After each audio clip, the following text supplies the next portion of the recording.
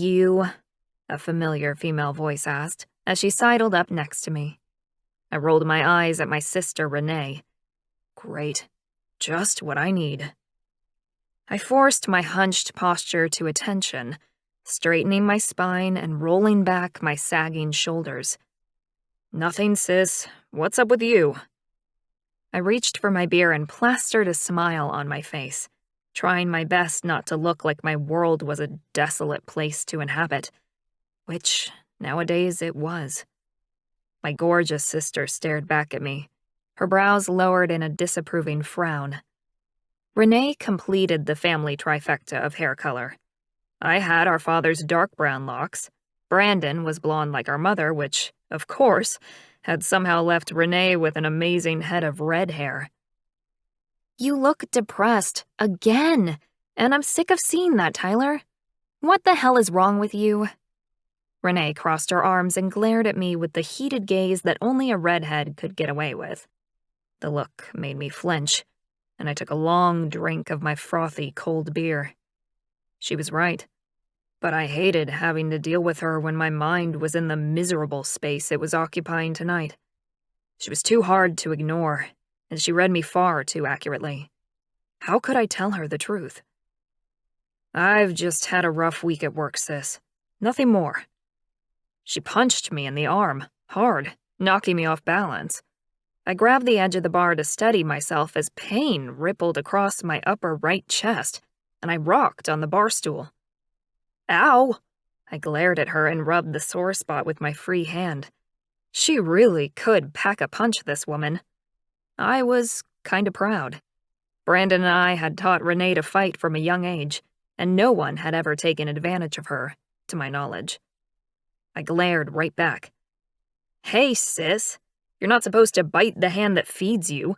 We taught you to fight so you could punch out other guys, not us. Tell me the truth, she demanded, obviously refusing to be dissuaded from her path. Her path being to find out what was bugging me. She stomped her foot and placed both hands on her hips. What a freaking princess. I rolled my eyes again and inhaled sharply through my nose. I knew she wouldn't give up until I answered. I'm lonely, okay? I finally admitted. Work's great, the family's fine, but I'm fucking sick of chasing random and meaningless tail. Renee's whole posture relaxed, and she slid onto the stool next to me. Whiskey, neat, she called to the bartender, and placed her hand on my leg, patting my thigh. You'll find her soon. I know you will. I grunted and lifted my beer again. I had no doubt I'd find my mate one day, but when? I'd already waited long enough, and I was losing patience. Yeah, but when? I'm damn sick of waiting. Dad told us that we have no control over our destiny, and that fate will take care of everything, but seriously? I'm fucking 32. I've been dating for 15 years already, and I'm done. I want a family. I'm ready for that. More than ready. I clenched my hand into a fist so tight that pain shot up my fingers and through my palm. Hey, Ty, I'm heading back to the house. You coming? Brandon, my fraternal twin, thumped me on the back, and I grimaced. What? He wanted me to play third wheel again to whatever stray woman he'd come across this week? No, thanks. Nay will give me a ride. I looked at our sister to confirm, and she nodded. I unclenched my throbbing fingers and tried to ignore how uncomfortable I was at this point in my life. Brandon took off with the blonde Barbie doll. Renee sighed as she watched Brandon leave and downed her whiskey with a quick flick of her wrist and a practiced swallow. It doesn't look like Big Brother is going to be lonely tonight. She was right, but she was also wrong. I knew how it felt to fill your cold nights with random women, and while it might satisfy a physical craving, it did not necessarily cure the loneliness. One-night stands were not the way to happiness, at least not for me. If anything, they only accentuated the lack of love in my life. I shook my head and called for another drink. Nope, not Brandon. Although at the rate he's going, we're gonna have to move soon, so he'll have fresh pickings to choose from. Renee laughed and elbowed me in the side. Hey, glass houses, brother of mine. It wasn't that long ago you were dragging some woman home every other night, too. I know. You don't have to remind me. I stared blankly at the countertop and rolled my empty glass slowly between my hands. It was true. I'd practiced the art of wooing and screwing just like Brandon. Why not? I'd been young and had been told that I had to wait until fate deemed it time to send the right woman my way. I'd figured I might as well go out looking and hasten the process along. But it'd been almost 15 years since my first girlfriend, and I was tired of waiting. I wanted to find my forever now, the woman I was meant to love, who was created to be with me. My fated mate. Renee turned to me. What if you have to wait until Brandon's ready too? Frustration clawed through my heart. God, no, please. I groaned and reached for the newly poured beer the bartender placed in front of me. That was my worst fear, that fate would wait until both of us were ready to settle down. Honestly, Nay, then I'm fucked. He doesn't ever look like wanting to settle down. My family were shifters, mountain lion shapeshifters to be exact. We all lived in a small town at the base of the Canadian Rockies. My dad had pulled Brandon and me aside when we were nearly 10 to explain about the birds and the bees. The only difference in the speech we got instead of the normal one came at the end of the talk, when our dad explained our future. You two are a perfect pair, perfect complements to each other in physical appearance and personality. We'd nodded, not really knowing what that meant. I remember waiting for the signal to go back to play. That's when Dad hit us with the line that would change our lives forever. And that means that, when the time comes, you will mate with a single female. Together. What? We boys had glared at each other and pouted. Though twins, we rarely shared anything. If we fought over a bike, how would we possibly be able to share a mate? Our father had smiled and touched us both on the cheek. It'll be fine. Unfortunately, it was not fine. We were 32 years old and only one of us was ready for our forever woman. If I had to share her with Brandon, then so be it. I would learn to deal with that, but where was she? I glanced over at my baby sister. I can't imagine finding a woman that we're both gonna like. Brandon's always gone for tall blondes. And you've always gone for the short brunettes, Renee finished for me. We know, Ty. My head began to spin, and I finished the rest of my drink, embracing the wooziness.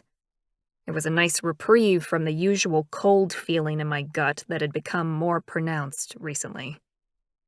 You know, I think I'll walk home, Nay. Renee jumped to her feet and touched my arm gently. No, I'll drive you. I groaned and shook my head. Thanks, but I'll be fine. It's only 15 minutes. That'll give Brandon a chance to finish with the blonde. The last thing I wanted to do was walk in on that scene. Renee chuckled and squeezed my arm tight, the same way she had when I was younger and my first dog had been hit by a car, with love and compassion. Good night, bro. I stumbled forward and pulled my sister into my body for a one-armed hug. She was the best. She really was. Night, sis. I walked out into the cold night air and took a deep breath. My mountain lion wanted to run. But the last time I'd shifted while drunk, I'd woken up locked in a zoo cage. My mother would kill me if that ever happened again. I shook my head and laughed, imagining that conversation. My mother was not one to mince her words. So, instead of shifting and running through the forest like I desired, I began the lonely walk back to the house I shared with my twin. Chapter 2. Laura. I was going to kill my stupid sister if it was the last thing I ever did. I put my cell on speaker and dialed Belle's number for the 5th time. growling at the phone. "Where the hell are you?" Belle's phone finally picked up, and I heard a familiar giggling down the line. "Hello?" Oh, thank God. "Belle, where are you?" Belle giggled again, and I rolled my eyes heavenward. "A little help, please." "Belle, you have to be at that university open house tomorrow or you won't be accepted." Belle laughed as though that was the greatest joke she'd ever heard, and slurred into the phone. "I was at the little bar on the corner, and now I'm going home with Brandon." I grabbed my keys and headed out the front door. Calm. I needed to stay calm. "That's great, hon.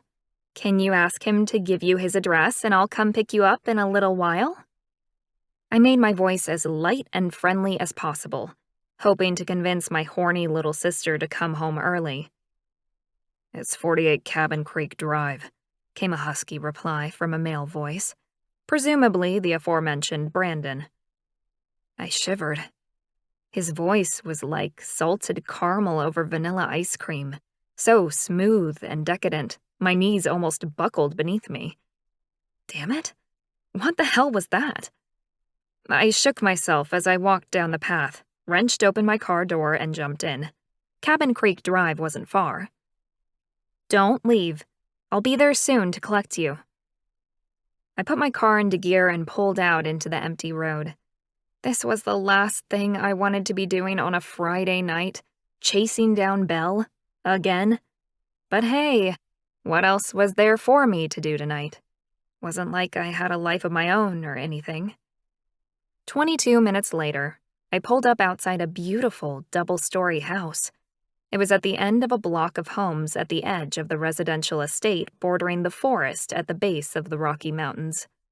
My eyes widened at the size of the place. Wow. I stepped out of the car and looked up at the well-maintained home and lawn, lit by attractive landscape lighting. Who was this guy? A luxury house builder? An architect? "Can I help you?" I spun around and fell back against the car as a force I didn't recognize almost knocked me off my feet. The man standing in front of me had a face that looked like it'd been carved by angels. Dark eyes that, even at a distance, burned with heat. His short, dark hair was styled casually, and his body looked strong and wiry. I swallowed against the lump that rose in my throat and felt an intense pull in my lower belly. My primitive side that I didn't like to admit was even a part of me responded to the attraction of this exceptionally hot-looking male. Yes, hopefully you can." I cleared my throat and staggered forward on legs that were shaking. I must have looked drunk. "You all right?" the man asked. He stepped forward and grabbed my bare elbow. I gasped as sparks flew up my arm and tingled all the way to my core. My heart thumped against my ribs, and I bit back a moan. I'd never felt anything like it before. "Fuck!" the gorgeous guy growled, letting go of me as though he'd been burned. Had he felt that electric zap too? He backed up so quickly I almost fell forward into the front hedge that bordered the property. He continued to growl, with weird, panting noises, sounding much like a large and very predatory cat. His eyes flickered from their dark brown color to a strange tawny yellow. I blinked, but the color change was still there. Was there something wrong with him, or was the dim light playing games with my eyesight? I looked at him, hard, and saw it again. Brown to tawny, and back to brown. What the hell was this guy on?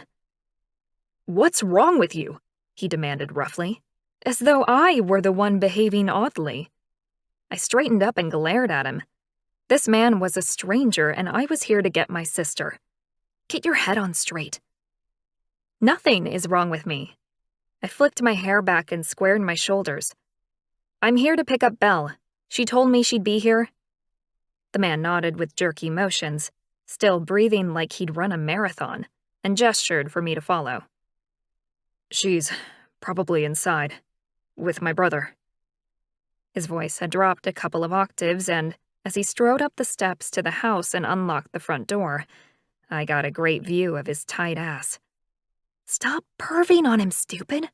When has a man like that ever looked at you?" I pulled my short-sleeve pink cardigan tighter around my overly generous breasts and muffin top resting on the waistband of my jeans. It was a shame it wasn't fall, when I would likely be wrapped in my winter puffy jacket to hide the evidence of my love of all things carbs. "In here," a guy called out, and I shivered as the voice from the phone rang through the air. His voice was like chocolate, smooth, hot, and melted.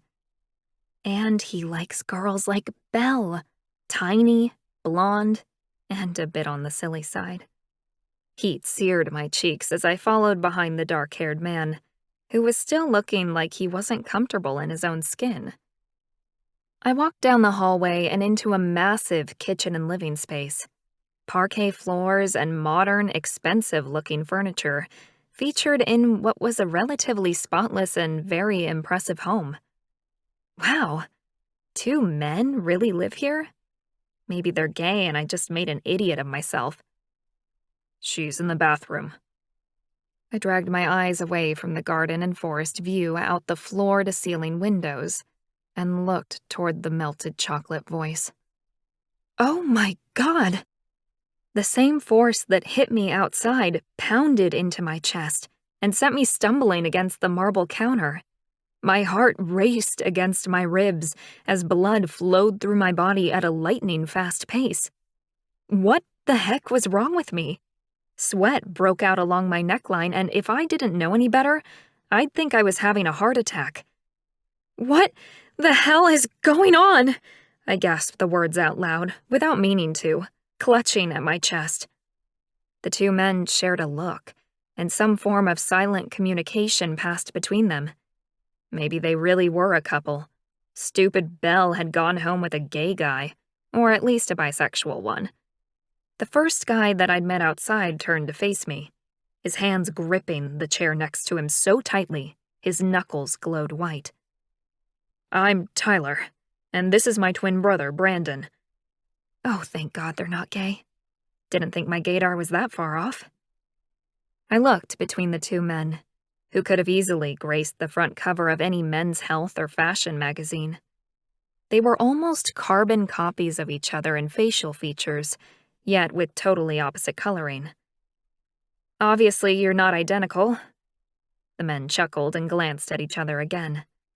I noted that Tyler was slightly smaller in build and height than Brandon, though not by much. "No, we're not identical," Tyler said. "What's your name?" I straightened and folded my arms across my chest, heat flushing up my neck. The things they must be thinking. I was always a disappointment to anyone who met Belle first. "I'm Laura, the big, fat, nerdy sister." Both men repeated my name and made strange purring noises in their throats. I frowned at them. What is it with that noise? Tyler ignored my question. Instead, he looked at his brother and gestured toward me. "Go shake her hand." Brandon stared at Tyler dumbly, but moved forward anyway. "Hello." He walked within an arm's length of me and extended his hand. I stared at the massive palm, and that odd shiver caressed my spine again. I reached out and our skin connected. "Holy shit!" Brandon jumped back in a similar way that Tyler had earlier, and heat pooled in my lower belly. I rubbed my hand along my jeans, the zinging within my skin lasting just as long as when I'd touched Tyler. Heat stole across my cheeks as the warmth turned into a deep, arousing throb right at the center of my being. I opened my mouth to ask another question when an unpleasant noise broke through my concentration on the two men. It sounded like someone throwing up. I cleared my throat. "Is that my sister?" I lifted my chin toward the sound of vomiting. Brandon nodded and crossed his arms over his massive chest. A few buttons had been popped, and I got a good view of golden skin and blonde, curly chest hair. Had my sister been the one to unbutton that shirt, or had Brandon done it himself? I inhaled sharply and ignored the strange looks I was getting from the men. I strode forward, and a deep twinge of sadness tugged at my heart when both of them moved rapidly out of my way. Was I that repulsive that they couldn't bear to touch me again? Or did I look like I had something contagious? I tried to push aside my feelings of rejection and focused on my little sister. "Belle?" I called out, as I knocked on the partially open wooden door and sighed when it opened fully. My shoulders sagged in defeat at the sight before me. Seriously? My beautiful sister was slumped on the bathroom floor, vomit covering her. I whirled around to face the man who'd brought her home, lashing him with my anger. "Do I have to worry about a morning after pill, or didn't you quite get that far?" Brandon's face contorted and turned bright red. "Are you kidding me? You think I'd vomiting half-conscious woman?" He looked truly perturbed by the idea, his face twisting into a grotesque mask. I turned away to hide my relief. The man might swear like a sailor, but I couldn't fault his moral compass on this one. "Excuse me." I stepped into the bathroom and shut the door on the two men. "For fuck's sake, Belle." I let out a sigh that should have belonged to our mother. But both of our parents were long dead and buried, so Belle was my responsibility, and it was time to get my sister cleaned up. Again. Yuck. Not a pleasant task, but I'd certainly dealt with worse when it came to her. I had to get her home and ready to begin her new life. Belle was not missing out on this opportunity for future study. I would make sure of it. She needed the chance to reach for everything in life she deserved. Chapter 3. Brandon. My abs were quivering like I'd just run 10 miles in marathon time. What the hell was wrong with my body? My heart was pounding, my hands were shaking, and "Who the hell is she?" I demanded of my brother. Tyler tightened his grip on the kitchen countertop and growled like the wild animal that was trapped inside both of us. "Hey, stop it." I stepped away from my brother's vibrating figure and opened the fridge, pulling out 2 cold beers. "What's wrong with you?" My brother was smaller than I was, in both our human form and our lion. As such, I was usually the more aggressive and dominant of the two of us. But in this moment, fear pricked my spine. I'd never heard my brother make such a noise before, as if he were teetering on the very edge of control. "I can't." Tyler dropped his head and stretched back, his brown hair beginning to lighten and change into the characteristically golden fur of the Canadian Rockies mountain lion. "Fuck. No. Ty, pull yourself together. Not while we have guests." Tyler's head shot up, his eyes already changed to tawny yellow, and his nose beginning to morph into the face of the lion. Shit. It was already too late. Tyler's human body was gone, and in the midst of the pool of his clothes on the floor stood an enormous mountain lion. "Go. Quick." Tyler took off through the house, and I raced after him. Watching him go, even in this erratic state, I still felt an incredible lightness of heart as I watched my brother nudge open the unlocked screen door with his head and leap out into the night. He disappeared into the darkness, and I knew he'd be heading into the forest right now. I walked back to the kitchen, picked up Ty's clothes and threw them down the chute that led to the laundry in the basement.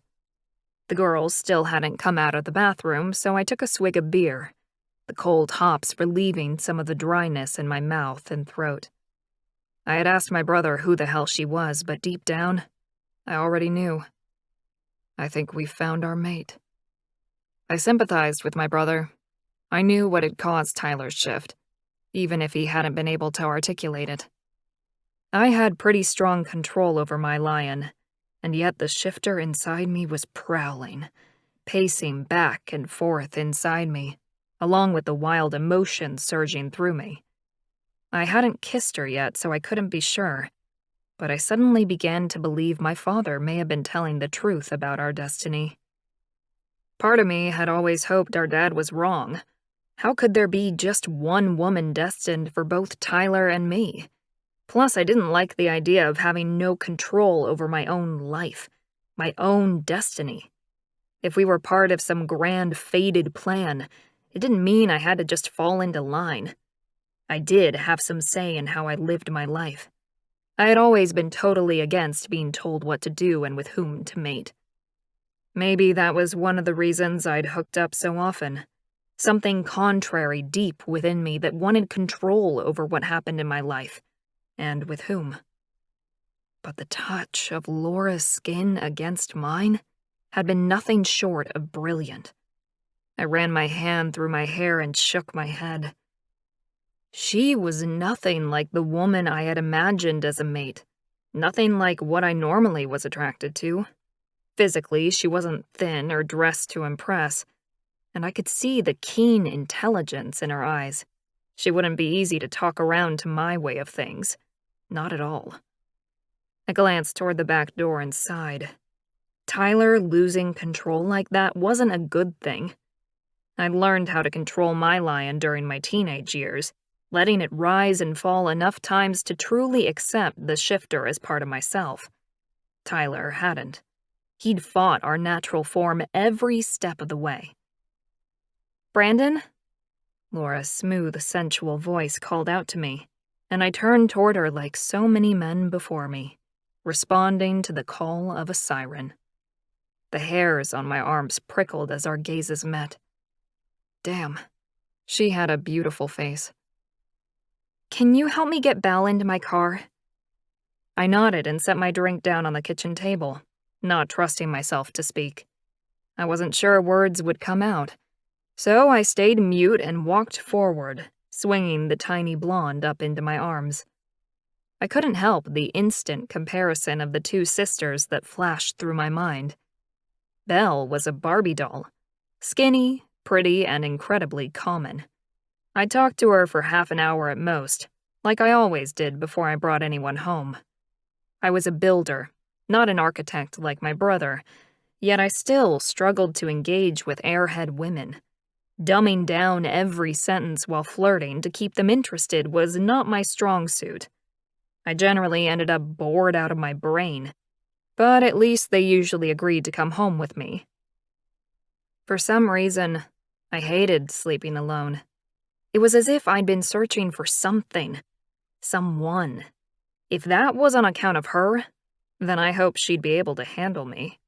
And Tyler too, if my dad was to be believed.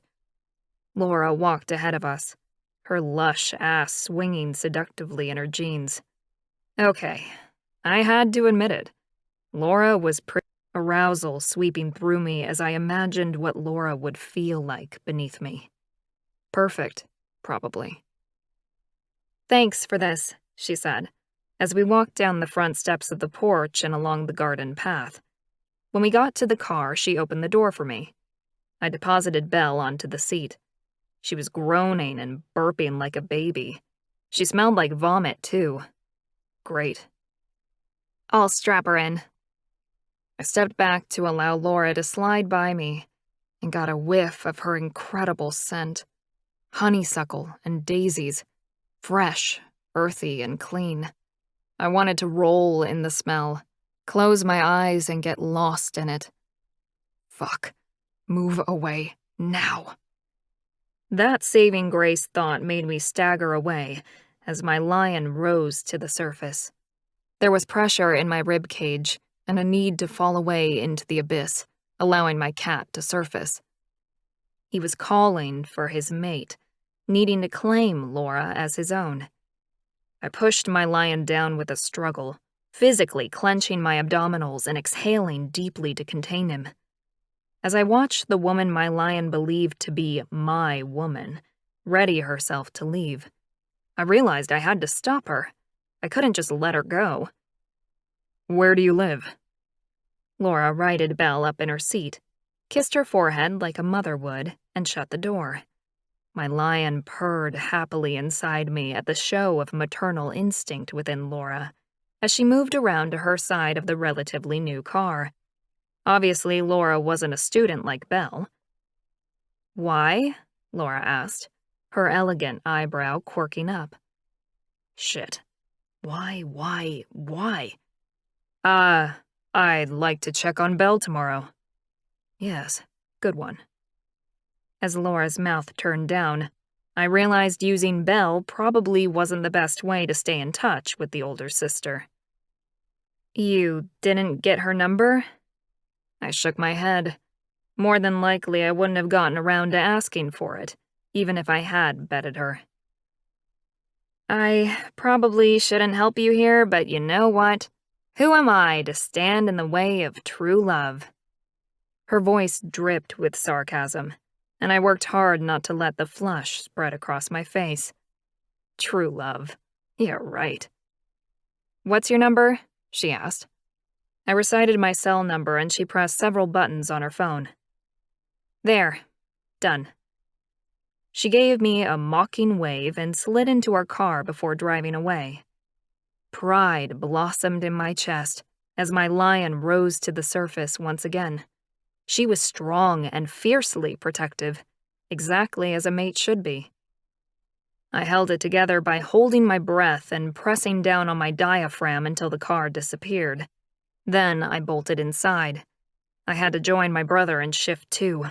My skin burned and my groin was on fire. I stripped as quickly as possible and roared as my body transformed. A contented rumble bubbled inside my chest as I stretched within my new body, then ran out the door as fast as I could. When I reached the lake, I inhaled my twin scent. Tyler had been here recently. I needed to track him down. We both needed to spend the night sorting out our own demons before we approached Laura once again. Tyler would accept our fate with an open heart. I knew that as surely as I knew my blood was red. My twin had always embraced our father's prediction of our fated mate being out there somewhere, but I had never been sure if it was fact or fiction. I'd always wondered if our father was just passing down a story or if it would happen no matter what I did. If Laura was the one for us, how was she going to be enough for us both? Even when I gave some woman a chance at a semi-relationship, within a couple of nights I was bored stupid, and sexually they couldn't keep up with my hunger. I would end up frustrated and feeling more alone than ever. I turned around and took a slower pace back around to the house, my body no longer burning in its need for freedom. This woman, Laura, was going to change everything. Instead of peace or happiness, inside me was restless fear, and I hated being helpless against it. My future was full of more waiting. Unfortunately, I could think of no other way out of this mess than to see how it went with Laura. If we developed some sort of menage mating situation, then I could always keep my one-night stands on the side if I needed to. Couldn't I? I'd be honest with her about it. I would owe her that. But surely if I was discreet, Laura wouldn't care. It didn't matter what my father had said. No destiny could be better than the freedom I had now. And no woman was going to keep me starving when there was a plethora of available females out there. Tyler. I woke with a terrible hangover, my head pounding and my body aching from the long overdue run last night. The beers hadn't helped my cause either. For crying out loud, I groaned as I rolled onto my back in bed and squeezed my palms against the sides of my head. It sounded like someone was ringing a gong in there. "Morning," my stupid brother called out as he walked through my bedroom door, already showered and dressed. "God, Brandon, how are you so fucking chirpy?" Brandon chuckled and handed me a glass of water with a couple of painkillers. "Practice." That'd be right. I forced myself to sit up, my head spinning faster with the change of altitude. "Thanks." I swallowed the white pills down with a splash of water, relishing the feel of the cool liquid sliding down my dry throat. "I'm going to call Laura this morning," he said. "You want in?" The hairs on my neck prickled, and I placed my glass down on the nightstand. I'd pushed most thoughts of last night from my mind, but Brandon's comment brought it all rushing back. Was it really possible? Had we found our mate? "You were attracted to Laura too?" Brandon crossed his meaty arms over his chest, then nodded once. "Yeah, I think so. I mean, she's not exactly my type." I groaned, frustration clawing at my gut. I knew Brandon was gonna say that. "Yeah, I know that, but you feel it too, don't you? She's our mate, right?" Brandon dropped his arms down and began to pace. "I always thought our woman would be a shifter." I nodded slowly, relieved to find my headache was disappearing. "Yeah, but we looked at them all years ago." And we had. Following our parents' urging, we dated most of the female mountain lion shifters and found nothing enthralling about any of them. We both knew it would be so much easier if our mate had been a shifter too. Someone we didn't have to introduce to everything. Now we had to get Laura used to the idea of us both wanting her, and the fact that we turned into animals whenever we wanted to. Not that I'd had much experience with telling non-shifter humans about us, but from what I understood, it wasn't an easy thing for a human to understand or accept. And then, on top of that, we had to get her to understand the fated mate bond. "So, what's the plan then?" I looked up and saw a shadow of confusion cross Brandon's face. He was definitely not one to think through something before he did it. "What do you mean?" Brandon cocked his head and stopped pacing.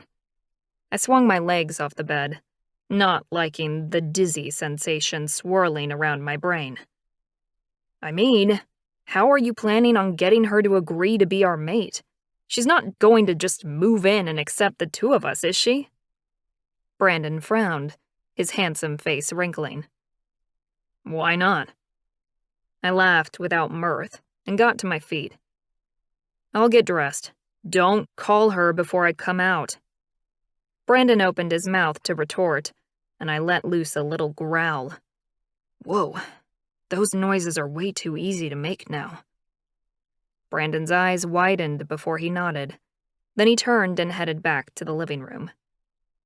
I showered quickly and dressed, doubt and fear filling my mind.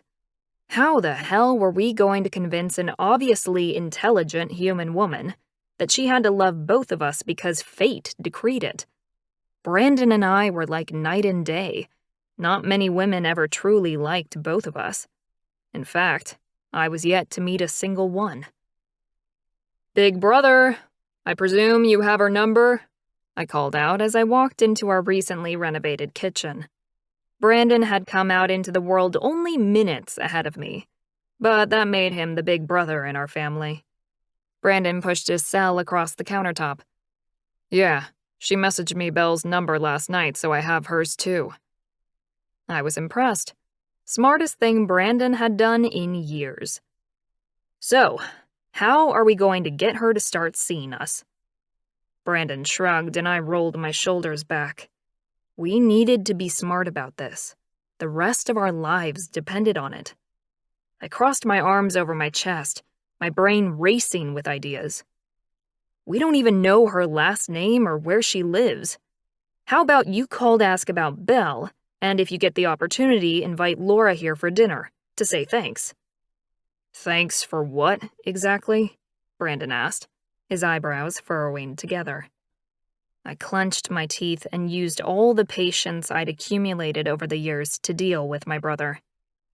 "Thank her for coming here to get her sister and cleaning her up. Otherwise, you would have had to look after her." "Oh, yeah, great idea." Brandon grabbed at the phone and dialed Laura's number. "Put it on speaker." I pointed to the cell on the counter and Brandon did, transferring it to loudspeaker and setting the phone down in front of us. Her cell didn't ring, but instead went straight to voicemail. "Hello, you've reached Laura Carver." I shivered as her delicious voice filled the cavernous space.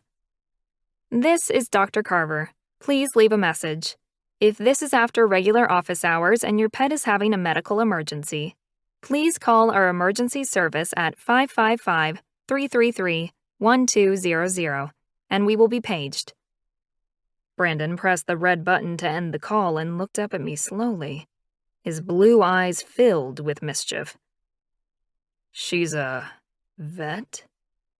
A moment of silence passed between us. Then we burst out laughing. Oh my God!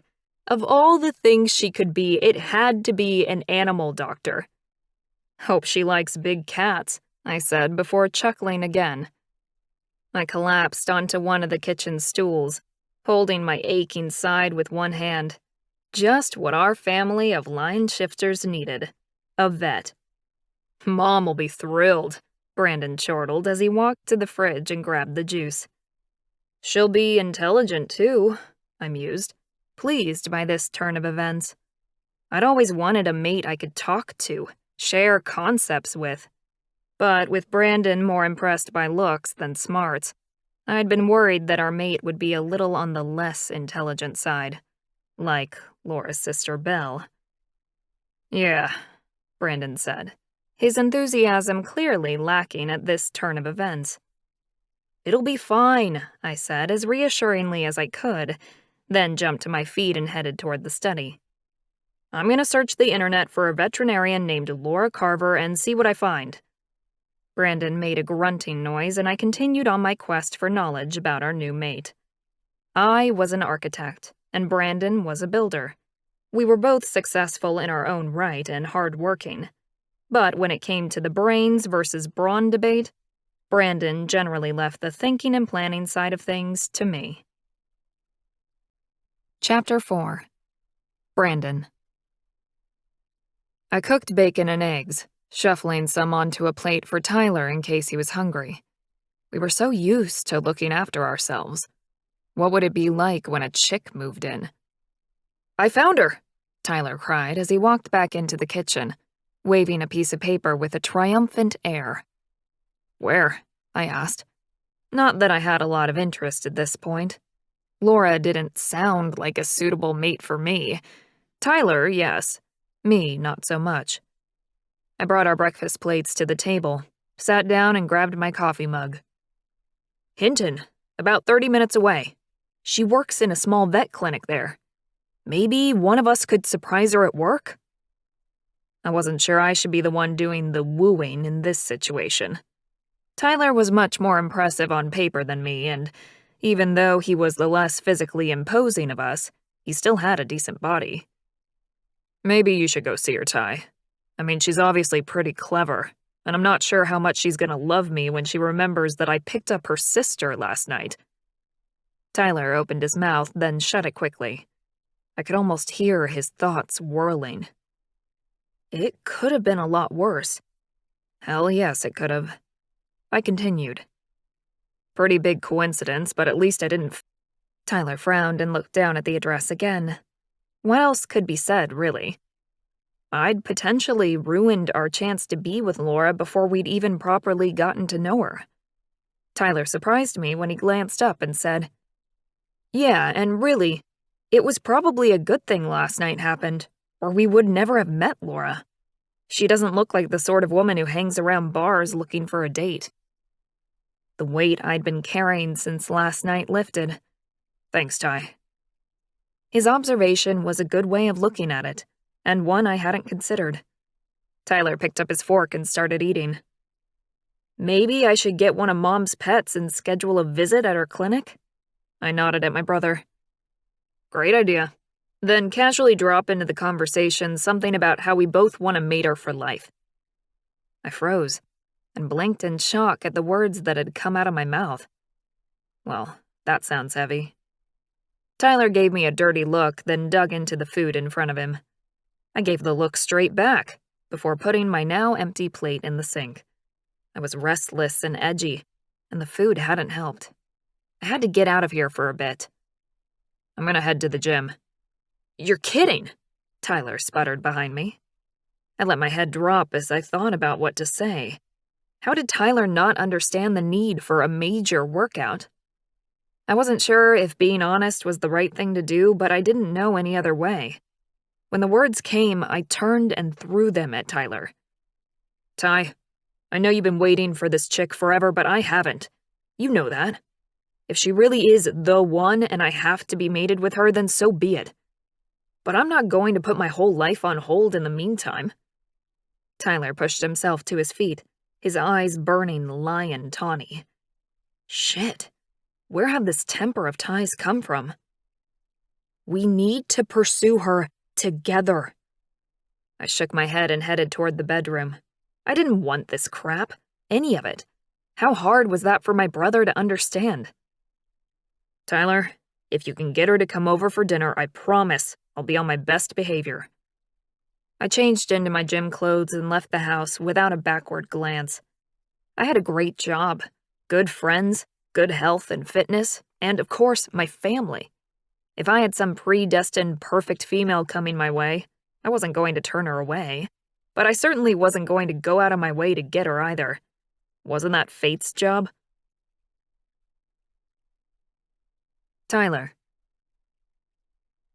I stepped up to the front doorstep of Hinton Veterinary Clinic with an injured dog in my arms. Unfortunate for the dog, but fortunate for me that when I'd called my mom an hour ago to ask about her animals, she'd been about to head to the vet's office.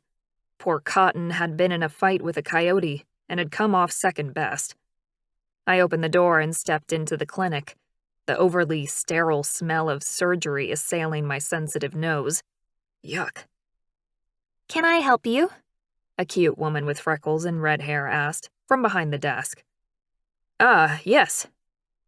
I walked forward, holding Cotton in my arms. She got into it with a coyote this morning and has a cut on her front leg, hind leg teeth punctures, and a ripped ear.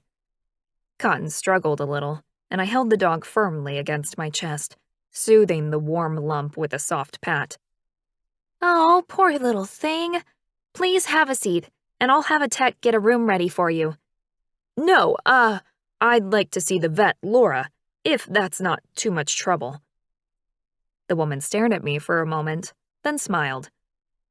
Dr. Laura's schedule is packed this morning, but she'll be in to examine Cotton as quickly as possible.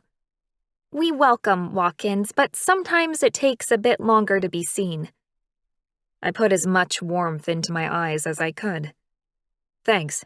I appreciate it. I sat down on one of the uncomfortable white plastic chairs. My ass was almost numb by the time I was called into a small examination room 30 minutes later. The back door to the room opened and Laura walked in, her long hair tied up into a bun and wearing a pristine white lab coat. Hello, it's nice to meet. Oh, it's you. Her green eyes widened and her pupils dilated as she stared at me. She's attracted to me. Thank God for that. I brought Cotton in to see you. She got in a fight this morning. I placed the injured pup down on the stainless steel table, patting her soft fur when she whimpered. It's okay, pretty girl. I could feel Laura's eyes boring into me as I concentrated on the dog. Laura humphed and stepped forward, running her hands over the dog and connecting with my hand accidentally. Oh my God, what is that? Laura jumped backward. She was shaking her hands out in front of her frantically as though they were burning, which I could relate to. My skin was tingling, and I could feel her touch like a permanent tattoo. What was what? I asked, not wanting to assume she felt the same tingles running through my body, despite her actions. Every part of me was awake and alive. I wanted to grab her, hold her close, and kiss those beautiful lips. But instead of following those primitive urges, I withdrew my hands from the dog's fur and clenched them into fists behind my back. When I touch your skin, I can't explain it. Laura was shaking, and I hated seeing her like that. It's okay, I promise. Would you consider going somewhere with me this afternoon so I can explain? Laura stared at me for a moment, then looked down at the dog. Step aside for a moment and let me do my job. Then I'll give you an answer. I moved back as Laura stepped forward, running her hands expertly over the shaking dog, examining her from head to tail. She needs a shot for the pain and one to prevent a possible infection in her hind leg. I'll put some glue over her leg and ear.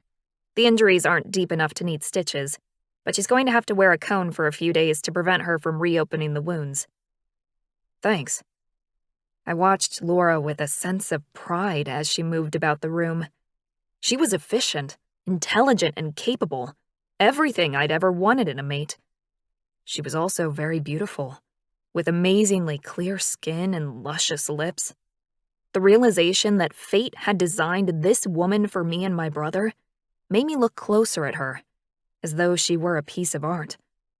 I looked at her the way I'd never looked at another woman, allowing myself to see the lovely curve of her cheek, her elegant neck, and, of course, the incredibly voluptuous body that was meant to be adored from head to toe. Laura doctored up the small white dog until Cotton was relaxed and gently snoring on the table. Thanks for that, I said, as I moved forward and scooped up the small dog and the dreaded cone of shame. Laura shuffled forward and lifted her head slowly. So, what were you saying about going somewhere today? I grinned, unable to stop the flood of pleasure her interest created. My parents are having a massive late-afternoon barbecue. Really, we eat from 3 until midnight, so giving it a title is hard. Laura's eyebrows rose high, her mouth turning down. And why would I go to a family function with you, Tyler? The fact that she remembered my name so easily made me grin again, and she looked away. It's probably the best way I have of explaining the sizzle hand thing. Did you experience it with my brother as well? Laura's head snapped around, her mouth dropping open. How? She took a step back as though she were feeling overwhelmed. I headed for the door to give her some space. The pieces were falling into place. I could feel them as an amazing calm settled over my body. There wasn't much to question about my fated mate anymore. Not for me, anyway. Laura was it. I knew it with every fiber of my being. However, my stubborn brother might be a different story. I know it must seem weird, but I promise it'll all be explained this afternoon. Laura frowned and seemed to get taller as her back straightened up even more. Crap. What did I say? She lifted her chin and stared down her nose at me. I'm not sure I'm comfortable meeting your parents or anyone else in your family for that matter. I don't know anything about you, for goodness sake. Your brother had my sister half in his bed last night. Her respiration had increased, and her eyes were darting around. It was obvious she was upset, and considering what had happened with Brandon and Belle, I didn't blame her. How best to diffuse the situation? How is Belle this morning? Laura rolled her eyes. Hungover as all get out, but I managed to get her up, showered, and to university orientation today. Oh, that's great. Which college? Laura glared at me.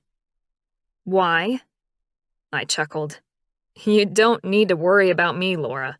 Belle is not my type. Not at all. I was just trying to show an interest in your family. You seem close. She relaxed a little, and the temperature in the room seemed to defrost a bit. Oh, well, we are. Our parents died a while ago, and Belle is a bit lost. I want to make sure she gets all the opportunities my parents wanted for her, and that includes university. I smiled at her. That's really wonderful. I loved college. Some of the most fun years of my life. Laura nodded, and I heard a knock on the door from the other side. Laura glanced toward it. I have to go. That's my signal. I'm running late. Shit. Okay, well, look. Assuming you don't have to pick up Belle or do anything else for lunch. Laura shook her head. No, she'll be there all day. Then she's going home with a friend to go out tonight. Great. Then please join us. Brandon and I have lunch at Sienna's Cafe on Saturdays. Do you want to join us for an hour? Then you can decide whether you want to come meet the rest of Cotton's family. I held up the dog and gave her a bright smile. Laura cocked her head to the side and studied me. I held my breath and met her gaze. If this didn't work, then I'd be back on Monday. I didn't want to give up on this woman so easily.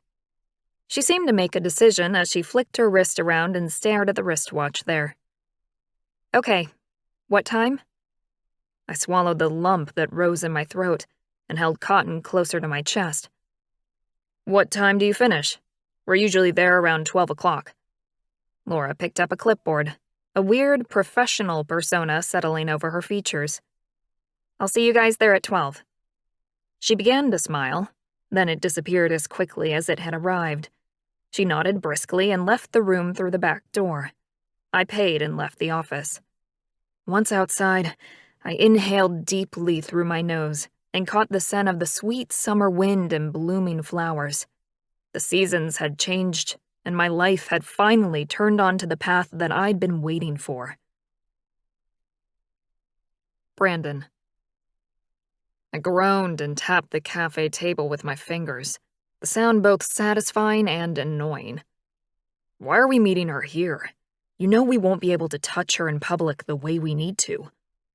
I couldn't think of anything worse than sitting around a table, sober with a stranger, a woman who was supposed to be our fated mate. My brother glared at me, and in response I crossed my arms over my chest. I wanted to throw my hands up in the air and walk out.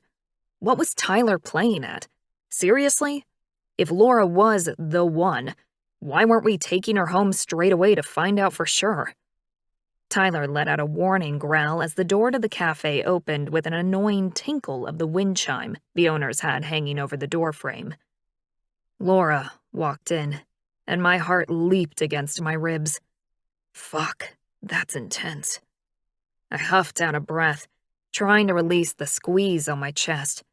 Tyler, on the other hand, seemed perfectly fine, as he stood up and motioned to our potential mate to join us. I rubbed the painful spot on my chest. That better not happen every time I see her. It was freaking embarrassing. I could barely breathe. Laura walked over to us and sat down in the chair opposite me, a pleasant smile on her pretty face. A pleasurable feeling rippled through my chest. She was even better looking than I remembered. Hi again. She nodded at me in greeting, her green eyes showing a strong confidence I didn't usually see in a woman. I nodded back. Hey. What else was there to say? Tyler sat forward in his chair. How is the rest of your shift? Laura picked up her menu and flicked her eyes over the list. Pretty relaxed, thanks. Saturdays are a short day for us. What's good here? She glanced up, and my heart did another massive thump against my chest, and my belly rolled with the feeling. Damn, calm down. I reached for my glass of water and chugged some down, trying to chill out. This reaction I was having was just plain strange. Tyler answered, Anything, really. Their bison burgers are fantastic. I turned toward Tyler and frowned at the sound of my brother's high-pitched tone. What the hell was wrong with his voice? Probably the same thing that's wrong with my heart. The waitress came to our table, and I cleared my throat loudly, lounging back against the leather seat. What can I get you guys? Laura murmured and pointed to something on the menu. The woman smiled and nodded at her, then she took our orders. Yeah, just the burger for me. Tyler nodded and ordered the same. Wonder what she asked for. Then, out of nowhere, Laura fixed me with a dark look. What? Her eyebrows lifted from their downward arch, and her mouth pulled into an even grimmer line. Aren't you going to ask about Belle? Or did you call her already to check on how she was? I coughed, slightly embarrassed that I hadn't thought to do so as yet. No, I haven't. How was she this morning? Pain spread through my foot as Tyler stomped down on my boot. I tried not to grimace and pulled my leg hard, Tyler's foot and the subsequent pain disappearing. She's hungover, but at the university orientation I've been pushing her toward all year. I hummed and shrugged, debating whether or not I should wink at the waitress as she set our food on the table. I decided against it. I couldn't figure out what was up with me, but I had to try and rein in this contrary feeling before it overtook everything and ruined things. Something in Laura's sentence penetrated. "You've been pushing, Belle? Why? Isn't that your parents' job?" I squirted some ketchup on my fries and crunched down on one, waiting for her response. Laura shrugged and picked up her fork, skewering the salad she'd ordered and eating some greenery. "Our parents died a few years ago, so I've gotten her through school. She has a stubborn streak a mile wide, and I'm hoping more education will help." I reached for my water again and swallowed the weird feeling that had risen. I shouldn't care what sort of sister she was, but my mother's lessons about family had been drummed into me since the cradle, and Laura's maternal instincts were clearly strong. Chapter 5. Brandon. "That was really good of you, Laura," Tyler said, and I nodded my head, unable to remain impassive to such a thing. Tyler was right. Raising her sister after her parents had died must have taken guts and heart, something missing in most of the women I'd known. She sat forward and shook her head as she changed the subject. "So, tell me about this family dinner thing. Do you get together like that often?"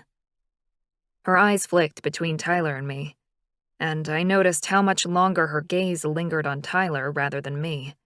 Understandable, really, considering last night I'd been 10 minutes away from having my way with her sister. But still, the negative comparison to Tyler sat like a lead weight in my gut. She'd never be able to guess what this lunch was about, what we both wanted from her. No human would. Tyler answered her. "Yeah, Mom and Dad put on a family barbecue at least once a month. They like entertaining, and now they're mostly retired. Since we both moved out, I think they get lonely for company."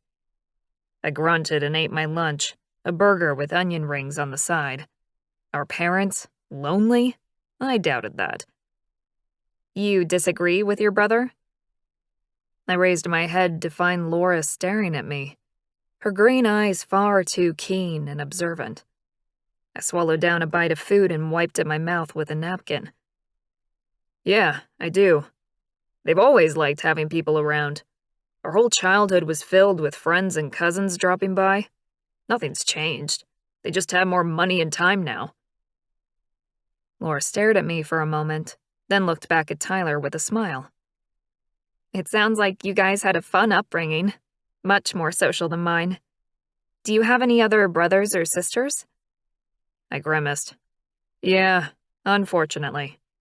Tyler laughed. "Her name is Renee, and you'll meet her today if you decide to come." Enormous pain in the ass that she is. My phone buzzed with a text. I picked it up and read the message from my father. I looked at Tyler. "Dad wants us to come over and help set up." Our dad didn't request so much as command. Tyler frowned and looked at Laura apologetically. Should I send Brandon alone and stay with you?" Laura shook her head and pushed her salad away. "No, I completely understand." The waitress left the bill on the table and I pulled out my wallet, flinging a couple of bills beside my plate. Laura frowned. "No, I'll pay for my—" "No." I stood up, staring down into Laura's beautiful heart-shaped face. "What, you want to pay for a tiny salad? Next time, order some real food and we can fight about it then." She glanced away and picked up her things, standing slowly and facing me with that grim tightness around her mouth again. God, she's stubborn. Why do I love that? "I'm trying to lose weight," she said, and I could see the hurt in her eyes. I wasn't having that. It was bullshit. I said the first thing that came into my head. "Why the fuck would you do that?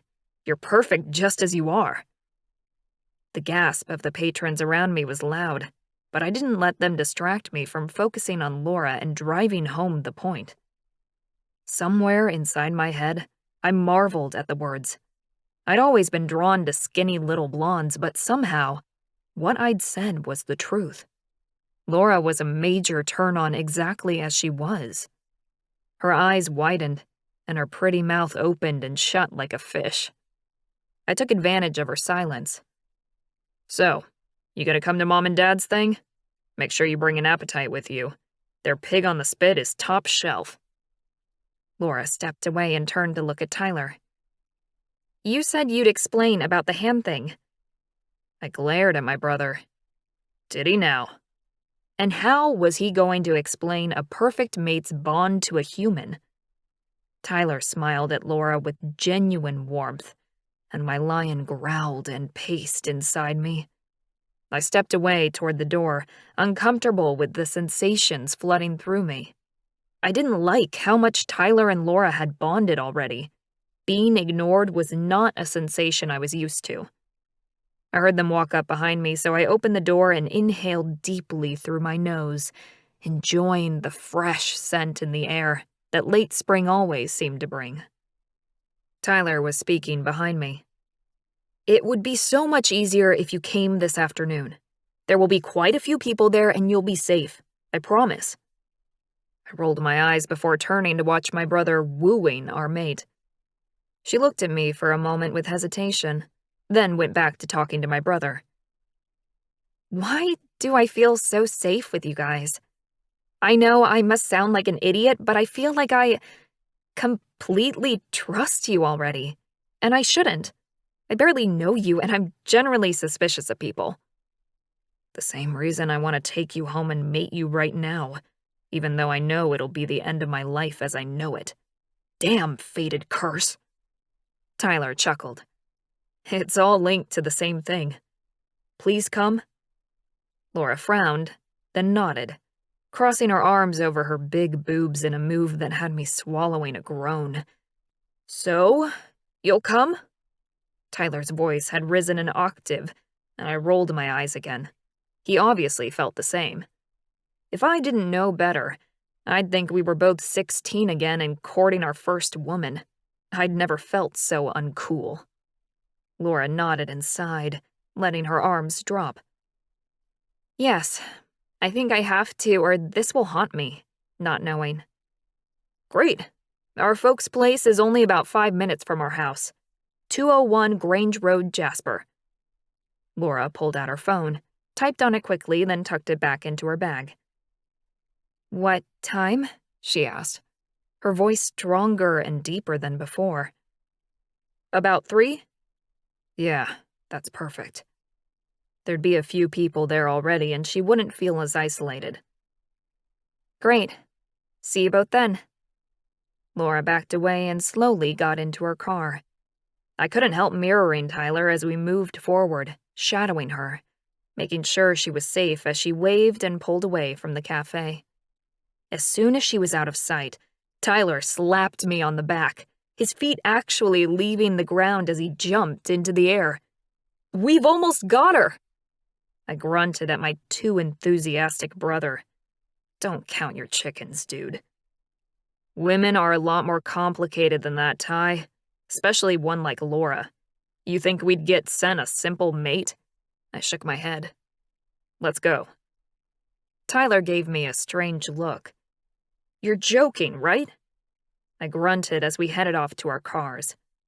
I knew why Tyler hadn't believed my assessment.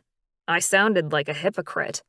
I'd always claimed that women were simple-minded and easy to manipulate. Well, that may have been the case for the ones I'd met over the years, but it didn't take a genius to know that Laura was special. If she really was our mate, which I'd find out today, then she would be harder to handle than any woman either of us had ever met. Laura. I parked my car about 50 yards down from the address Tyler had given me. I couldn't get any closer. There were cars everywhere. How big was this family shindig anyway? I stepped out of the car, tugging on the long summer dress I'd chosen to wear. Why was I even here? My decision to come made no rational sense whatsoever. I knew nothing about these men, and there was no reason at all to trust them. Yet, here I was. The pecan pie I'd made in a nervous flurry when I'd gotten home was still warm. I picked it up from the front seat and locked the car. Ready? Okay. Just breathe. I began walking, thinking about the reasons I was here. The main one being I had to know what this ridiculous attraction was all about. How could I have such a subconscious and strong physical reaction to two men, and brothers at that, especially when they were just so different? I walked along the grassy footpath, inhaling the smell of the mountains around me. I'd thought Tyler and Brandon's house was beautiful when I'd seen it last night, but this place took the cake. I stood in front of a double-story massive home, with a wraparound veranda and acres of land stretching out behind the house. My stomach tightened on a wave of anxious nerves. Wow. It's pretty amazing, isn't it? A chirpy female voice spoke behind me. I turned around and smiled hesitantly at the tall, gorgeous redhead who had walked up. Wow applied to her, too. This woman was exactly what I had always wanted to be. Gorgeous, thin, confident. Hi, I'm Renee. The redhead greeted me with a familiar smile, gesturing for me to follow her up the path to the house. She was obviously family. She was too relaxed and comfortable here. I'm Laura. Renee smiled with genuine warmth and opened the front door as though she owned the place. What brings you here, Laura? My mind whirled as I stepped into the magnificent house that had the feel of warmth and family love about it, even from the entranceway. Ah, Tyler and Brandon invited me. Oh, really? Renee asked, her voice rising. I looked closer at her. Renee didn't have any of Tyler's coloring, but there was something about the shape of her eyes and her smile. You're their sister. Renee chuckled, amusement sparkling in her green eyes. Got it in one. I'm impressed. Renee linked one arm through mine and took the pie with the other hand, holding it up like a waitress bearing a plate. Let's go meet my parents. Panic rose. Shit, no, where the hell was Tyler? Oh, I'm not anyone special, I just... Renee laughed as she continued to lead me through the house. Don't be silly. You have to meet the hosts of the barbecue. The sound of Renee's voice was as soothing to me as Tyler's presence. Strange. Renee, who do you have there? The melodic voice of a woman who simply had to be the twins' mother rounded the corner and smiled up at me. But although she sounded like Tyler, Brandon obviously took after her in a physical sense. She had beautiful blue eyes and blonde hair that was the same shade as her son's. Mom, this is Laura. Laura, this is my mother, Rosalie. Lovely to meet you, I greeted my hostess, stepping a little closer to Renee for support. Rosalie surveyed me quickly, smiling broadly as she took the pie Renee offered her. Oh, thank you, Laura. You really didn't need to bring anything. Oh, it's nothing. Thank you for having me. Rosalie bustled off with a smile. Then Renee grabbed my arm and dragged me through the house. Come on, I'll give you a tour. We made our way through the kitchen full of laughing women and into a backyard filled with talking men. I froze at the intimidating sight. Whoa, what a family. There wasn't a man under 6 feet in the whole group. Laura! Tyler's voice rang out as he bounced up the stairs and onto the deck. God, he looks good in casual jeans and a t-shirt. My heart raced in my chest, deafening me as blood pumped in my ears. Tyler. Brandon crept up behind him, looking like a reluctant school kid being dragged to the principal's office. And yet, When his eyes rose to meet mine, the heat in their blue depths was enough to make my knees quiver. Not so reluctant after all. Brandon. I couldn't keep his name from sliding off my lips, too. Renee let go of my arm, and I glanced over to see ecstatic smiles stretching across both Rosalie and her daughter's faces. "I knew you were special the moment I saw you," Renee said, then turned to grin at her brothers. I stepped toward the men and away from the women a little, the effect calming my nerves instantly. Tyler and Brandon moved into the empty places on either side of me, the sensation of protection oddly soothing. "Sorry we didn't greet you at the door, but it looks like you found our family anyway." Tyler took my hand in his, and that odd sensation pulsed in my fingers, but this time it was more of a tingle. I looked up at him, not sure why I felt so safe when surrounded by these men. I let him link our fingers together, his smooth skin testament to working a job that wasn't manual. "You want a tour of the property?" I looked from Tyler's face to Brandon's, completely confused about why these two gorgeous men were so happy to see me, but I would hold my tongue for the moment. While in Wonderland, I may as well see where the rabbit hole led. "Sure. I should also check on Cotton while I'm here." Tyler chuckled and Renee asked, "Did I miss something?" Tyler grinned at his sister, but it was Brandon who answered. "She's a vet." Brandon's voice was even sexier than Tyler's, if that was possible, like liquid chocolate, smooth and deep. Rosalie's mouth dropped open, and Renee began to giggle and put her hand over her mouth. I looked up at Brandon, his mouth pulled tight. He obviously didn't find it funny. "Is there something wrong?" He grunted. "No, let's go." Brandon led the way, trudging down the stairs and moving through the crowd with practiced ease. "Come on." Now that was a talent. I could walk behind him forever and never run into anyone. Tyler escorted me through the crowd, interested glances being thrown our way, yet no one stopped us as Brandon opened the door to the barn. "You want to see the horses?" I grinned at the hulk of a man and stepped into the barn. "Absolutely. One of God's truly majestic creatures." I stepped away from Tyler and walked up to the first stall, running a professional eye over the stunning dapple gray. The family had good taste in horses, and obviously took good care of them. This gelding's coat was sparkling with health. "These animals are incredible.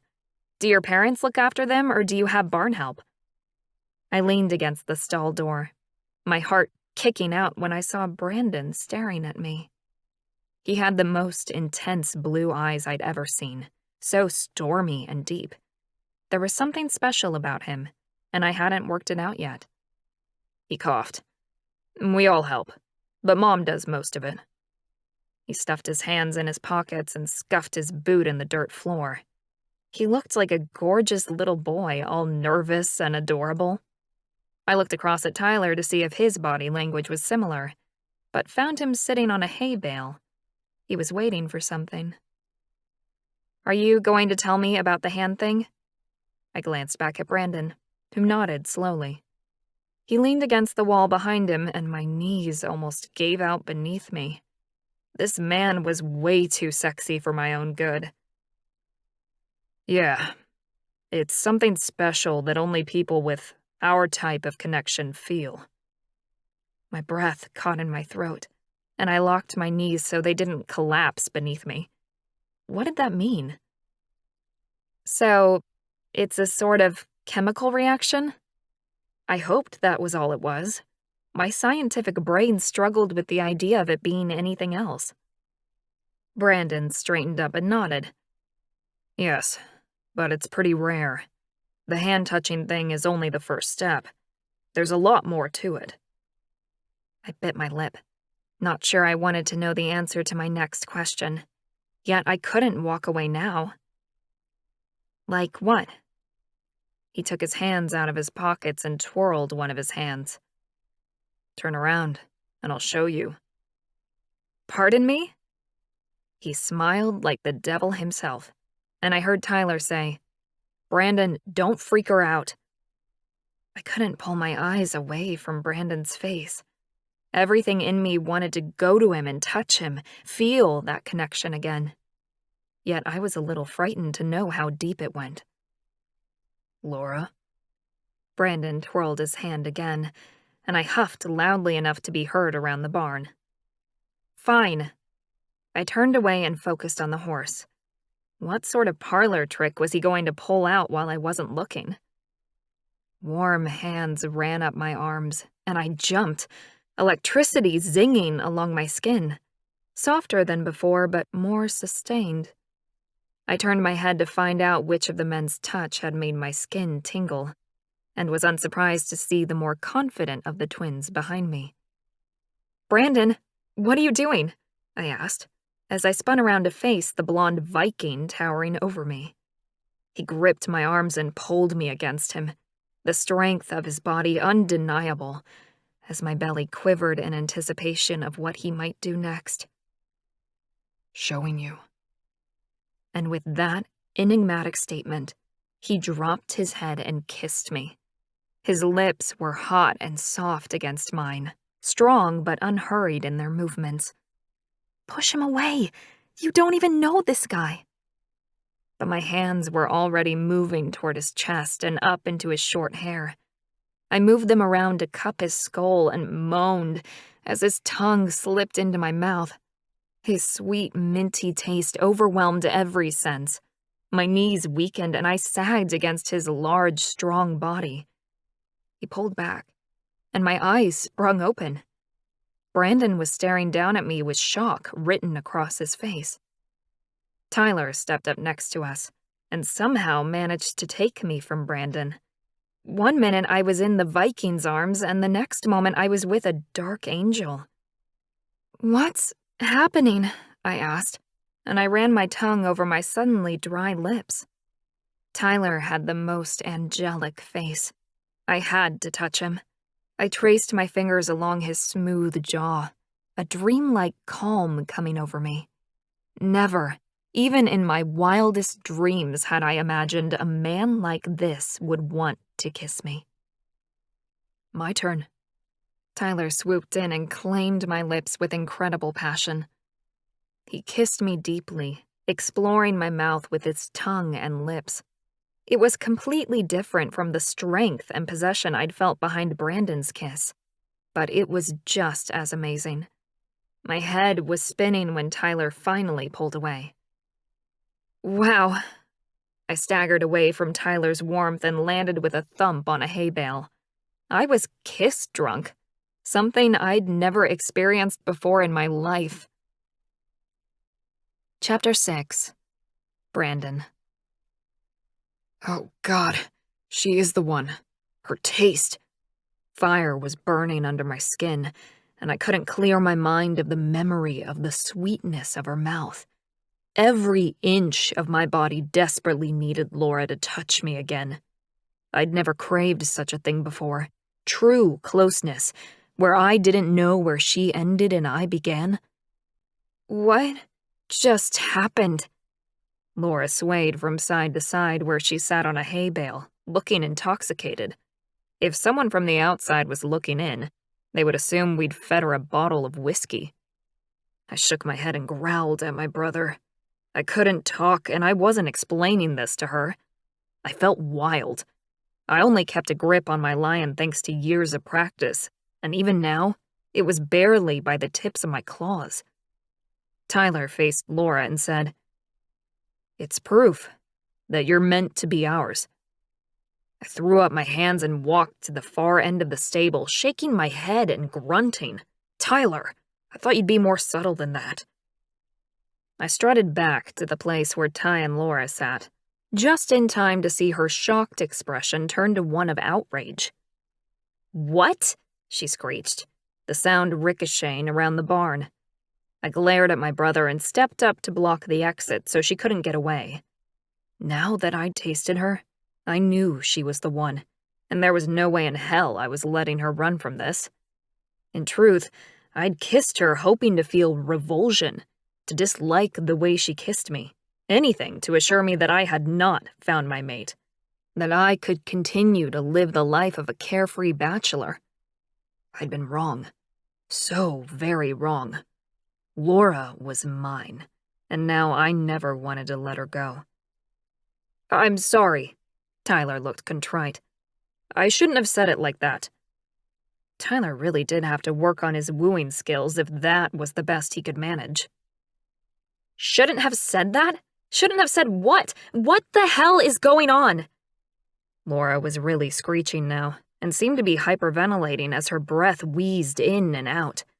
Tyler was doing nothing to calm her, and I really didn't like the noise. I strode forward and grabbed her arms, silencing her with my mouth. She gasped and went rigid for a moment, then moaned and sank into my embrace, making my body come alive. Her taste exploded through my senses, the perfect combination of sweetness and lust. I needed her in every way there was. Her hand slid under my shirt and stroked my skin. My lion leaped inside me, then settled down to purr. She pulled away a little to whisper against my lips. Why do I want you like this? Both of you. I couldn't speak. Couldn't tell her that this was fate, that she'd always feel this way, and that I wanted her more than any woman I'd ever known. Brandon! Tyler! Our mother's voice called out. She was close by and looking for us. Damn.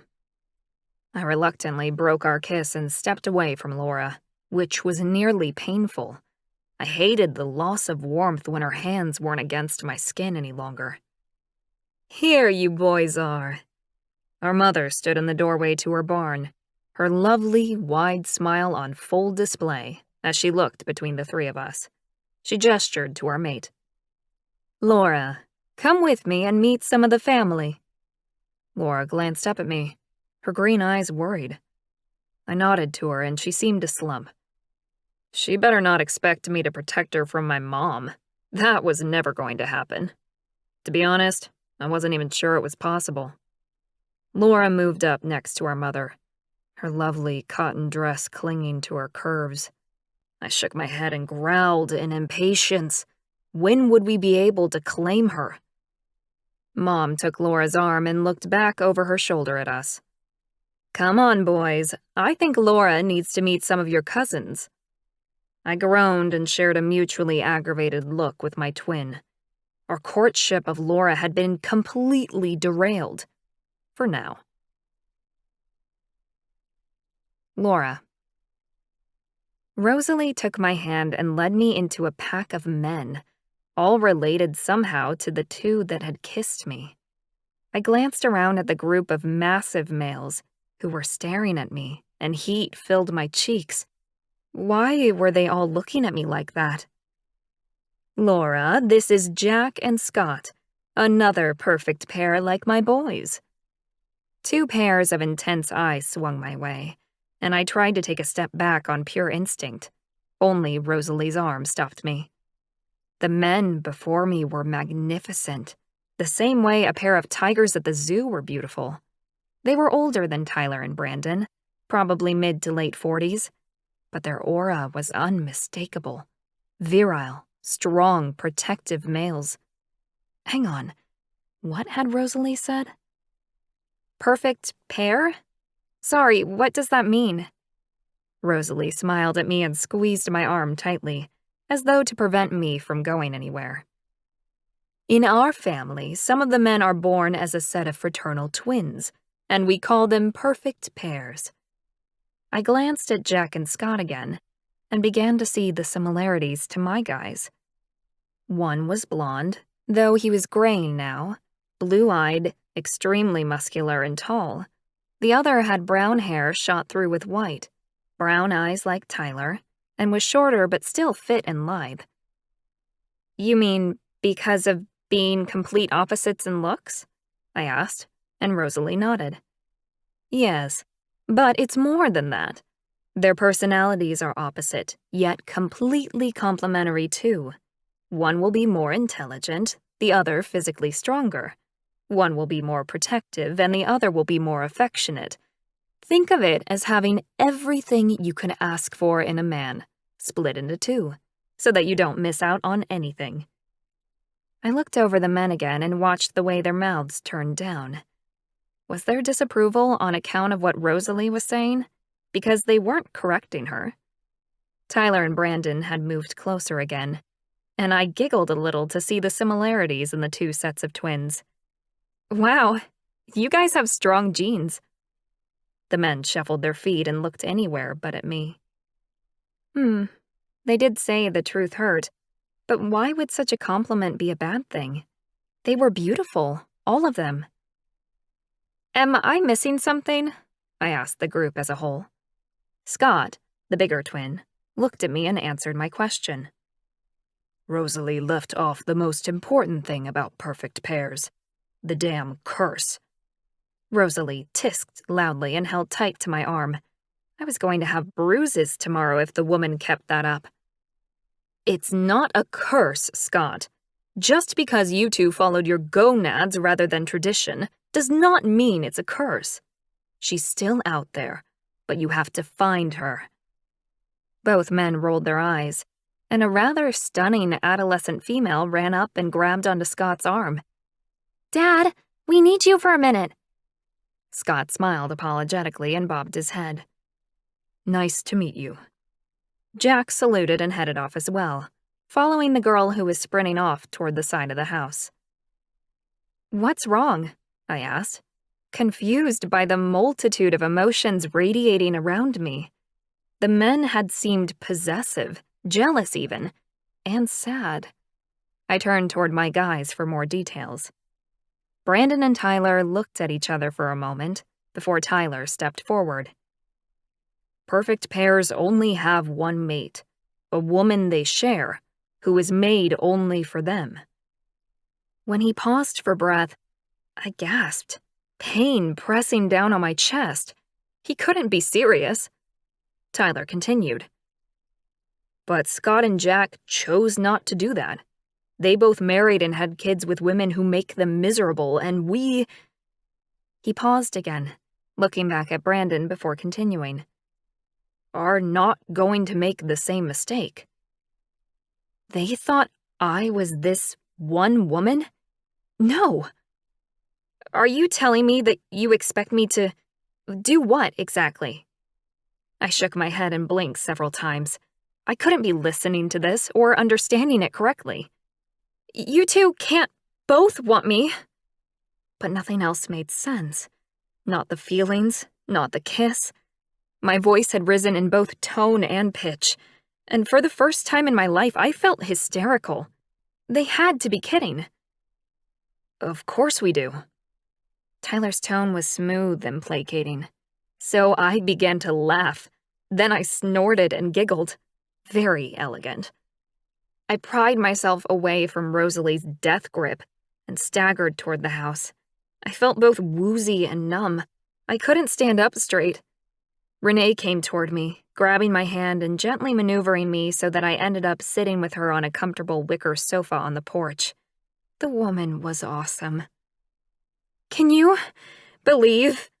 I wheezed, grabbing Renee's hand, once again feeling intoxicated. Maybe there was something in the air out here. What? Renee asked, sounding excited and interested.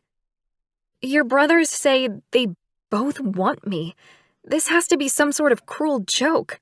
It's not possible. What was it? Make fun of the fat sister week?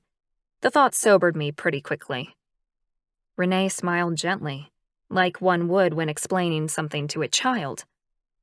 Why would it be a joke? You're beautiful and kind, and if that magnificent aura you give off is anything to go by, you'll be a great mate. Oh my God. They're all crazy. I pushed myself away from the strange redhead and stood up. My legs were shaky, but I didn't need a lot of strength to make it to the car. I was leaving.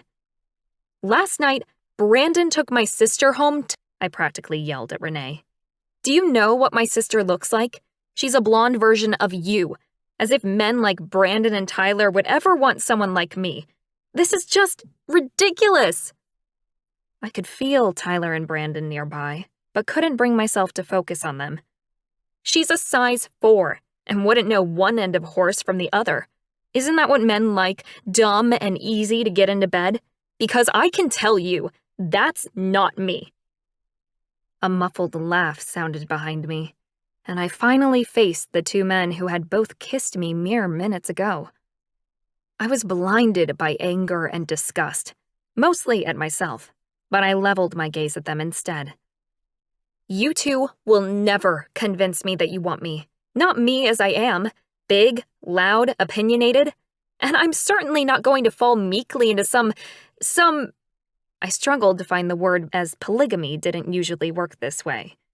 Weird menage relationship. Both men opened their mouths to speak, and I ran away. I managed to get through the house, but the front path seemed much longer the second time around, and my heart was thumping as I hurried along the road to my car. One of them would follow me. I was sure of it. I had to hurry. Laura, wait. Brandon. Shit. Tyler would have been easier. I fumbled with my keys and opened the car door just as Brandon caught up with me. Don't you dare touch me, I shouted, and put a hand up in the air like a stop sign. He halted in his tracks, backed up, and came around my car, talking over the roof to me. I'm sorry we laid all that on you at once. We didn't mean to scare you. Hot tears pricked my eyes to see the big macho jerk looking sorry. What do you mean? I demanded, blinking rapidly to dispel the hot tears swimming in my eyes. This wasn't fair. Look, I didn't believe the legends either, but... But what? I looked at him, watching the fidgety restlessness in his hands as they moved from his hips to the car and back again. You are special. I rolled my eyes and huffed. I'd heard those lines before, and not once had they been anything more than empty words. I don't believe that. Not after last night. You'll never convince me that you could be attracted to me after I know you tried to hook up with someone like my sister. Brandon clenched his jaw, and his blue eyes pinned me with that intense stare of his. Your sister is a good time, not the kind of woman you take home to your mother. And I bet that you've never dated a man like me either. So does that mean you can't find me attractive? Would want to take me to your bed? I glared at him for a moment, angry at him for summing up my sister so easily. Our parents were dead, and I saw Belle as a reflection of me now. The problem was, though, despite the anger, Brandon was right about Belle, and about me. I'd always been the marrying kind. I just hadn't found a man who wanted to take me to the altar. I finally glanced away from him and shrugged. He had a point, but I was not going to admit it. I don't know enough about you to judge. When I risked a glance back at him, Brandon had tilted his head and was smiling at me. His cheekiness and confidence were obvious in every line on his face. I'm a builder by trade. I love my family. But they say I've an abrasive personality. I know I can be arrogant, and I'm so honest I've been told I'm cruel. I find it really hard to lie. I weigh about 120 kilos, and the last time I checked, I only have about 4% body fat. Sound like any guy you've dated before? Am I your type? My breath hitched in my throat as my eyes fell to Brandon's massive biceps and the way his shirt clung to his thick chest. I'd slipped my hands onto his belly while we'd kissed, and I'd felt nothing but rock-hard abs and hot, smooth skin. I had to be honest. No, you're not like any of the men I've dated. So, should I conclude that I'm not your type, and that you'd never go for a guy like me? I looked down at my hands and shook my head. I wasn't going to lie about that, and he made a good point. Maybe it was possible to like something you'd never tried before. I twisted my keys in my hand and shuffled my feet. I really wanted to go home. I could feel the walls around my composure crashing down, and if I wasn't careful, I'd start crying soon. Brandon spoke softly this time. I know you need to go, Laura, but I can hear how fast and hard your heart is beating. What? How could he know that? Brandon continued. I know you feel this too, this connection we share, so please, think about it. We'll be home all day tomorrow if you would like to come by for a beer or something. I nodded without meaning to. I already knew where he lived. I lifted my head and said, I'll think about it. He gave me another beautiful smile that was so radiant it made my knees tremble. I fell into my car and turned the key in the ignition. What the hell am I doing? I waved to the big Viking as I drove off, my heartbeat still thudding like the traitor it was in my ears. Chapter 7. Tyler.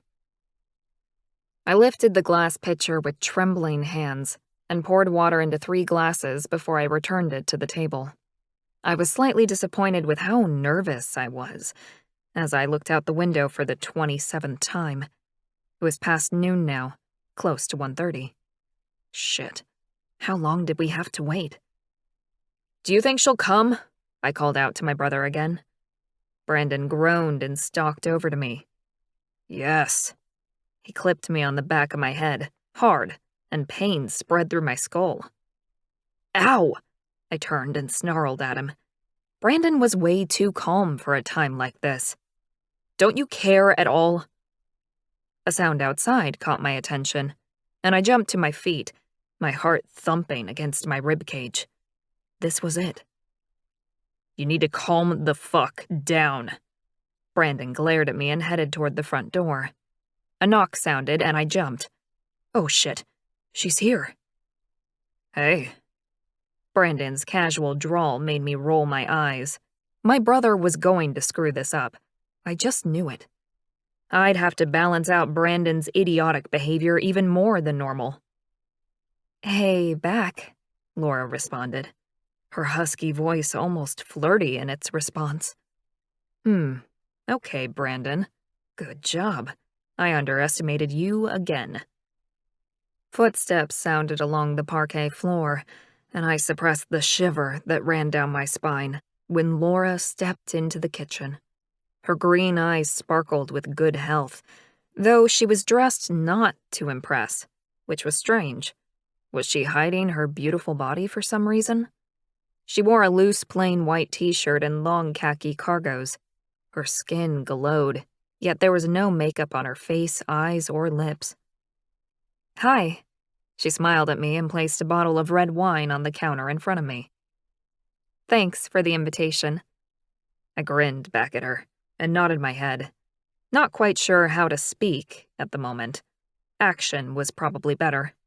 I walked across to the overhead kitchen cabinets and pulled out 2 crystal wine glasses. You want one, Brandon? I knew the answer, but I didn't want to appear rude by not offering a drink to my beer-drinking brother. Me? Brandon barked out a laugh and headed over to the fridge, pulled out a beer, and popped the top with fluid, practiced ease. I shook my head, but at the same time, as I cringed at my brother's behavior, I loved the fact that Brandon was the most authentic person I knew. He wouldn't alter himself to fit in or impress, for anyone. I opened the bottle of wine and poured 2 glasses. Thanks for coming over. I handed Laura her drink and indicated where we should sit.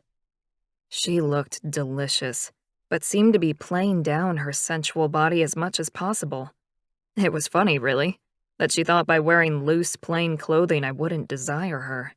She underestimated my imagination and my memory. I'm not really sure why I'm here, Laura muttered, as she sat down on one of the armchairs opposite me. I sat on the couch and Brandon prowled forward and fell into the armchair closest to Laura. I responded to her rhetorical statement. Because you want to know why you feel the way you do. Her eyes connected directly with mine. and the green seemed to swirl in their depths. "And how exactly do I feel, Tyler?" She placed her wine down on the coffee table and crossed her arms over her impressive chest. Ah, crap. I swallowed and thought quickly, how to handle this exactly. I'd done nothing but think about this moment since Brandon told me what had been said yesterday. But now that I was faced with Laura's pouting lips, I didn't want to talk. I wanted to dive over the table and kiss her senseless. I swallowed down the need and focused on seducing her, wooing her. "Your heart races when we're around. You're attracted to both of us, despite how different we look. And you feel safe in our presence." Laura's mouth dropped open, and her arms fell so that her hands ended up in her lap. Yep, honesty is the way to go. I waited, my eyes glued to Laura's gorgeous lips, as she finally closed her mouth. Then she wet them. "How?" She cleared her throat and her gaze darted to Brandon, before coming back to me. "How do you know that?" I grinned, thanking my mother for all the stories she'd told us over the years. "It's described in the legends, but it's also how we feel. Both Brandon and I are attracted to you to an almost painful level. And when you're touching us, we get a sense of both peace and fire, like coming home, but being passionately swept up in a storm at the same time." Yeah, that said it all. Laura stared at me, then glanced at Brandon. "Is that true?" Brandon looked away, then rose to his feet and headed to the kitchen for another beer. My twin was way out of touch with his feelings. I opened my mouth to fill the silence, but when Laura slumped like a deflated balloon, I forgot what I was going to say. Laura shook her head. "I'm still not sure why I actually came, Tyler. I mean, it's crazy." I smiled at the beautiful woman in front of me, more of her delicate nature showing with each minute I spent with her. She had so much strength of mind and a beauty that was obviously soul deep. I shivered, tingles of sensation skittering along my spine as I drank her in. Laura would love us with passion and intensity, enough to keep us both happy for the rest of our days. We just had to convince her of how amazing it would be. And by the looks of his behavior, the same went for my ridiculously stupid twin, too. He was just being stubborn about admitting it. "It doesn't matter why you came, just that you're here." My voice rose on the last word, my nerves getting the better of me once again. Butterflies kept emerging to fly around my stomach, making my breath hitch and my voice squeak. I sounded like I was 14. It was fucking embarrassing. Laura stared at me, then shifted in her chair, appearing uncomfortable. It was obvious that we needed to talk, to get to know one another better. "How long have you been a veterinarian, Laura?" Her eyebrows rose, and I waited for her to answer while watching Brandon out of the corner of my eye. My twin sat down and began chugging on his second beer. The biggest day of our life, and he's getting drunk. Fucking asshole. About 3 years fully qualified. I did 2 years of pre-vet at university and then 4 more years of specialized vet college. I did some quick math in my head. "So you're 27? She nodded, interlinking her fingers in her lap and twirling them around like an adorable teenager who couldn't sit still. "Yes." I grinned and looked over at Brandon, who was also smiling. Hopefully that meant Laura was ready for a family because God knew I wanted kids as soon as possible. It was all falling into place. "That's perfect, really. Brandon and I just turned 32. Laura nodded again and continued to twirl her fingers in her lap, looking lost and uncomfortable. I had to take control of this, but I didn't want to push too hard. "You look really nervous, Laura. Can I help you feel better somehow?" She shook her head. "I don't think so." I shuffled back in my chair, trying not to look intimidating. "Have you got any questions? I can't imagine how weird this must be for you. Laura looked between us and bit her lip. I'm trying to get my head around all this. I know it's negative thinking, but I'm already mentally listing all the reasons this can't work. That's a good sign, actually. I gestured for her to continue and ignored the grunt my brother gave in response. Brandon must be really struggling with his lion if he couldn't even manage a sentence. Well, for one, there are 2 of you. I smiled as kindly as possible. Yeah, and we both want you more than any woman we've ever met. She grimaced but plowed on. But I work so much. What if I can't give you enough attention or affection or something? Wow, that was what she was worried about? I shrugged. We'll sort that out. 3-part families like ours have been working for the perfect pairs in our line for centuries. Laura's eyes lit up a little. Can you tell me more about the whole perfect pair thing? About you 2 and your family? I looked over at Brandon and raised my eyebrows. Your hormones under control? You want to take this one? Brandon chugged on his beer, then set it down on the table, empty. Our family is huge, as you saw the other day. We're all big, loud, and so tightly knit together that Tyler and I have gotten into more fights than I can count, defending our cousins or each other. Great, idiot. Do you want her to think we're meatheads? I was surprised as hell when Laura laughed, and her eyes lit up. Renee, too? Brandon laughed. I sat back, feeling the air around us begin to warm up, like the sun coming out on a frosty morning, the drops of ice melting away. Renee? Not since junior high. We used to get into fights for her, but then we taught her how to defend herself. And after she floored a guy in high school, she never got picked on again. Laura laughed again, the sound like a smooth whiskey sliding down my throat. I wish I'd had brothers like you at college. I could have used some help. I smiled. Needed a guy or 2 taken care of?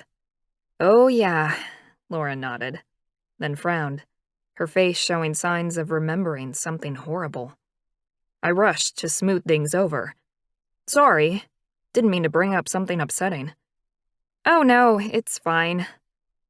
Laura slid back and crossed her arms over her chest, like she was blocking us out again. What is it? Brandon's voice was hard, and his face looked angry. Laura looked up and seemed to relax as she stared at me. It's nothing. Spit it out, Brandon demanded, and Laura sighed, relaxing her arms but continuing to fidget with her clothes. I've never been able to keep boyfriends because they wanted me to be skinnier or whatever, especially at college. It was... She shuddered. Horrible. They always expected me to change, and I can't. I know you've said I look fine now, but I don't want to lose you as well because you wished I looked like Belle. Never. I had to say something. Laura, you're our mate. Fate created you to be perfect for us. I wouldn't change a thing about your size, your shape, or your style of beauty. You're gorgeous. I stared at my brother, willing Brandon not to say the wrong thing. Brandon nodded. You're perfect, Laura, and I can't wait to get my hands on those... Laura inhaled sharply for a moment, and my heart sank. Then she burst into a giggle, her cheeks flushing. Why do I actually believe you, despite the fact that I've had so much experience with the opposite? You guys have probably always dated tiny women, but you sound like you're telling me the truth. You've never looked at me with anything other than desire. I laughed, and even Brandon chuckled. Observant, aren't you? She shrugged and smiled. Well, it's all true. And if you ever get worried, you need to remember that you are our perfect match. Laura relaxed enough to reach forward and take a sip of wine. Can you tell me about that? This was better for me to explain, probably. A perfect pair, by definition, is a fraternal twin set of men who complement each other. who have opposite strengths and weaknesses. This is so that we can give our mate everything she needs." Laura crossed her legs, and my belly tightened in arousal. "Well, wouldn't she be a lucky woman?" Her eyes sparkled as I watched her absorb the information we were giving her. I continued. "It's us who would be lucky. My perfect mate is beautiful, intelligent, sweet, and sassy, with a huge heart. Everything I've ever wanted." Brandon cleared his throat. "And if she was made for me, she'd be sensual, funny, affectionate, and hot as hell in the bedroom."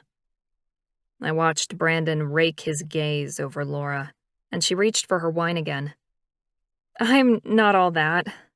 She took a sip, and her cheeks grew rosier by the second. Brandon grunted.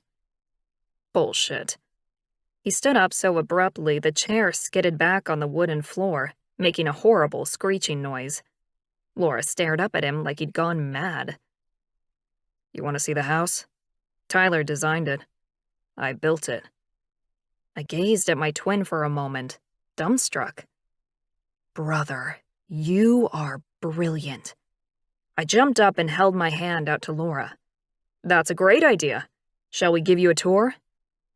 Laura looked between us, then slipped her hand into mine, the warmth of her skin making me shiver in longing and need.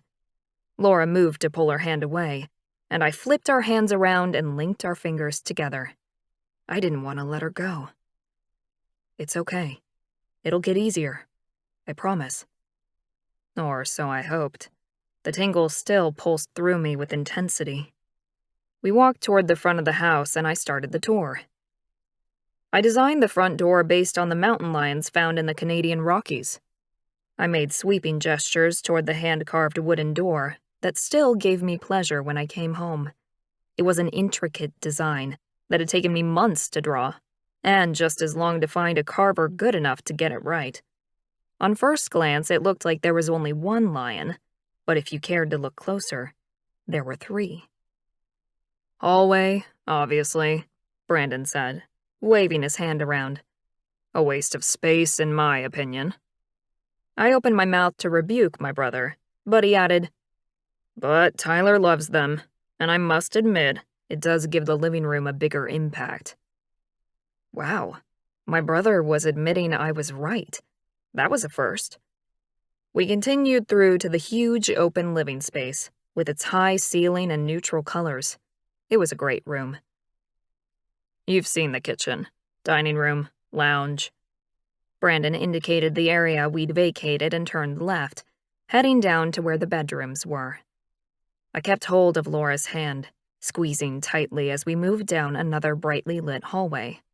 I'd taken great pains to use the natural light as much as possible throughout the whole house. Brandon indicated to our bedrooms. "My bedroom, and Tyler's," he said, pointing. "The main bathroom." Laura pulled her hand out of my grip, which hit my gut like a sickening punch, but I followed her, afraid to let her out of my sight. She stuck her head in the bathroom, admiring the large tiles and Italian-made fixtures. "Wow, awesome bath." "Thanks." I nodded and watched her creep to the end of the hallway. "What's this room?" Laura pushed open the door to the main bedroom, sunlight shining down the hall and illuminating our angel in light. I sighed, watching her brown hair show auburn highlights, a halo of light surrounding her. "That's our bedroom." Chapter 8. Laura. I wasn't sure I'd heard Tyler correctly, but as I stared at the huge bedroom, his words made more sense.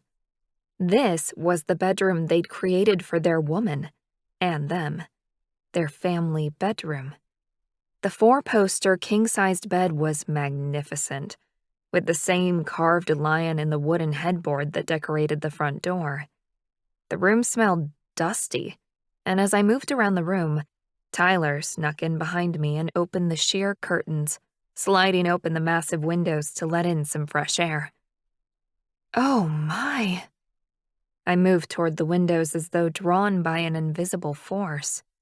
The light in this bedroom was so bright, and the view through the window was breathtaking. I'd never seen the Rockies from such an intimate, perfect place. Tyler chuckled. Yeah, I know. I designed the house around this room. I wanted to be able to wake up to the view of the mountains every morning. I nodded, my eyes devouring every peak and beautiful tree. Then why don't you sleep in here? Both men were silent for so long that I had to tear my eyes away from the window to look at them for an answer. Brandon turned away, shuffling his feet, and Tyler stared at me, his cheeks lashed with red. Because we aren't mated yet. This room is for when we have our woman. Oh. My God. So, you really expect to have just one woman between you both? Brandon grunted an answer, and Tyler glared at him. It's worked for our kind for centuries, Brandon. I cocked my head and stared at Tyler in confusion. Your kind? What did that mean? Brandon's head snapped up, his blue eyes glaring at his brother. Tyler cleared his throat and looked at his feet. Yeah, well, we'll get to that later. All you need to know is that we want you, and we'd like to show you how much.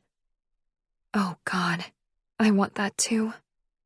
I stumbled blindly toward Tyler, unable to deny how much I wanted them both. Doing this, going to bed with them, went against everything I believed or knew to be true. None of this makes any sense, Tyler.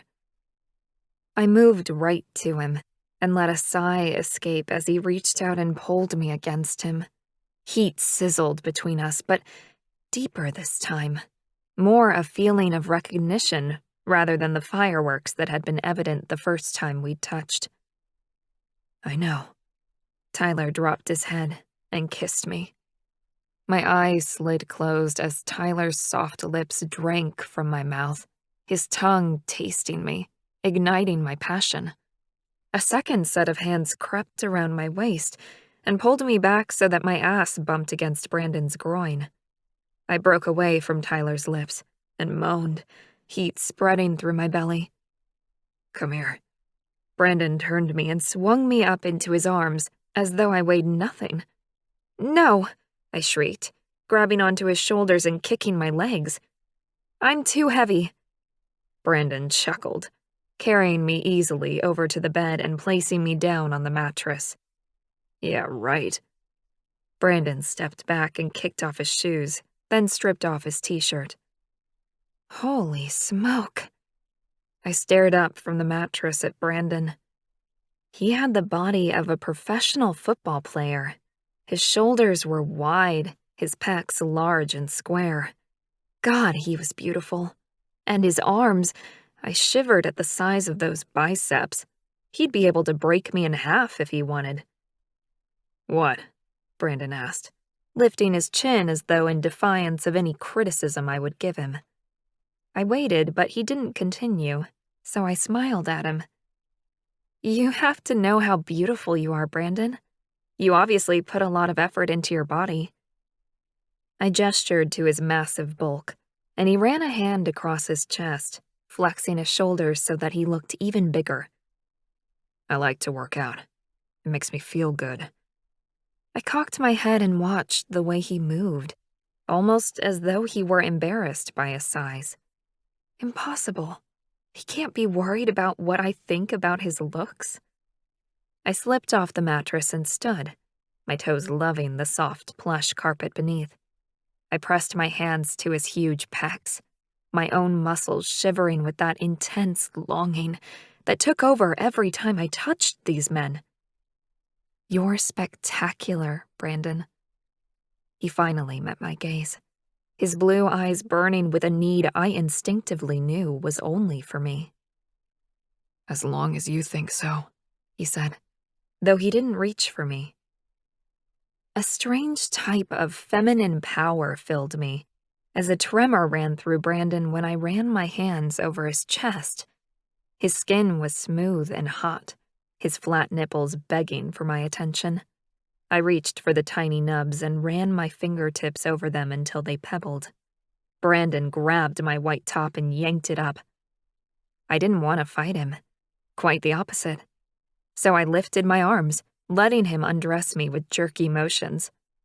I didn't care that this went against everything I believed in, the rules I'd lived by. Never sleeping with a man I wasn't in a committed relationship with, let alone all the rules I had regarding monogamy and fidelity. But those rules were out the window. I'd never wanted any man like I wanted these two. When would I ever get to experience something like this again? "Tyler, can you pull the curtains, please?" I hated how bright it was in this room. They'd be able to see everything.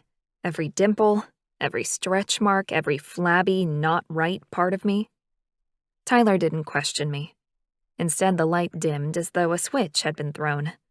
I released a sigh as Brandon reached behind me, unhooked my bra, and dropped it to the floor.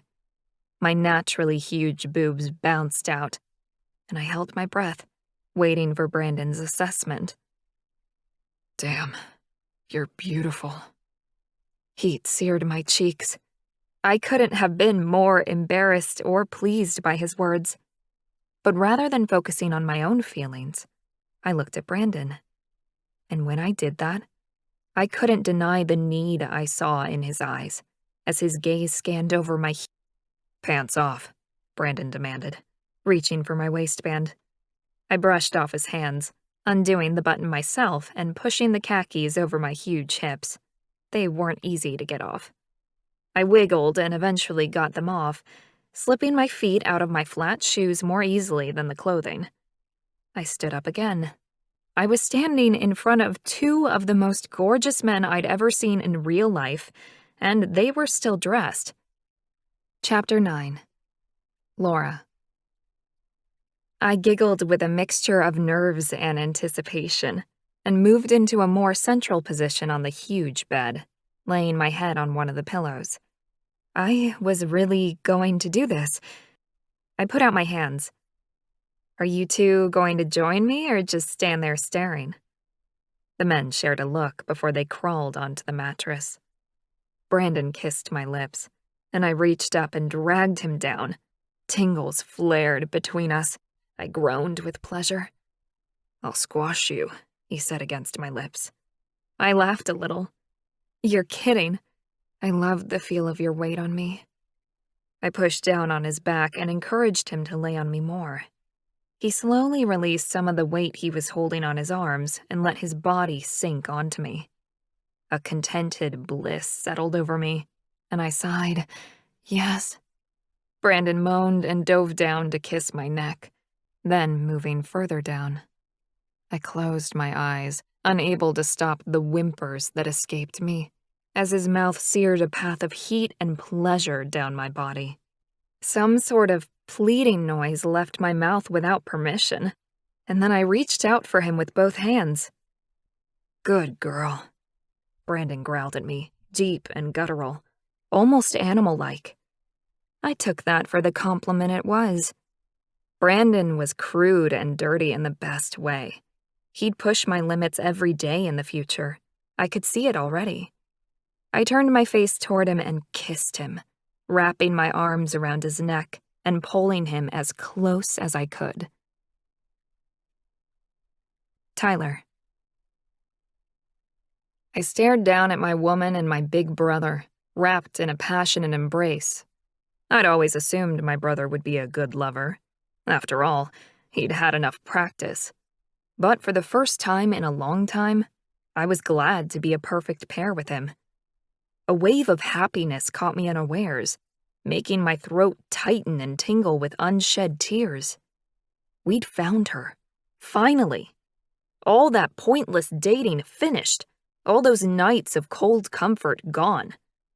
We had reached our destination and the sunshine was warm.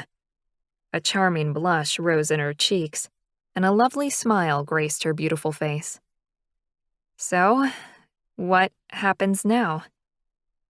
Brandon slid onto the end of the bed. "Now we date. Tyler and I want you, and we wanted to show you today how much. We're not fooling around here. We want you to give us a real chance." "Fantastic. Well said, brother." "We've got your number so we can message and call. Maybe catch up for dinner or something?" I suggested, and watched Laura light up like a Christmas tree. "Really? I mean, this wasn't a one-time thing?" Brandon and I laughed, the sound so natural and loud in the room that had lain vacant for so long. I walked forward and cupped Laura's face, kissing her soft lips as gently as I could. "Would you like to stay for the night?" Laura looked up at me, her green eyes wide and open. There was no facade, no hiding of the feelings she was fighting. Her heart and soul were there for me to see, and it was a wonder that such a person would be so vulnerable. "What time is it?" she asked, turning to see the clock. "Oh, shit! We slept for 2 hours?" I looked at the clock and took a step back. That was incredible. "I'd, like to go home if that's okay. My sister will need help with her university paperwork, and I need to think about a few things too."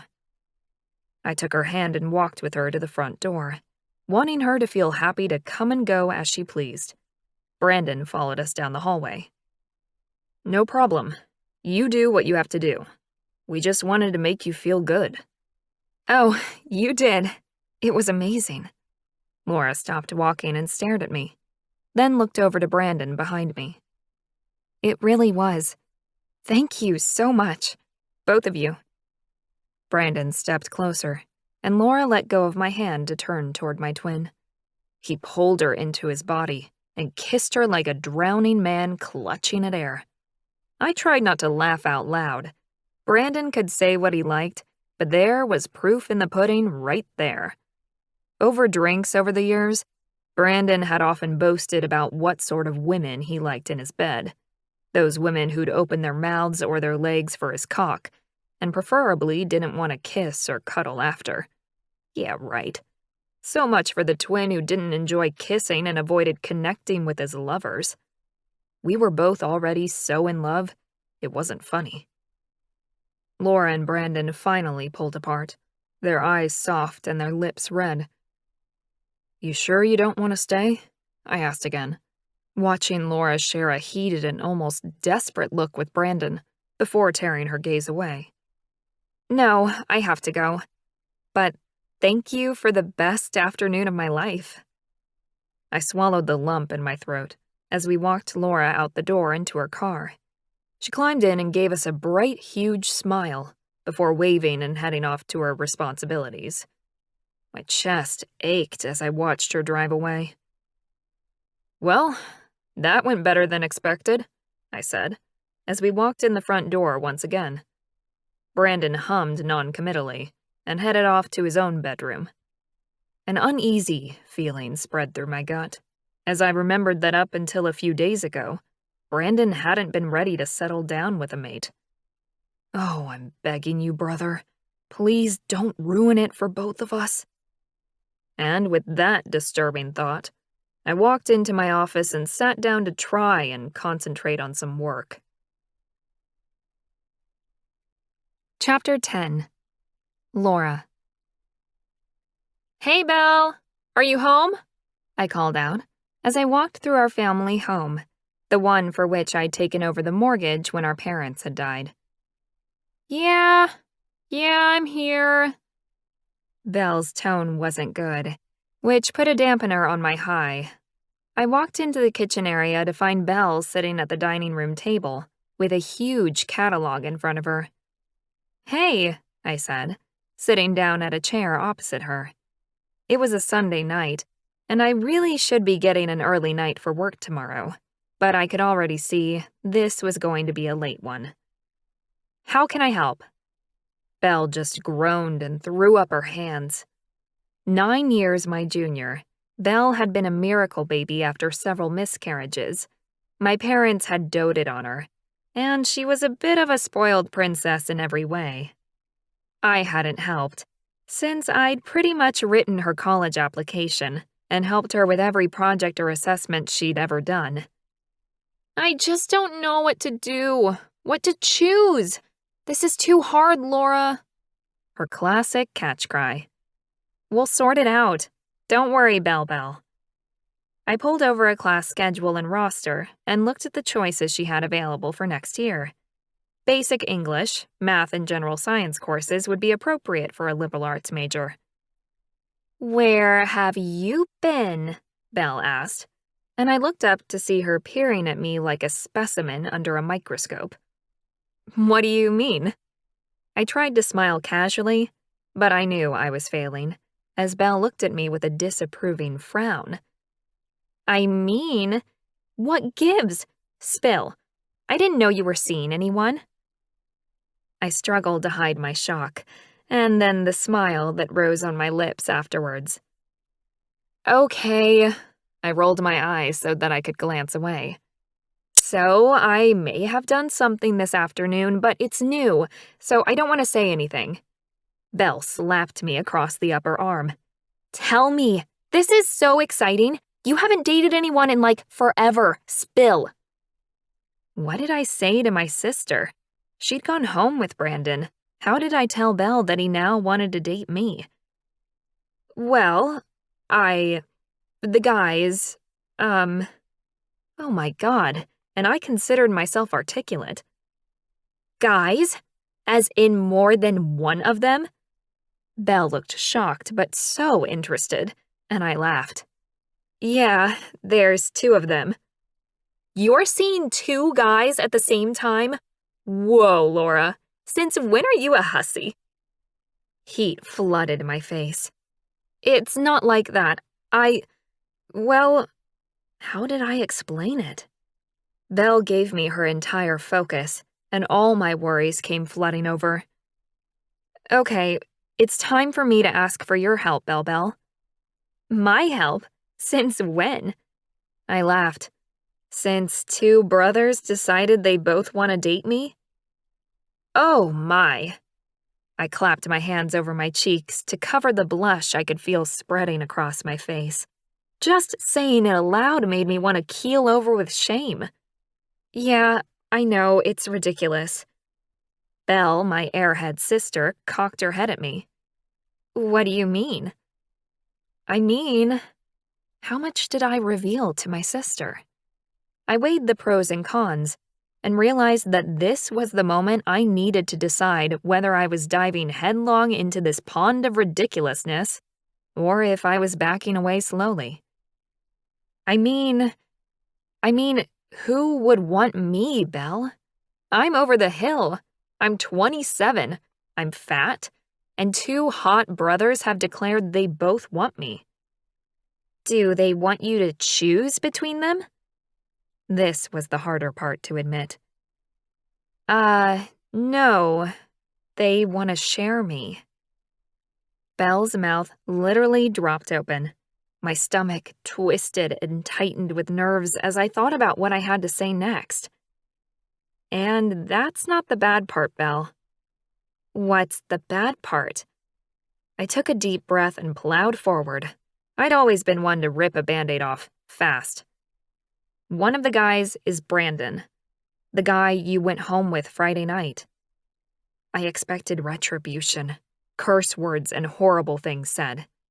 But instead, Belle blinked at me and said, Who? I stared at her. Did she literally mean who was I talking about, or was she being funny? Brandon. You know, the guy I had to rescue you from on Friday night, when you were super drunk and... I trailed off. Had I been worried for nothing? Did Belle even remember him?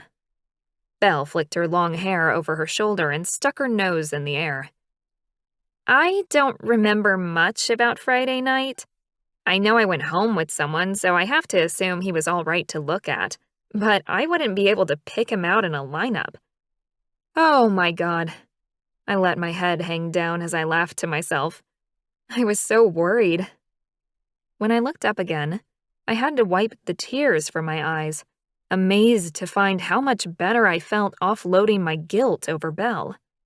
I hadn't realized how worried I'd been about this part of the equation. I thought you'd be upset with me. Upset? Because you want to date a guy I kissed when I was drunk, or... I didn't do more than that, did I? She asked. I don't think so, I replied. I could always ask Brandon for clarification, but from what I gathered, he'd taken her home and she'd started vomiting. Nothing else. Belle reached out and grabbed my hand. Are you sure about this, Laura? I mean, it's not like you to date two guys at once. I burst out laughing. I know. It's not like me at all. I don't know what I'm thinking, but But you what? For the first time in forever, I saw a hint of maturity in my baby sister, my mother's stoic strength. I want to give it a try, even if it's crazy, even if every part of me says that two guys like that should not want a woman like me. Like you? You mean beautiful, fierce, super intelligent, and successful? Whoa, that's how Belle saw me? No, I mean, I'm fat. Belle groaned and rolled her eyes. Not all guys like skinny, Laura, and you're way prettier than me. I don't know why you've been single for so long, but if you finally found a guy or guys who like you for who you are, you should go for it, or them. For the first time in 2 days, true hope flared in my chest. When did you get so smart? Belle shrugged and indicated back to the university schedule notes on the table. I'm not. I can't even decide which courses I want to take. I smiled and pulled forward the large university catalog. Let me take a look. For the rest of the evening, we talked about Belle, what she wanted to do with her future, and which dorm she would move into in the fall. But meanwhile, my head was spinning. The main hurdle for me being with Brandon and Tyler was looking to be more of a log to leap over. I glanced down at paperwork in front of me, something else niggling at the front of my mind. Hey, Belle? Yeah? Do you think I'm... Belle guffawed. You? Are you serious? How long has it been since you even kissed a guy? Before today? I don't know, a few years probably. Exactly, so how can you even ask me that? I glanced down and away from the baby sister I'd raised. I didn't want her to think less of me. Ever. I mean, if I do decide to date them, Tyler and Brandon, will you think what? Belle grinned. Laura, you know me. I say do what makes you happy. If two brothers want to spoil you and love you, why on earth would you say no? I looked at my sister and stared at her, bewildered. But don't you think I'm weird, strange, immoral? Belle shook her head and shrugged. Whatever you want, Laura, is fine by me. I mean, as long as you're all consenting adults, who cares anyway? It's not like Mom or Dad are here to comment. That thought brought a lump to my throat and an ache to my heart. No, they weren't. But they'd probably have something to say about it. They'd hate it, wouldn't they? Belle grinned. I don't know. I accidentally stumbled across a suitcase of theirs one day. I was looking for a duffel bag, and instead found all sorts of stuff. Dildos, blindfolds, butt plugs, the whole shebang. Oh my God, you're kidding me. I'd never thought of my parents as being kinky in any way. Nope. Wish I was. But look, long story short, I don't think you can guess what Mom or Dad would say. As far as I know, they only wanted us to be happy and safe. I reached over and squeezed her hand. You're right. So let's see about getting you settled for school. Belle rolled her eyes, and we spent the next 2 hours talking about university and which dorm she'd move into. After several years of being my sister's guardian, I was finally going to get my life back. For 3 days, I floated around the clinic with my mood on cloud 9. Brandon sent me dirty, crude, super hot messages every day. while I got the most beautiful, heartfelt texts from Tyler. Every time my phone beeped, I'd play a game with myself and guess who it was. I could never decide who I wanted a message from more. I quickly realized that I wouldn't be able to choose between them, even if I had to. It was just like Tyler and Brandon's mother had said last Sunday. Between them, they had every base covered. I couldn't imagine ever needing something that these two men couldn't give me. "Hey, Laura, there's a Tyler in the waiting room asking for you." I couldn't help the smile that spread across my face when the receptionist told me I had a visitor. "He's here." "Thanks." What did he want? I walked through the clinic doors and into the waiting room, with eyes only for the beautiful man standing in the center of the bright white room. "Hey, Tyler." He grinned that megawatt smile he possessed and walked toward me. Every part of me ached to reach out and touch him. My fingers actually tingled with longing, yet my need to be professional in front of my staff and patients won out. "I was hoping you'd have time to go out for lunch." "Oh, well, I did have a longer than normal lunch break today." That would actually work. I had a few last-minute cancellations. Chapter 11. Laura. Tyler stepped forward, and I pressed my lips together to stop the giggle that rose as I took a few steps back away from him. There were people sitting in the waiting room, and their interested eyes followed me, including the gaze of my receptionist. I had 3 patients remaining to see. "Give me half an hour and we can leave," I grinned at him, unable to keep the excitement out of my voice. Despite all the messages lately, Brandon, Tyler, and I hadn't been able to pin down a date to catch up again. I'd had work and Belle to sort out, and they'd had work, gym, and family stuff too. My next 3 patients were easy cases, thank goodness, since my brain was a bit preoccupied.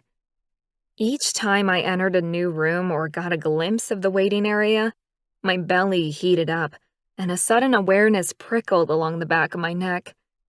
35 minutes later, I stuck my head into the now empty waiting room, grinned at him, and held up a finger.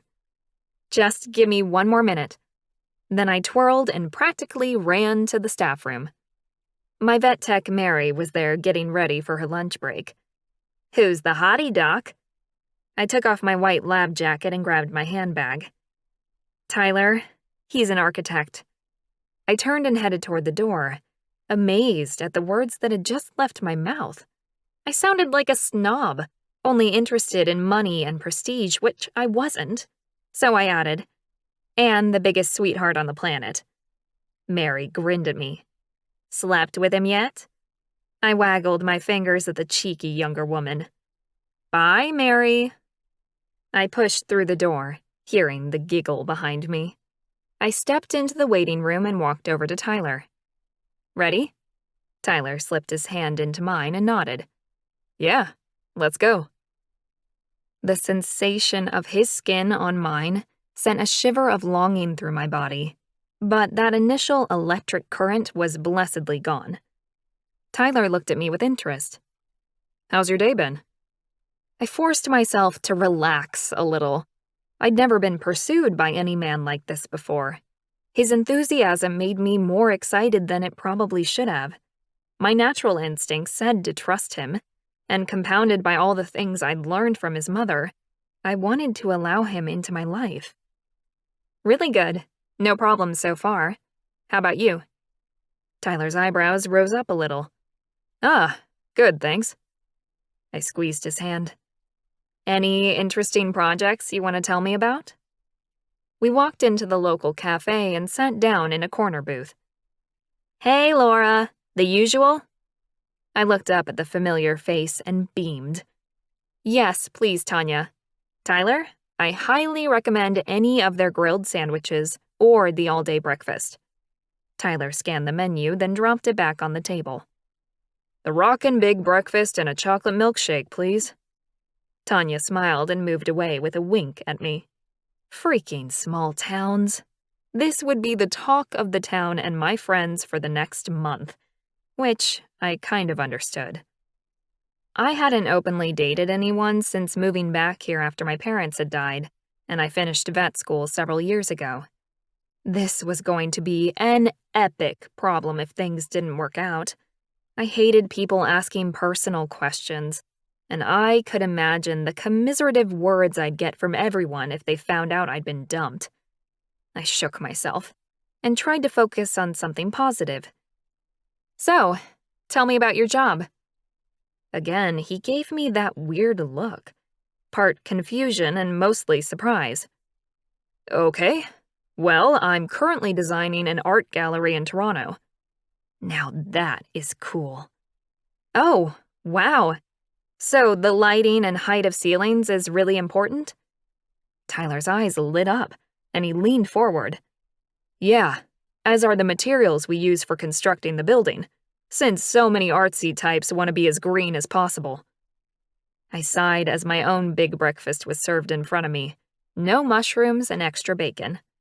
The rich scent of the cooked meat wafted up, and I picked up my knife and fork, saliva gathering in my mouth. No more salads for me. Screw it. Wow, that sounds amazing. Challenging, too, which is great. Nothing worse than being bored or not enjoying your job. Tyler chuckled and began eating with gusto, the food disappearing off the plate and down his throat as though he were inhaling it. I took a few bites of my lunch and had a sip of my fragrant peppermint tea. It was so nice to slow down and relax a bit. Most of my lunch breaks were spent reading notes or answering phone calls. I rarely sat and really became present in the moment. When Tyler didn't continue, I cocked my head and asked the question burning in my brain. Why do you seem surprised that I want to know about your work? Tyler looked up at me, his brown eyes sparkling. I'm not sure I should say anything. I shrugged and continued to eat. I wasn't in the mood to push at the moment. My empty belly was filling with warm food, and I was settling into the booth so comfortably, I was considering never moving again. It's just... I glanced up and waited for him to continue. Tyler cleared his throat. I've never had a woman care about my work, let alone one be clever enough that I could discuss concepts and ideas with her. I shrugged again. So, you've been dating the wrong women. Tyler burst out laughing, the sound so rich and beautiful, it caused shivers of awareness to creep over my skin. He shook his head and went back to eating with a sigh. Ain't that the truth? I ate as much as I could, which wasn't as much as normal thanks to the jumping frogs inside my stomach. I laid my cutlery aside and picked up the cup of tea. I nursed it in my palms, warming them on the heated porcelain. Tyler, what did your mom mean about you and Brandon being destined for only one mate? Mate was such a weird word to use. Tyler stilled, like a deer caught in the headlights, then began to move again slowly and carefully. She meant that because we were born a perfect pair twin set, Brandon and I won't be happy unless we find a woman who will complement both of us. I nodded, cross-referencing all the information I had and still coming up short. But I've never heard of twins being described as a perfect pair before, and polygamy is illegal. Tyler sucked down his milkshake and placed it back on the table. Our kind are rare, and the general population wouldn't know much about how we do things. Were they in some sort of cult or something? You mean you all worship some demigod and have 6 wives? Tyler laughed again, loudly enough to draw stares. Heat flooded my cheeks, yet I remained focused on the man in front of me. No, not at all, but good guess. My cell phone beeped, and I glanced down to see a message from the clinic. A few swipes and presses later, and I groaned. I've got to get back. A dog had been brought in with a snake bite.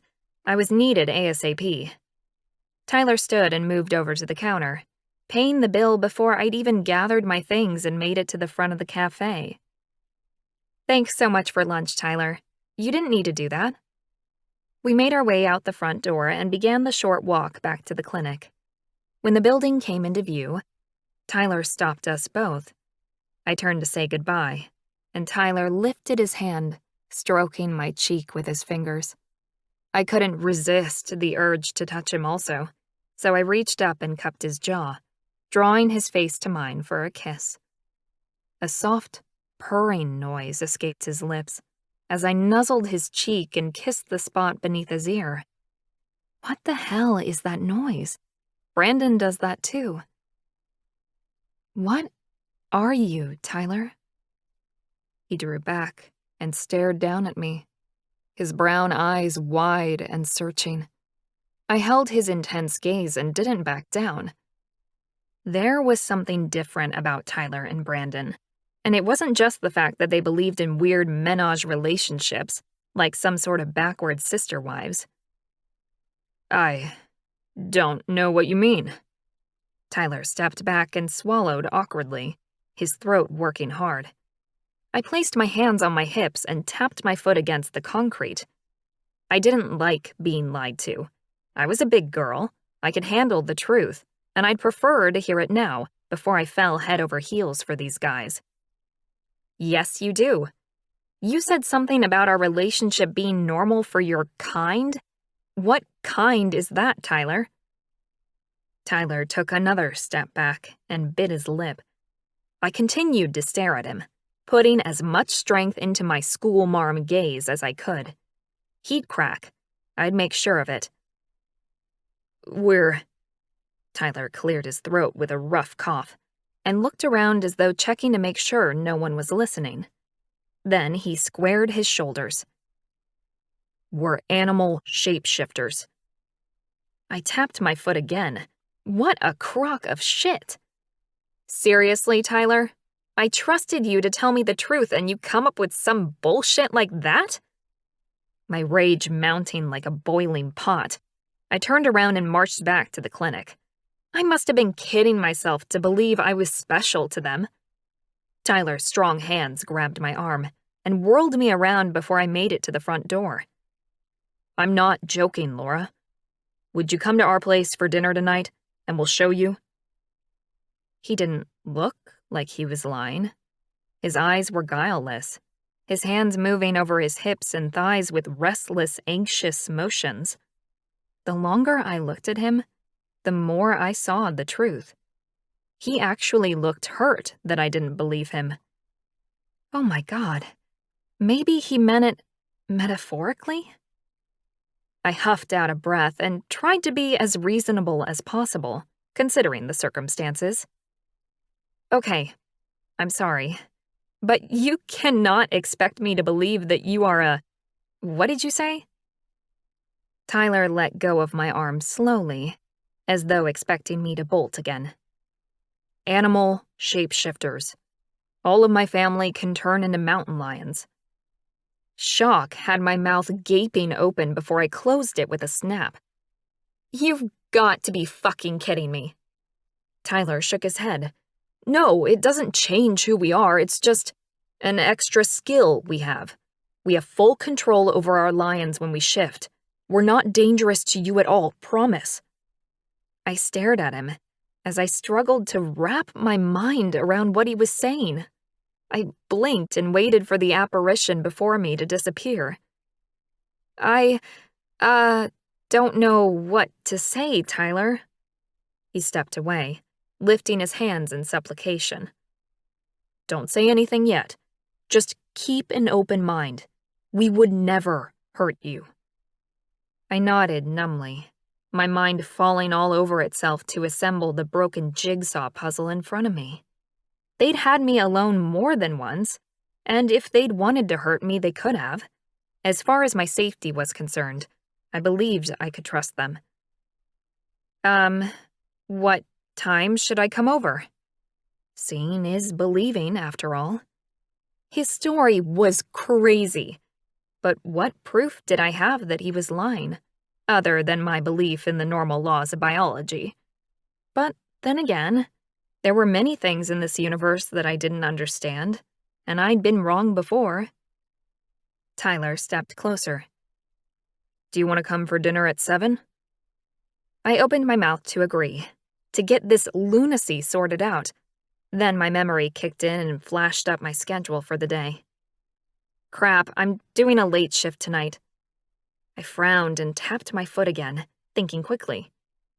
Okay, let me work this out. I brought something to eat from home, so I'll eat before my last surgery and head to your place after. I should be there about 8:30. Then I could sort this shit out, once and for all. Why do all the good-looking ones have to be crazy? Tyler's mouth quirked up into a half grin. You won't regret it, Laura. Not so sure about that. Can I kiss you goodbye? He asked, his tone tentative. I shrugged and looked away, not sure how I was feeling and whether I wanted him to touch me at the moment. Tyler's warm hands cupped my jaw and tipped up my head, his touch instantly soothing my nerves. His soft lips touched mine with a reverence that made my resistance melt into a puddle at my feet.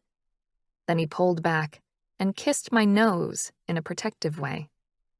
I sighed and reached out for him, holding on to his waist and resting my head against his shoulder, as that strange wave of contentment stole over me. Tyler stepped away after too short a moment, and I looked up, wanting him back as soon as my hands held nothing but empty air. Despite everything that had been said, my heart still yearned for this man. See you tonight, beautiful. Then he turned and walked away. I couldn't help the way my gaze dropped to his ass.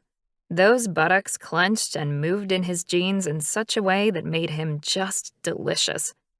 My belly gave an almost vicious clench, and I groaned, pushing myself away from the wall and heading toward the front door of the clinic. It was going to be a long afternoon. Chapter 12. Brandon. I soaped up my hands and washed my body, groaning with the ache that throbbed in my gut. I needed a woman. Then why the hell did you turn Stacy down again, you idiot? I muttered to myself, and rinsed the soap off the rest of my body. Stacy was hot and she was easy. I just called her over and had her whenever I wanted. It was always satisfying, but also pretty dirty. Yeah, and not in the good way. I growled in disgust at my own inner monologue and stepped out of the shower, toweling myself down and heading into my bedroom. What time did Laura say she'd be here? I called out to my twin, my voice deep and rough. I'd never felt this unsettled before, even when I was 21 and wild. I wanted to run. I wanted to fight, and oh, God, did I want to. Now that I'd met Laura, I couldn't get her out of my head. Adrenaline raced through my blood like wildfire, strong and persistent and insane. This is all Laura's fault. About 8:30, Tyler called back. I looked at the clock. 8:22. Not much longer and she'd be here, in our home, where she belonged. I pulled on some new tight jeans and a white tank top that clung to my chest, forgoing any underwear. That'd only slow her down. I glanced in the mirror and flexed my biceps to make the muscles bulge. I knew Laura liked my body, and that made me want to show it off to its best advantage. I wanted to make her happy. I adjusted my pants and groaned as pleasure tingled over me. I think she's here. I closed my eyes and tilted my head to listen. An engine shut off outside, and then a car door opened and closed. Shoes scrunched on our path out front. The doorbell chimed. Yes. I opened my eyes and rolled my shoulders, as though getting ready for a sparring match. This was pure torture, like nothing I'd ever felt before. I didn't know how to process everything thrumming inside me. If I couldn't release some of this tension soon, I felt like I might burst into a million pieces. Tyler had headed to the front door, so I padded out into the living room, feeling my cat raise its head and purr. She was here. Laura stepped into the hallway, walking along the hall and into the sunlit living space.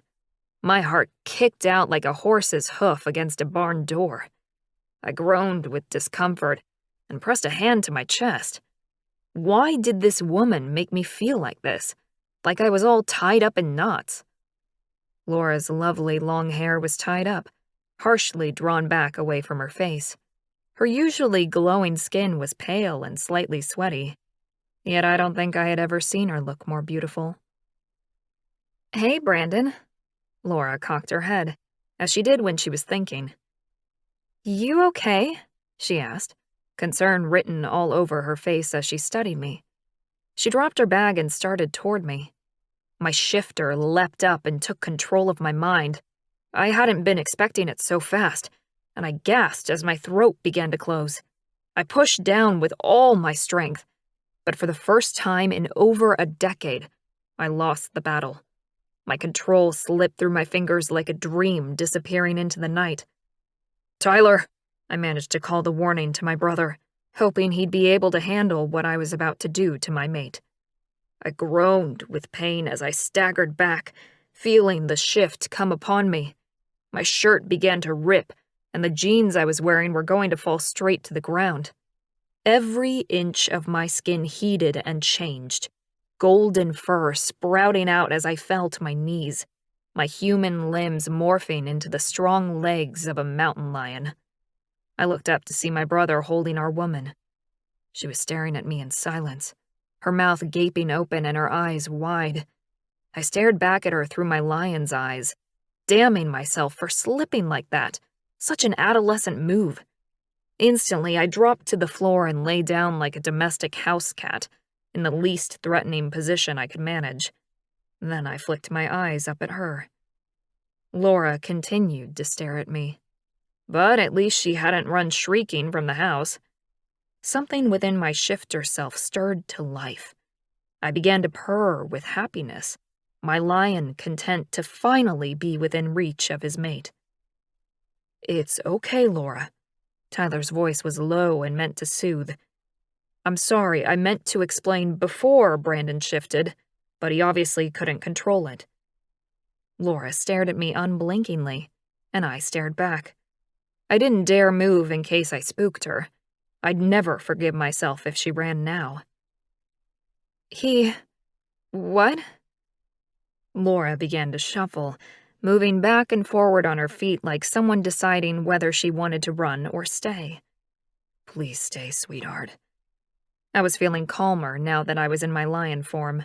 My blood was cooler, and I could feel my humanity within reach. It was time to shift back. We needed to talk. I sat up and leaned back on my hind legs, let the shift back happen naturally. Watching my brother with Laura in human form made me yearn to touch her too, with my hands. I rolled up and into my body, feeling my bulk stretch and fill out my skin. My clothes were in a puddle on the floor, and I didn't want to step back into them. Laura screamed and bolted around the couch, holding onto the leather seat back with both hands as she glared at me. "Don't you ever do that again without warning me first. Do you understand?" I laughed, shocked into humor by Laura's unusual reaction. She was mad because I hadn't warned her I was about to shift. I loved that woman. Then my thoughts penetrated my consciousness. Love? No, oh, hell no. I sobered quickly and nodded. "Yeah, okay." The fact that she was referring to the future made me smile. But I tried to remember how strange it must be for her to see such a thing. Laura blew out a breath and stood up straighter, her hands finally relaxing their death grip on the couch. "Okay. Wow. Okay." I looked to my brother for help. What were we supposed to do now? "So, okay. Your family, all of them? They can all do that?" Laura rattled off the questions, her voice high and squeaky. I watched her with pride. She was obviously confused and freaking out, yet she was still here. She got major credit for that. Yeah, they can," I said, when Tyler didn't seem inclined to speak. Okay, okay. Laura began to pace, muttering to herself. So, it really is true, whatever you guys are, you turn into mountain lions. I can deal with that. Surely I can. I am a vet, after all. A hysterical giggle burst out of her, before she turned to stare at Tyler, then me, with wide, bright eyes. I was beginning to feel uncomfortable standing in the middle of the room. If we weren't going to get into anything, I'd better cover up. Oh, wow. Laura's eyes ran up and down my body, with greedy intent. I released a gasp and reached a hand out to the woman who supposedly was my perfect match. Let's see how you handle this, beautiful. You gonna help me out with this, Laura? My voice was raspy with need. Because I've been hard for you since the minute I laid eyes on you. Laura's tongue snuck out and wet her full pink lips, making them glisten. I may have been pushing her a bit too fast, but I needed her, and I wasn't afraid to let her know it. She looked hungry and aroused. Why wasn't she moving? Tyler cleared his throat. Brandon, you probably need to go fix that for yourself. I think Laura might be in shock. My heart sank. I'd hoped that fate would send me a woman who was perfect for me, a woman who could handle every part of me. I turned away from them and started toward the hall, disappointment sitting like a lead weight in my gut. Laura strode across the room and cut me off before I could reach the door. What? I was afraid to ask more. I didn't want to be rejected twice in the space of a minute. She reached up to cup my face and narrowed her eyes. I still have so many questions. Was that a yes to my earlier request? I ran my hands down her arms, fighting the need to take her hard and fast. I'll answer any questions you have later, sweetheart. You just need to give me a kiss first. Her worried expression cleared, and she tilted her face up for a kiss. I met her halfway, tasting the delicious nectar of her mouth and letting go of all restraint. After a minute or two, Laura pushed on my chest and I released my hold so she could pull back. I let her go. If she wanted to stop there, I'd do as Tyler suggested and go take a nice cold shower. You okay? I asked, trying to be gentle. She nodded and reached. Should we take this to the bedroom, my big lion? No words had ever sounded so sweet. I heard Tyler's growl of approval. Laura smiled. You look a little wild. More than a little. I huffed out a ragged laugh and took Laura's hand in mine. I couldn't speak in that moment, so I tugged her out of the living room, hearing her giggle as she jogged beside me to keep up with my urgent stride. You know my legs are shorter than yours, right? I guided her down the hall and into the end bedroom. I'd never take Laura to my old bedroom. I'd had other women there, and that was now in my past. The future was this bedroom, where Laura was ours, and she'd always be loved in this room where no ghosts lay. And I turned to pull Laura into my arms. No matter what word I placed on it, I was going to be inside her tonight. Laura shivered in the circle of my arms and looked up at me with trusting eyes. Chapter 13. Laura. I blinked back tears as ecstasy threatened to consume my heart. Never had I experienced such intense feelings of belonging, of rightness. I was exactly where I was supposed to be, lying between these two men, and precisely who I was meant to be with. This was the most perfect moment of my life. I lay with my head on Brandon's shoulder, his arm around my waist, and his lips caressing my forehead. I could feel Tyler's calming strength snuggling me from behind. I can't believe.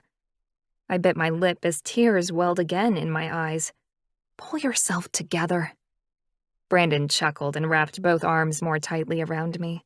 The feeling of love and warmth from both of them swarming my senses, until finally I stopped trying to hold in my emotions. Tears slid down my cheeks unchecked. Yep, lost the battle there. You don't believe what? Tyler asked, as he kissed the nape of my neck and stroked his hands down the tingling skin of my back. What is it, baby girl? I smiled at the deep sound of Brandon's voice and rolled so that I had my head on his arm and I could look at both of them. I can't believe how amazing that was. I mean, it wasn't just good sex. It was earth-shattering. Tyler smiled and ran a finger down my cheek. Brandon didn't move one single millimeter beneath me, and I frowned at his silence. I looked up to see his expression had turned stony, then back at Tyler's soft face. Something uncomfortable swirled within my belly. You aren't jealous, are you? I asked, more to Brandon than Tyler, but I let the question sit between both of them. I assumed you were comfortable with this because you two suggested it. Tyler smiled at me. There's no jealousy, love. None. She looked up. Brandon? His generous mouth twisted. No, that's not a problem. Then what is it? Is it what I said that's worrying you? Is it always that amazing for you guys? Brandon grunted and began toying with my hair, stroking it over my shoulder and twirling the strands between his fingers. Thanks, caveman. Eloquent response. Tyler leaned forward and kissed me. That was the most incredible of my life, Laura. You are an amazing... Relief filtered through me, his compliments as welcome as sunshine on a stormy day. I turned to Brandon and looked up at my blonde-haired god. He wouldn't look at me, concentrating on my hair instead. I'd work him out, but for the moment I was giving him the benefit of the doubt. I grinned at them. It's not me who's amazing. How did you know how to do all the right things? Brandon finally met my gaze, his blue eyes guarded as he shrugged. Tyler grasped my chin and pulled me to him. He shook his head at me. It wasn't us. It was you. I can't speak for Brandon because we've never shared a woman before, but no one's ever responded to me like that. Our chemistry is amazing. I lifted my hand and cupped Tyler's jaw, a part of my attention still concentrating on the silent man at my back. Thank you, my love. Tyler's eyes widened. Then his face melted before I could call back the words. Damn, I was in so deep with these guys. Now to deal with the moody, silent one. I rolled onto Brandon's supine body, frisons of pleasure dancing along my nerves where we connected. I placed my hands down on either side of his head so I could look directly into his amazing blue eyes. You're gorgeous, I blurted out, and watched my man's cheeks flush with heat. How did this big Neanderthal get so affected by such simple compliments? Thank you for giving so much to me, Brandon. He grunted and reached up to draw me down, kissing me deeply so that continuing my speech was no longer possible. I'd have to wait for the words from this one. I knew he wanted me, and I felt loved and safe in his arms. Time would tell if he really was the partner I needed. Finally, I pulled back to draw breath, and a yawn escaped my mouth. Sorry. Brandon chuckled and twisted us so that I ended up in front of him, my back to his chest, both of us lying on our sides. Sleep, Brandon demanded. I get up at 5 and I'm gone by 5:30. What time do you need to head off, beautiful? Heat stole across my cheeks as pleasure lifted my heart. He wanted me to stay. Tyler lay on his side facing me and took one of my hands with his, linking our fingers and stroking my cheek with his other hand. About 7:30? Brandon's hand stayed tight around my belly, and I began slipping down into sleep until a thought shot into my brain. I couldn't believe I'd been distracted away from such a momentous revelation. My eyes sprung open. We didn't talk about the lion thing. Trust me, it's not going anywhere. We can talk about that anytime, Brandon said, shuffling closer. I let out a sigh as tingles spread through my body. I relaxed against him, like a piece of pasta under boiling water. You're a perfect fit, His tone was joking, yet I heard the words and knew they were true. I wiggled, settling in properly, and let my eyes close. I supposed I could wait until morning to talk about the animal thing. What was the difference? They weren't going anywhere, and neither was I. Yeah, you're pretty perfect too. Brandon. I woke up at 5 like clockwork, with a sense of warmth and happiness filling me. That's new. I blinked in the darkness and became aware of the difference. There was a soft female body pressed against my chest, my hand still possessively cupping her warm, silky thigh. I usually woke up cleanly and quickly, ready to get up and go as soon as my eyes were open. This morning, however, I leaned forward and inhaled the smell of Laura's hair and let my eyes slide shut again. I'd never felt like this before. Warm and happy. Home. Within my chest, there was a small amount of panic fluttering around the edges of the contentment that dragged at me like a delirium fever. I eased back from the warmth of the cocoon the three of us had made in the center of the bed, with reluctance still tugging at my heart. This bed was so much more comfortable than my other mattress, and hopefully, now that we'd shown Laura who we were, she'd move in with us and we'd sleep here from now on. Yeah, simple, right?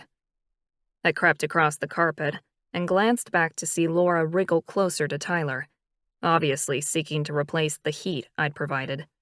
I swallowed the frustrated groan in my throat so I didn't wake them up, and went to my bedroom and bathroom to quickly shower and dress.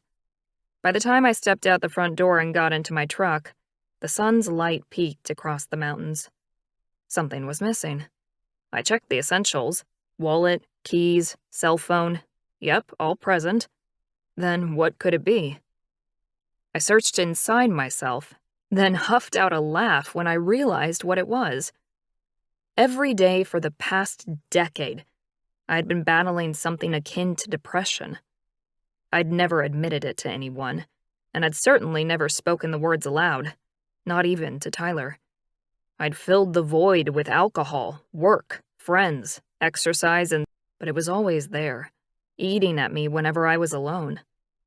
I sat in the driver's seat and searched for the black hole that had been chasing me for a decade, like a relentless Pac-Man. I burst out laughing, the sound coming from deep within my gut as I started the truck. It was gone. Who'd have thought that finding my mate would fix that? I drove to work filled with peace and an excitement for my world that I'd never felt before. Chapter 14. Tyler. I blinked awake. Good morning.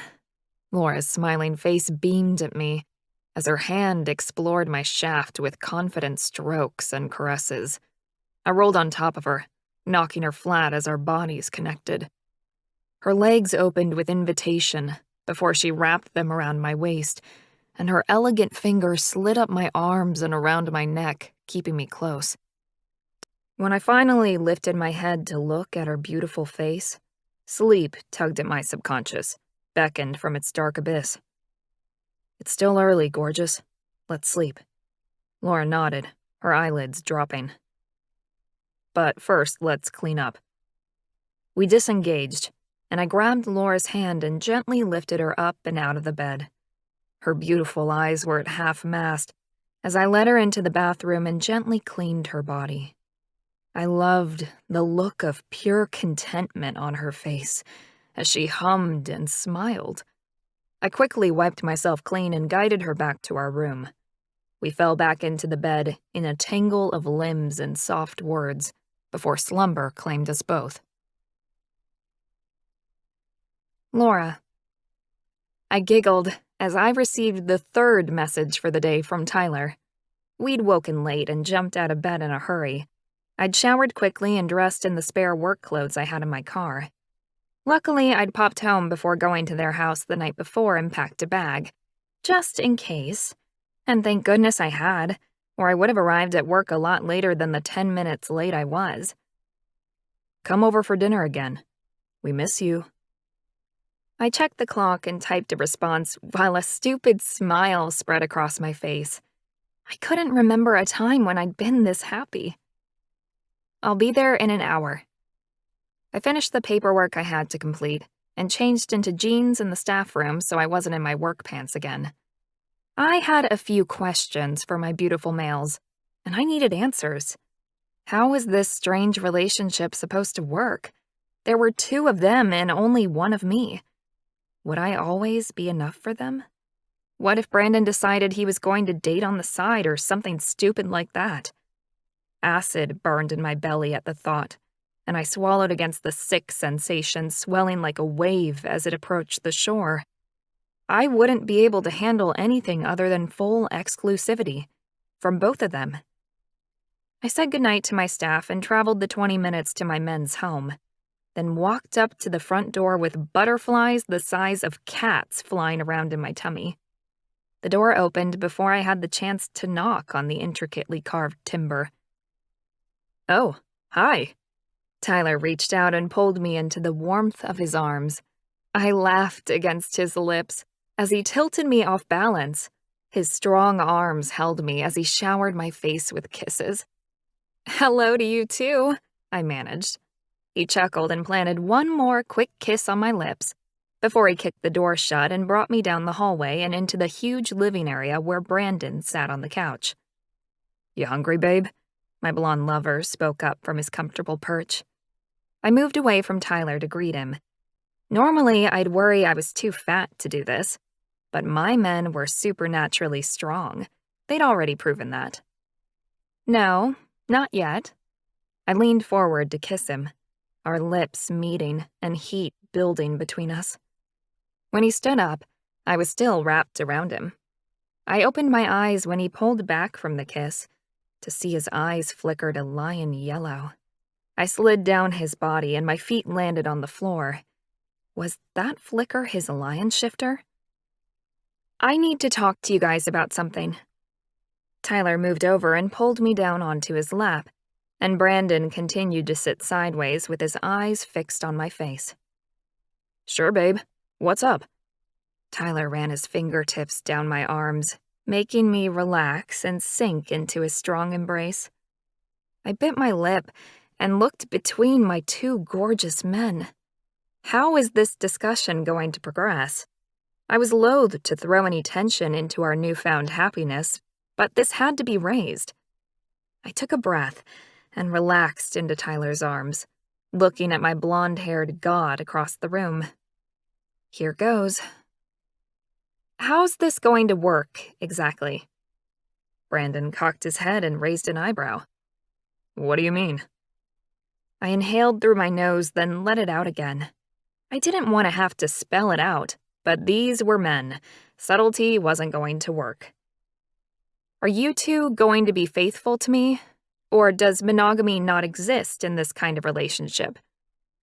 Tyler chuckled, his chest vibrating the way a cat's does when it purrs. Funny, that. Brandon gave me a weird look, with a smile flirting around the edges of his strong mouth. "Why, Laura? I hope you're not asking if it's okay for you to see other men." I stared at Brandon, then burst out laughing when I saw the smile turn into a frown. "You're kidding me. You guys are more than enough for me."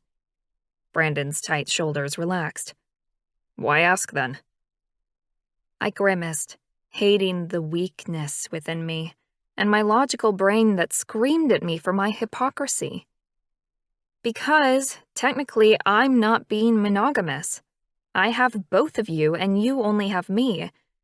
I'd love to say you could have someone else if you really wanted to, but I think it would break my heart if you slept with someone else." There, I said it. Tyler chuckled again, wrapping his arms around my waist and squeezing hard. "Of course we'll only commit to you, Laura. I certainly don't want anyone else. And as far as the monogamy thing goes, you will be faithful. And that's more important. Just to 2 men, not 1. Tyler kissed my temple, the gesture sending warm honey through to my core. I glanced across the room and could almost see the internal struggle going on in Brandon's head. His face was twisted into a weird expression. "You okay?" I asked, attempting to rise to go to him, yet Tyler held me tight. Brandon shrugged. "Yeah, I'm fine. I hadn't really thought about it." I swallowed, fear fluttering in my belly. "Which part? About you being monogamous? Or the hypocrisy of me expecting it when I'm not really giving it?" Brandon nodded, and his eyes took on a glazed sort of look. "Oh God, it's going to kill me if he doesn't want to be monogamous." I hurried on. "If you aren't ready for this, Brandon, I understand. I don't think I can choose between you, but if you aren't comfortable or you want some more time to enjoy being single, maybe I can stay with Tyler and you can—" "No!" The words shot out into the room, silencing anything else I would have said. Brandon sat up straighter in his chair and flicked his head at me. "Come here." Tyler released me and helped me to my feet. I walked over to my big Viking, my legs trembling with each step. He grabbed me and pulled me down into his lap as soon as I was within reach, his solid bulk supporting me and making me feel safe and small. "I've never been monogamous before.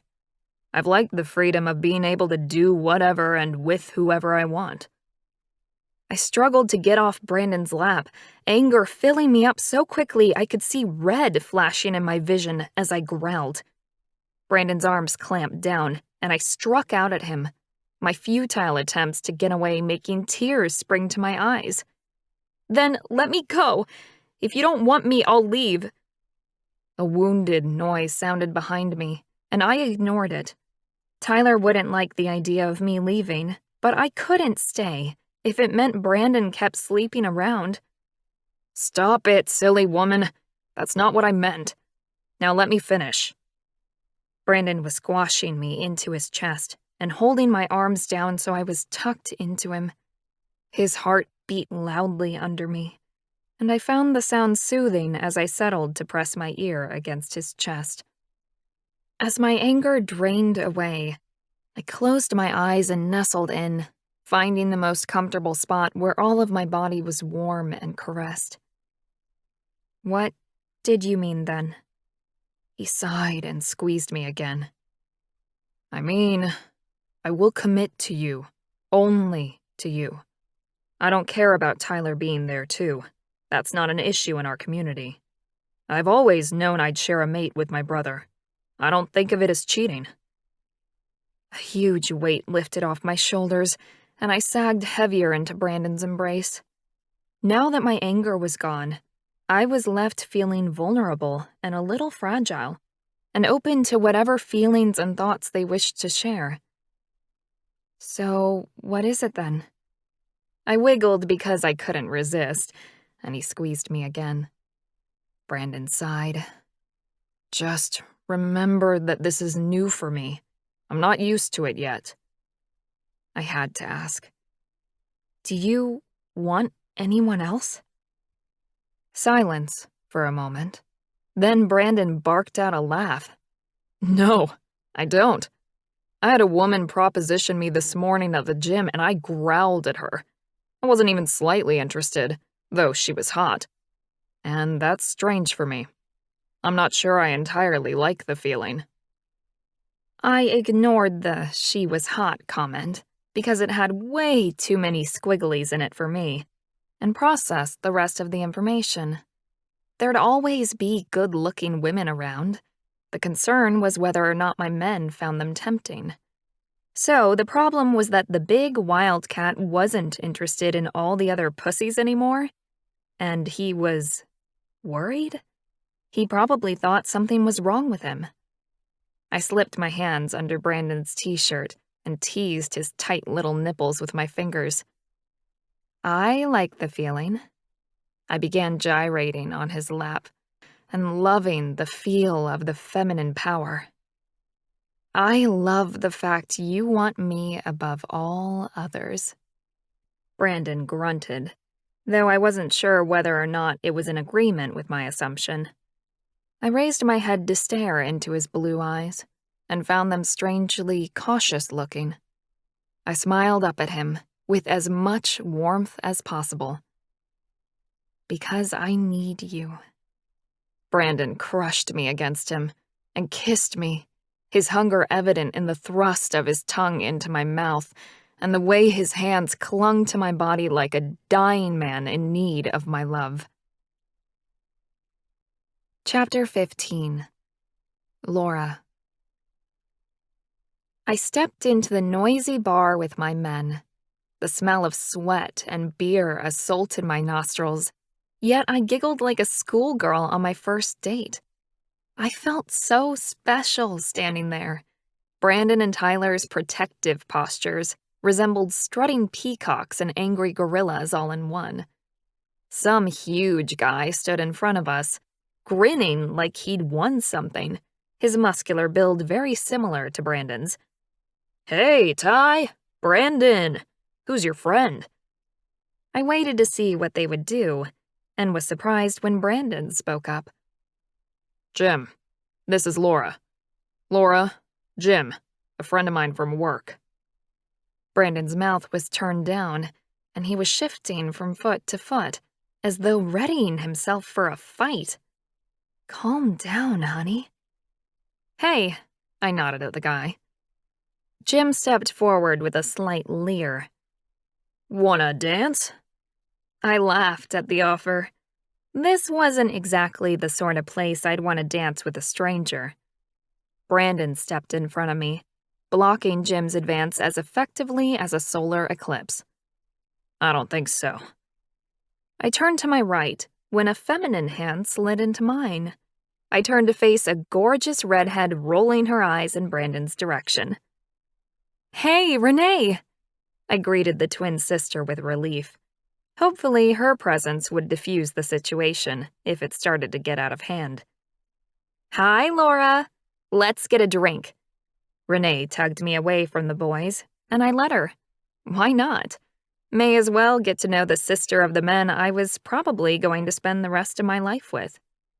I watched with amusement as Tyler and Brandon's mouths dropped open, looking more like cartoon characters than the big men they were. I can't believe they're so protective. I nodded at Tyler and Brandon, and Renee laughed with a gusto similar to her brother's. "You're kidding.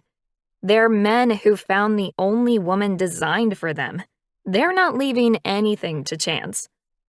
Holy hell, that sounds intense. "What can I get you to drink?"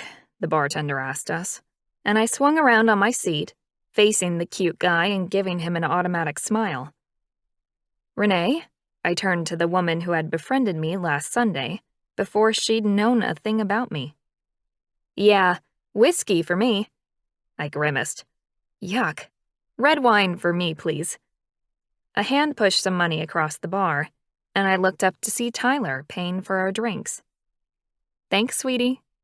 Tyler dropped his head and planted a kiss on my lips. It was hard, possessive, and very thorough. I threaded my hands through his hair and held him tightly, as white light tingled around my brain. When he finally lifted his head, his expression was soft. "You okay?" I nodded. "Of course.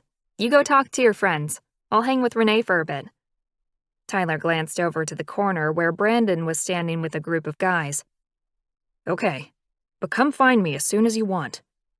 He kissed me once more and swaggered over to cheers by the group. What was that about? I indicated to the men, who were handing beers around. Renee laughed. "Tyler's been sulking for months now. His friends will give him a bit of crap tonight about that little display. But don't worry, they're happy for him and Brandon." I frowned, watching the back-slapping and beer-guzzling with a jaded eye. Is this what every Saturday night is going to be like from now on, then? Renee handed me a glass of red wine, and we clinked our glasses together. Cheers. And to answer your question, no. I have a feeling this may be one of the last times you'll be here. The boys are too in love with you to take you to places like this. I was forever grateful I hadn't been actually drinking my wine when Renee said such a thing. I would have sprayed my drink all over the gorgeous woman in front of me if I had. Did you just say, in love with me? Renee could not mean that. Yeah, of course. Renee grinned and tossed back her whiskey, swallowing it in one smooth motion. But it's only been a week. This made no sense whatsoever. Shifters are like that. Mate for life, fated soulmates, blah, blah, blah.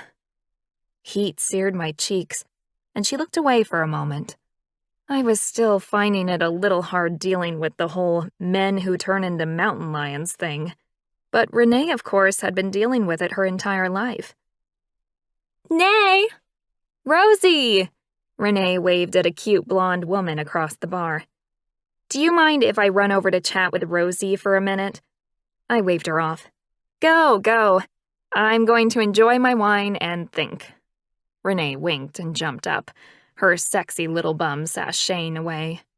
I would have been jealous of Renee's physique once upon a time. So, you're the new girl Tyler's screwing. I swiveled on my stool, gaping at the woman sneering at me. Was she really talking to me? Excuse me? I stared at the woman in front of me. This could not be the sort of bed partner Tyler usually went for. She was dark and short, attractive in a skanky sort of way. But her aura was horrible, all ice and flint. The woman tossed her head like a horse. Tyler and his brother have slept with most of the women in this bar. I wanted to warn you not to get too attached. Another woman, this one tall and blonde, stepped up beside the dark one. Yeah, you know you won't last, right? Those two never keep any woman around for more than a week or two. I swallowed the burning in my throat and tried not to think about my lovers taking these women into their beds. Why are you talking to me? The dark one nodded. You should be warned. You look like a nice chick. They take you to their beds, make you feel loved, act like you're special, and I mean, boy, do they know how to screw, right? Acid burned in my tummy, and I placed the wineglass down with shaking hands. Do they know? How would you know? Had both of them have you? The blonde narrowed her eyes at me. They never cross swords. I slept with Brandon a few weeks ago, and he told me his brother and he never share. A small flame of triumph flared in my belly, despite the anger and jealousy threatening to consume me. My heart was pounding, and I could barely swallow the bile rising in my throat. This was a nightmare come true. I gathered my courage and pushed forward. Well, I'm glad you weren't good enough for both of them, but I am. The woman reeled back as though I'd struck them. What? The blonde gasped. These women had shared the same things with Brandon and Tyler as I had? Impossible. No, I make love to them. The woman began to laugh, a cackling, evil sound. You're kidding, right? They may talk sweet, but they don't even remember your name when the girls around me continued to laugh with cruel intent. And I was back in high school again, the butt of everyone's jokes. I was going to be sick. Visions of my men doing those things to me flashed before my eyes. Heat bloomed in my cheeks, and I gripped the bar so I didn't topple off my seat. Another woman came along, and the dark one grabbed her. This is Tyler's new chick. The new one, who had beautiful eyes, smirked. Lucky bitch. Enjoy him while you can. He has the most talented tongue. I've tried to get back in with him for another go, but he likes new flesh. The beautiful eyes looked me up and down, showing her true colors as the ugliness surged, transforming her once pretty face. And there's plenty of you to go around, so you might last longer than us. I was really going to be sick now. My stomach surged and I jumped up. I have to go. I pushed through the group of women, their laughter following me as I made my way to the bathroom. I burst into the dirty little room and locked myself in a stall, shaking uncontrollably as hot tears rolled down my face. How many historical romance novels had I read that professed that the best men to love were reformed rakes? A bad boy who turned good just for you. It so wasn't true. Damn it! Loving men like that hurt. The sobbing started, and I covered my mouth with my hand, rocking back and forth. I couldn't compete with women like that. I didn't want to. How could I ever believe that they'd stay with me if those were the sort of women they liked? I unrolled some toilet paper and wiped at my face. Memories of our times together flashing in my mind. I'd believed them when they said I was special. But I wasn't. I was just one of the many and the first they tried sharing. How many women had they licked? How could I make love to them now that I knew what sort of men they were? I took a deep, shuddering breath as a group of girls burst into the bathroom. I needed to get home. Now, where I could be alone. I stood up on shaky legs, making sure my breathing was at least a little regular. Then I stepped out into the room. The women all stared at me, one little redhead stepping close. "You okay?" I nodded, walking to the mirror and inspecting the damage. Crap. Thank God I didn't wear much makeup. I turned to the woman who'd showed me some empathy. "I need to get out of here, but don't have my car. Are there any cabs out front?" The redhead lay a gentle hand on my arm. "No. I'd call an Uber if you have an account." "Oh, yeah." My sister had set that up on my phone ages ago. I'd just never used it. "I don't usually." The redhead took my phone, tapped a few buttons, and smiled. "They're only a few minutes away, so when you go out of here, just turn left and follow the hallway. It'll take you right to the front where the Uber will be waiting." "Thank you so much." I took my phone back and checked my pockets. I still had money. Perfect. I was so done living in this fantasy world. Better to get out now before I got my heart totally shattered. "Thanks." I nodded at the one kind woman I'd met tonight and ducked out the door. Unfortunately, I ran straight into a gorgeous, skinny, platinum blonde. "Look who we have here. You're Laura, aren't you?" I nodded, defeated. What more could be said tonight? "Well, I'm Simone."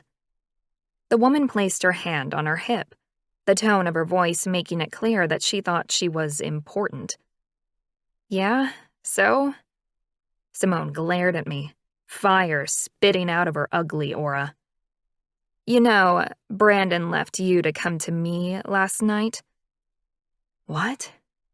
White noise filled my head as the breath froze in my lungs. "What are you talking about?" The blonde tossed her glistening long hair over her shoulder. "Brandon was in my bed last night. I know you think you have them all to yourself, but you don't. They'll always find a way to get what they need, and you obviously can't give it to them." Pain shot through my chest, a piercing, crippling sensation that had me staggering back and fumbling along the wall toward the back door. This wasn't happening. I should have listened to my inner voice when it had told me this was all too good to be true. My phone vibrated in my pocket, and it made me move faster. My men were too smooth-tongued for me to trust them to tell the truth. I fell out the back door and into the cold night air. A white Uber waited by the curb, and I stumbled toward it. I yanked open the door and told the man my address. My swollen eyelids slid down over my painfully gritty eyes, and I wrapped my arms around my shaking body. I felt cold, empty, and disgusting. Had I left a part of my soul back in that bar? As the silence fell on me like a brick wall, I knew I'd have to face the truth. I'd already fallen in love with Tyler and Brandon, and without them, I'd live my life with half my soul missing. Tyler. I walked to the back of the darkened bar again and looked over to where Renee stood by the bar. She lifted her arms in a confused shrug, and I briefly closed my eyes. What the hell had happened? 1 minute I'd been drinking beer with some buddies, and the next thing I knew, our woman was missing. I made my way back to Renee in time to meet up with Brandon, who'd been doing another lap outside. One of the bouncers said she left about half an hour ago. What? I couldn't believe it. Why would she do that? I turned to my sister. Nay, what did you say to her? Renee held up her hands and stepped back as though she'd been struck. Nothing, I swear. Although I probably shouldn't have left her alone for so long. I did see a couple of women talking to her, but I didn't think much of it. I shuddered as an ex of mine walked past and gave me fluttery eyes. I looked away with a grimace. Did we do something totally moronic bringing her here? I asked Brandon. A feeling of cold dread slithering up my spine and circling my chest. I'm gonna call her again. No, you've already called her 10 times. I thought quickly. What to do? Let's drive over to her place. If the lights are on, we'll bang on the door, and if they're not, we'll go back in the morning. Brandon grunted his agreement, and we headed toward the door. 20 minutes later, we were sitting in the car outside Laura's house, staring at the bricks and mortar. No lights on. I'll call her again. I let Brandon do whatever he wanted, but I knew she wouldn't pick up the phone. Something was wrong. Pick up, pick up, pick up, Brandon chanted, tapping his foot on the floor of the car. I shook my head and turned the car back on. Let's get some sleep. Tomorrow is going to be a very long, interesting day. We drove home in silence, my head buzzing with recriminations while my heart sank lower into my chest. What if we'd lost her forever? I wouldn't be able to live. I wouldn't want to. Chapter 16. Laura. Someone was pounding on my front door, and my cell phone was vibrating its little heart away on the coffee table. It was barely 8 a.m., and I didn't need 3 guesses to know who was behind both. I closed my eyes and picked up the remote control to turn on the TV. Loud. Laura, we know you're in there. Please open the door and tell us what's wrong. Did something happen last night? Tyler's voice was calm, but I could hear the strain behind it. Go away, I shouted through my front door, before whispering, please, just leave me alone. I didn't want to do this. Bang, bang, bang. A bigger fist this time. Laura! I shivered at the growl behind Brandon's words. I half expected him to ram the door, which I wouldn't deny he probably had the strength to do. Squeezing my eyes shut, I realized I was going to have to let them in before they did some damage to either themselves or the door. I didn't want to, but at least we could have it out once and for all. I stalked to the front door, took a deep breath, and wrenched it open. On my doorstep stood my 2 powerful men, my night and day, the moon and the stars of my world, and at least one was a bloody, cheating bastard. I have nothing to say to either of you. We're done, and I don't want to see you again. Brandon's eyes grew impossibly wide, and Tyler actually put a hand over his heart, as though I'd shot him with a bullet to the heart. I tapped my foot, then threw my hands in the air. They looked pathetic standing out there. Fine, come in. I stomped into my living area and stood in the middle of what had previously always felt like a cozy room, but now felt like a tin can. I crossed my arms over my chest and waited. The men walked in and Tyler came at me first, his gentle eyes pleading with me. Sweetheart, I don't know what's going on. We were at the bar having a great time and you disappeared. We've been calling you all night. I knew that. They'd left dozens of messages that I'd snuck peeks at through my long night alone. I'd ended up switching my cell off and sobbing through the remaining hours of darkness. I know, and I'm sorry I ran out on you, but I couldn't cope with that black hole of sluttiness. Brandon leaned back against the wall and crossed his arms. Tyler walked closer.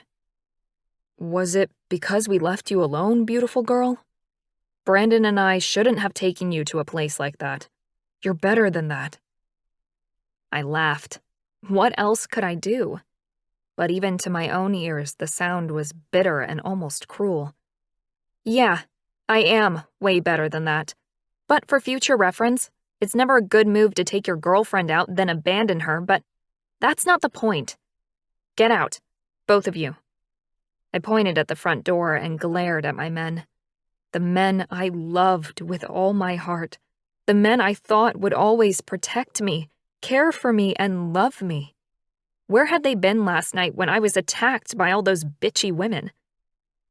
Laura, I don't know what's happened. Tyler, my beautiful, sweet man stepped forward again, so that he was within arm's reach. I backed up 3 feet. Ask your brother. I threw a dirty look at Brandon and watched as shock registered on his handsome face. Me? What'd I do? I groaned. I know you were with Simone Friday night. She told me. I heard nothing but stories about you guys all night. The women you've slept with, the legions of broken hearts you've left behind. Brandon growled a little, the sound causing the hairs on my arms to stand up. What? Simone? I was not with her. Then where were you? I shot back. You didn't get home until 3 a.m. I remembered because I'd woken up when he slid back into bed and I'd looked at the clock. I was running. I shifted after dinner and needed to get out. Really? That's the best excuse you can come up with? Bullshit. You fought this 3-way mating thing from the start. I know you don't really want me or the commitment I need. Brandon began to shake his head, hissing angrily as he paced my wooden floors. I waited for him to correct my arrogant presumption, but he didn't. I knew it. And you, I rounded on Tyler. Every woman in that bar knew what you were like in bed. God, if I had to hear once more how amazing your tongue is, did you leave a single ass unturned or were you trying to break some sort of record? Tyler's mouth fell open and he gaped like a fish. Didn't these idiots have any idea what women were like? Could they even comprehend what it felt like for me? To know that my men had groped 100 women the same way they'd touched me. It made me feel dirty, common, and completely unloved. Like I said, get out. Laura, you've got it all wrong, Tyler said. Me? Me? Heat and pain exploded inside my head as angry tears gathered and slid down my face. Get out! Get out! Get out! I marched over to the front door and threw it open. My heart was hammering in my chest and I was struggling to breathe. The men finally moved, dragging their feet like schoolboys who didn't want to go. Tyler looked hurt and lost, while Brandon was making wild cat noises and prancing like he was near a female in heat.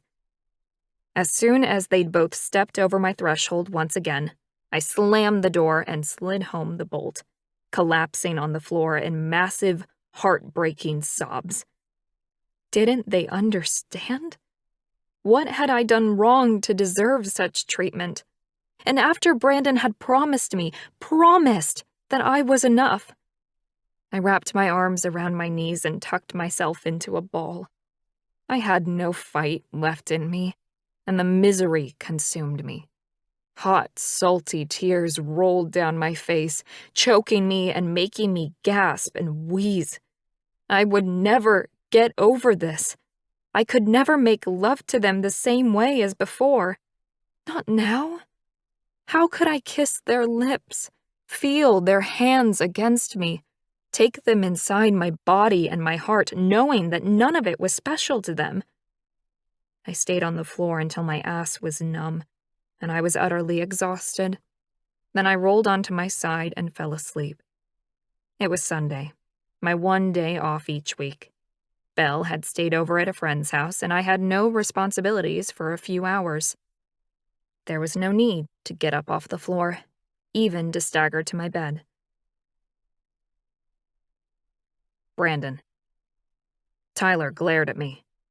Brandon, I swear to God, if you've screwed this up for us. Simone lied, I roared at Tyler as we ran to his car and threw open the door. That stupid, lying skank. I could feel my mountain lion rising like a flood. Heat prickled my skin, and my eyes shifted so that my sight was clearer and more distinct than a human's would be. I pressed down into my gut with my diaphragm and exhaled. I didn't know if I could hold my shifter back, but I had to try. Shit, I roared. We weren't in a safe place, and it was hunting season. I didn't even know the quickest way to the mountains from here. Brandon, look at me, brother. I forced my gaze back to Tyler, who was staring hard. It gave me something to focus on while I pushed my animal down, holding on to my humanity by the proverbial skin of my teeth. We can fix this. I know we can. You weren't really with Simone Friday night, were you? I growled and shook my head, panting and pacing alongside the car. No, of course not. I tossed her aside months ago. I shuddered as my mind conjured up memories of Simone. Then why did she say you were? Tyler asked quietly. I took a deep, calming breath and let it out slowly, not sure how or why the woman would do such a thing. Jealousy, probably. Or spite. Because she's a bitch. Tyler frowned, obviously not happy with that answer. I don't have a better answer for you, Ty. Simone had nothing to gain from breaking us all up. Tyler's eyes widened, and his face turned a sickly pale gray. Hang on. Did Laura just break up with us? I growled. Yeah, she did. Tyler wheezed next to me. Wait, she can't do that.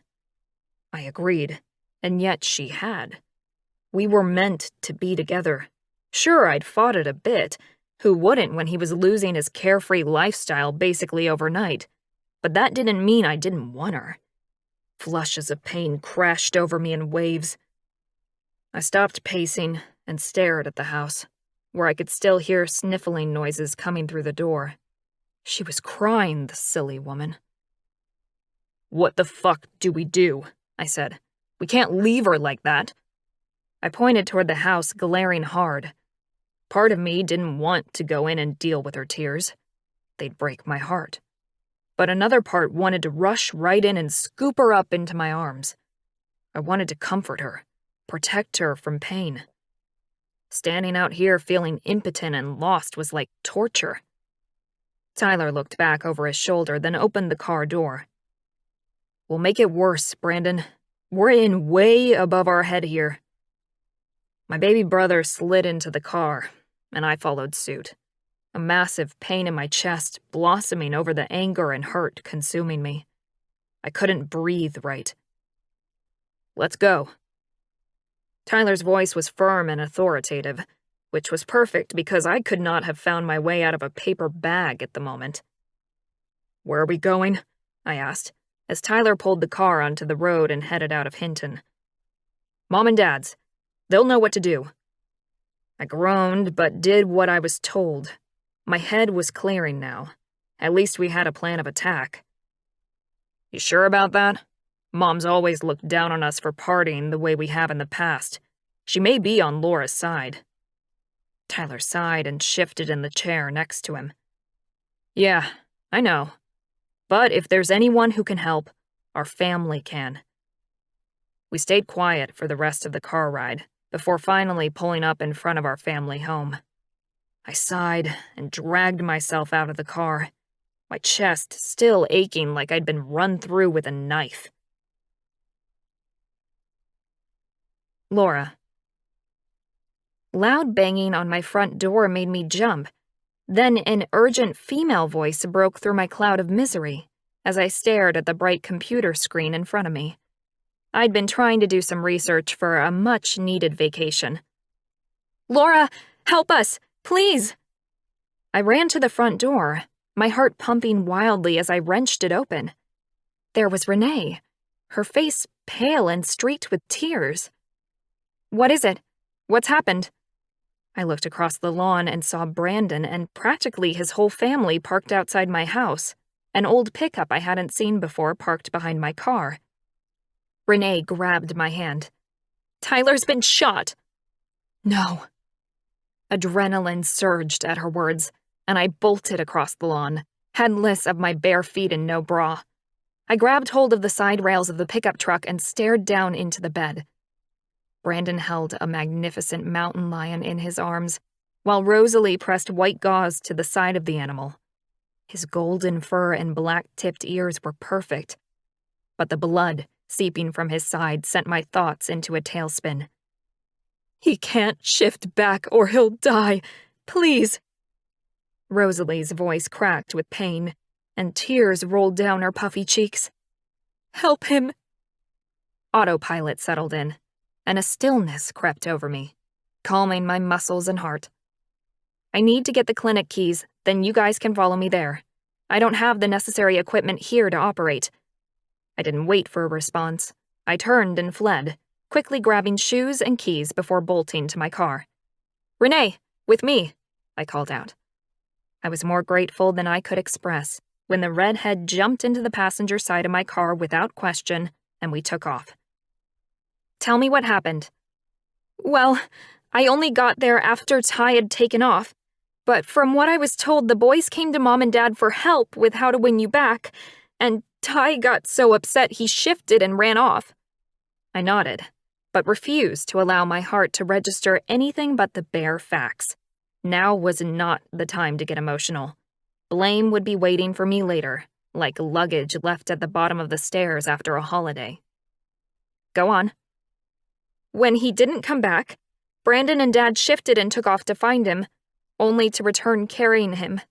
It's hunting season out there, and we're usually extra careful at this time of year. He'd been shot by some hunter and was barely breathing. Mom knows enough first aid to patch us up when we get injured, but she didn't want to even try at this time. Not with a bullet wound. We just loaded him up and came straight to you." I swung my car into the clinic parking lot and turned off the engine. Maybe I should invest in a mobile clinic at home. "She did the right thing. Let's go." I stepped out, feeling the panic washing away in front of the clinic's imposing facade. This was my domain, and if anyone could save him, I could. I unlocked the door and moved into the staff room with short, sharp moves, tying up my hair and pulling on a clean scrub top. I opened all the doors and began ushering people through like a traffic director. "In here, on the operating table. I need 2 sets of hands, preferably Renee and Rosalie. The rest of you wait somewhere else." I really should call one of my vet techs in, but the last thing I wanted to do was expose Tyler or any of his family to the local community. There was probably some shifter law about that. I turned back to the sink to wash my hands and focused on nothing but my knowledge of mountain lion anatomy. They weren't too different from any other large cat. But this wasn't just a normal 4-legged feline. Tyler's mine. I shook my head to clear the thought. No point in thinking too vividly about who was lying on the table. "Renee, is there any special physiology that I need to know about, being a shifter, or can I treat Tyler like a normal mountain lion in this form?" I turned back to the room, now empty of all the men except for the patient lying still on the table. Renee shook her head and lay her hand on Tyler's hind legs, while Rosalie stroked his head and murmured to him. "No, I don't think so. Mom?" Rosalie shook her head, tears beginning to leak down her cheeks once again. "Okay, I'll need to remove the bullet and repair any damage it's caused. I'll gas him to keep him unconscious while I operate, and give him some painkillers and antibiotics when he wakes up." Both women stood straighter and nodded, seemingly gaining strength from the straightforward instructions. I pulled over a silver tray of newly disinfected instruments and set up the anesthetic gas. I set the dial and reached down to attach it to Tyler's snout. I had assumed he was already unconscious, but he groaned softly as I lifted his head. "Tyler, if you can hear me, I want you to know that you have to stay strong and survive this. Okay? Do you understand? I'm still mad at you. and if you die, you won't be able to make it up to me." A strange, purring noise came from his chest, and Rosalie burst into tears. Pain shot through my heart, and I pushed it down away to deal with later. I settled the mask onto my precious patient and stroked his head with my fingers. "Sleep well, beautiful boy."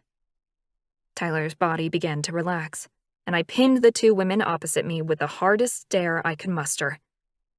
"Listen, I can handle this on my own if I have to. If you can't be in here, I totally understand, but I need your undivided attention and concentration if you're staying." Rosalie started to back toward the door. "I don't think I smiled at the beautiful mother who could barely look as her baby went under the knife. "I understand, Rosalie. Now close the door behind you, and Renee and I will be out when I'm done. An hour, maybe more." Rosalie nodded and disappeared, and I turned to Tyler's sister.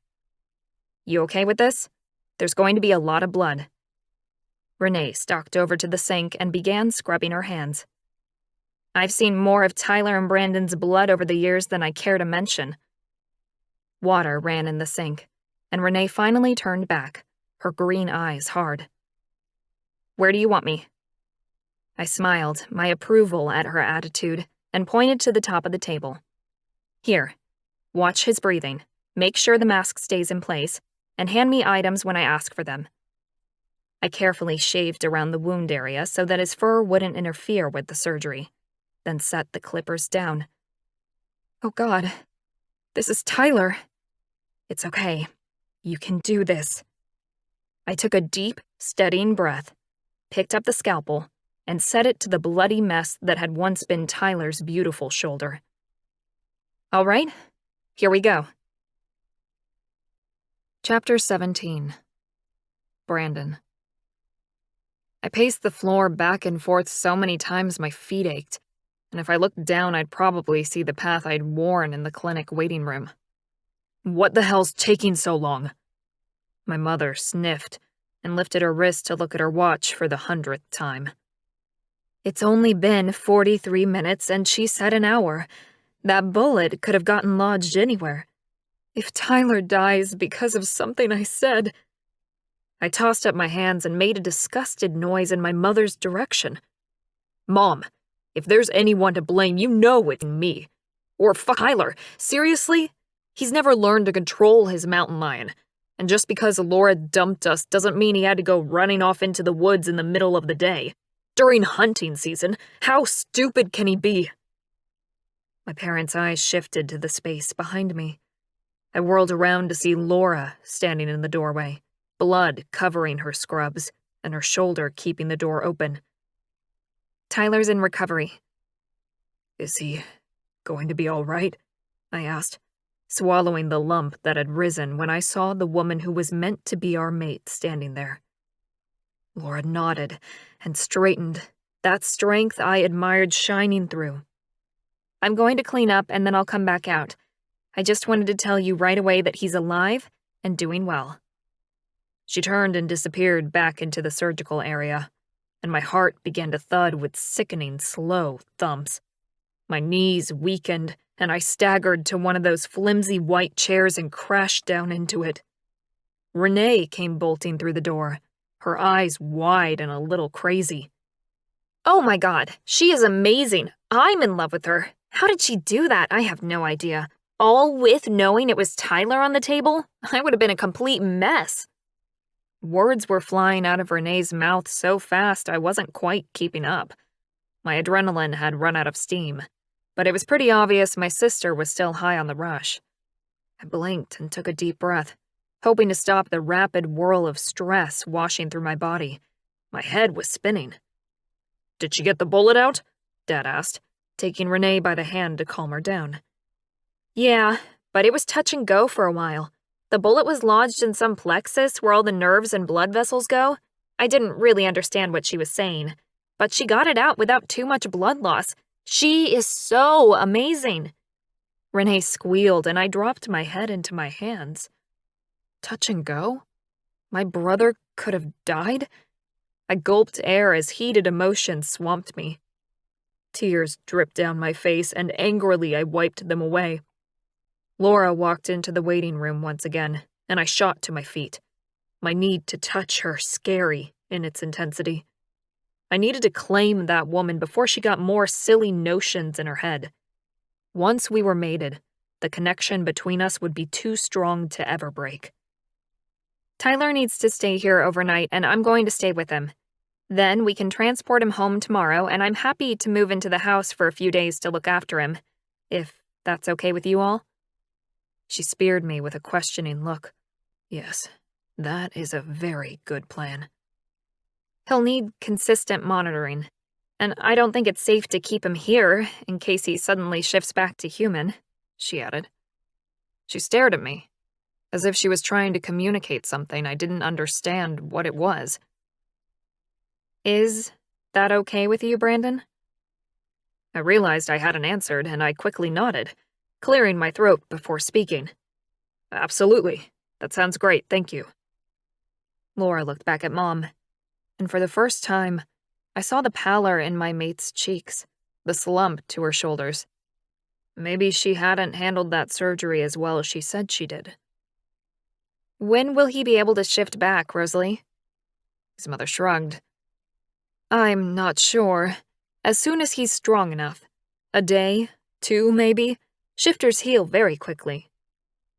Laura's shoulders sagged even further, and the protector in me took over. Laura, get your tech to watch Tyler tonight, and you can come home with me. You're exhausted. Laura's eyes widened, and she shook her head with a grim frown. No, if something goes wrong, I need to be here. I walked over to our woman and took her hand. I'll pay for someone. Bring in whoever you want, or your partner if you think that's a better choice. And tomorrow we'll both come back here together to take him home. You need sleep. I leaned forward, my heart in my throat as I whispered into Laura's ear. The woman who had broken up with me this morning and then saved Tyler's life this afternoon. Come home with me, baby girl. Please. Laura pulled back abruptly and stared at me, her eyes shadowed with worry and shiny with tears. She didn't actually speak, but I took her silence for acquiescence. Do you need to make some phone calls? Laura nodded slowly, a tear sliding down her cheek that she quickly swiped away. All right, I'll wait for you. I squeezed her hand and stepped away, my mountain lion raising his head and growling at the idea of leaving her. We're taking her with us. Don't worry. I headed back over to my parents. I'd never really identified my mountain lion as a separate part of myself, but today, I was talking to the shifter for the first time like he was. Laura's going to call someone else to come in and watch Tyler overnight, and she'll come home with me for some rest. Dad smiled knowingly, and Mom clung to his arm. Should I stay? I could sleep here overnight. Laura joined us, standing by my side with her back straight and strong. My lion purred with pride as she spoke. No, Rosalie. I think we all need to go home and have a break.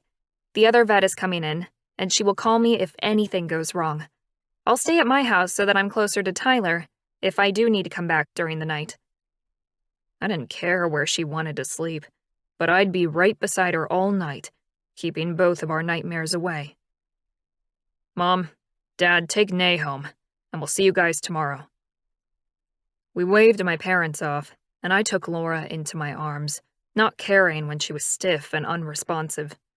We had a few things to work out. Go get organized, and I'll wait for you here. I leaned forward and kissed her, not sure if she'd turn away, but not caring either. When our lips connected, I moaned and pulled her closer. Laura's hands gently touched my face before we pulled apart. I'll go call Claire. I'd prefer not to go home with you, if that's all right. She looked away, and I shrugged. Your place? Mine? I don't care. I've got to make a few phone calls too, so you'll let me know when it's time to go home? Laura stared at me again, with that searching look that made me wonder how she was really feeling. During the week, We'd forged a connection that had surpassed anything I'd ever experienced or felt. Then, in one night, half an hour, we'd lost her. It seemed impossible. I didn't understand, and she certainly didn't seem inclined to explain either. Laura finally nodded once and headed into the clinic. I pulled out my phone and called my boss to let him know I had a personal emergency and needed the week off. I would find out exactly what had gone wrong with Laura, and then I would fix it. Chapter 18. Laura. I checked in on Tyler once more, then heard the front door open and close. "Laura, it's Claire!" I bent down and kissed Tyler's head, closing my eyes for a moment to inhale his scent. "I'll see you tomorrow." I'd never operated on a boyfriend before, but I suppose there's a first time for everything.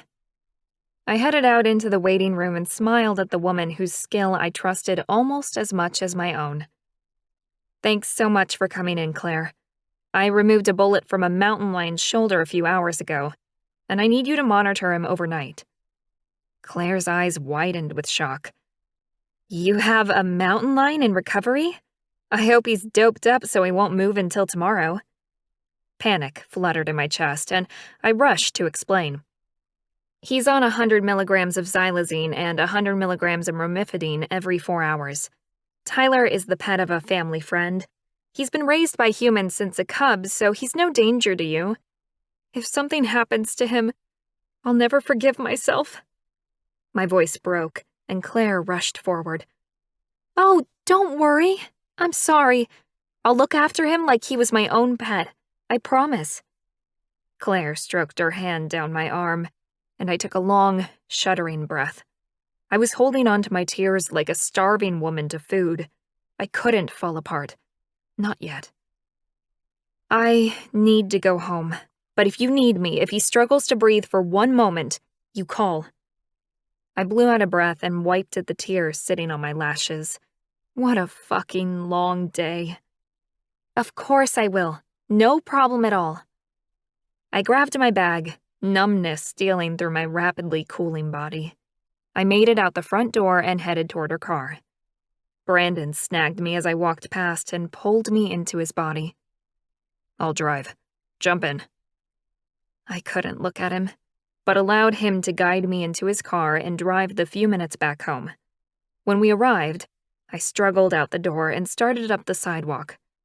Brandon's strong hands wound around my arms like the roots of a tree, giving me strength when I needed it.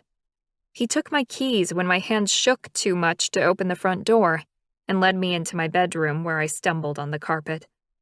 I tugged at my dirty, sweaty clothes, wanting to be rid of any evidence that today had occurred.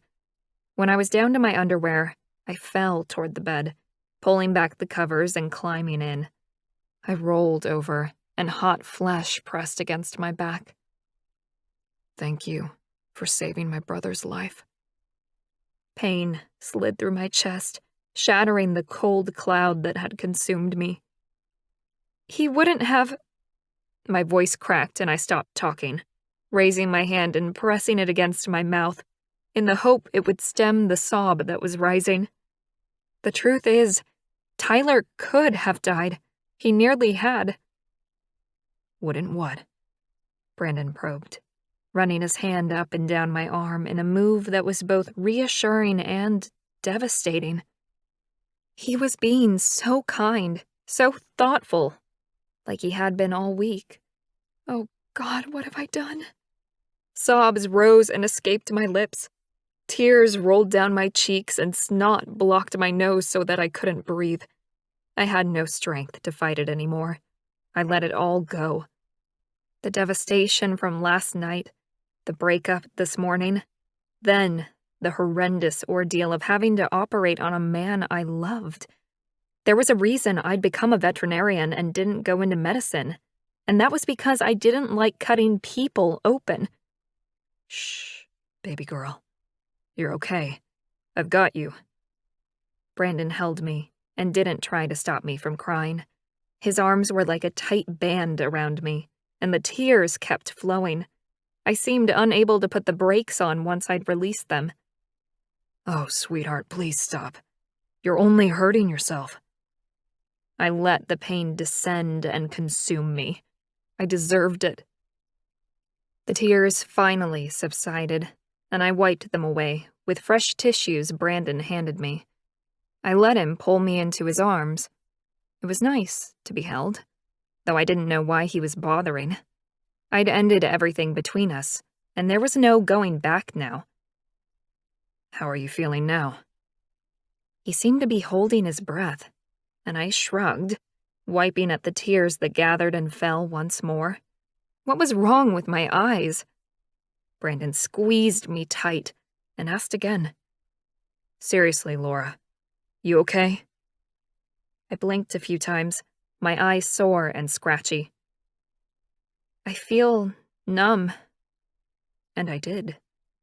There was little else going through my body now. I could barely even feel my arms as I raised them to wipe my cheeks. My tear ducts seemed to be the only things in tune with my pain. The rest of me had shut down. Even my brain was no longer processing anything. I closed my eyes tightly and willed sleep to take me. "I can't allow that, sweetheart." Brandon rolled me over and got up on his knees beside me. I needed the distraction, to be punished for being selfish and stupid. I hadn't even given the guys a chance to explain. I'd been judge, jury, and executioner, a flaw my mom had often told me off for. "Damn, you're beautiful." I sobbed again, covering my wet face with both hands. "Inside and out, you're gorgeous. I want you to feel how much I care about you. How sorry I am about how badly those girls treated you on Friday. It was all bullshit. Lies. And I'll prove it to you, if you'll just give me the chance." I nodded my head, but didn't really believe him. When the shudders finally stopped, I clung to him. "Thank you," I said, kissing his face, his shoulders, unable to contain the tears of joy. Somehow he'd managed to drag me out of despair by reaching into my body and finding my love for him, and gifting me with his in return. Brandon lifted his head and kissed my lips gently, trembling as he pulled away, then tucked us into a sleeping position. His lips pressed against my shoulder, and I smiled into the semi-darkness. Peace settled over us, and I drifted off to sleep. Brandon didn't leave me alone for a moment during the night, and I knew that my love for this man was more than complete. But could I accept them for who they were? I wanted to, more than anything, but only time would tell if I actually could. Brandon.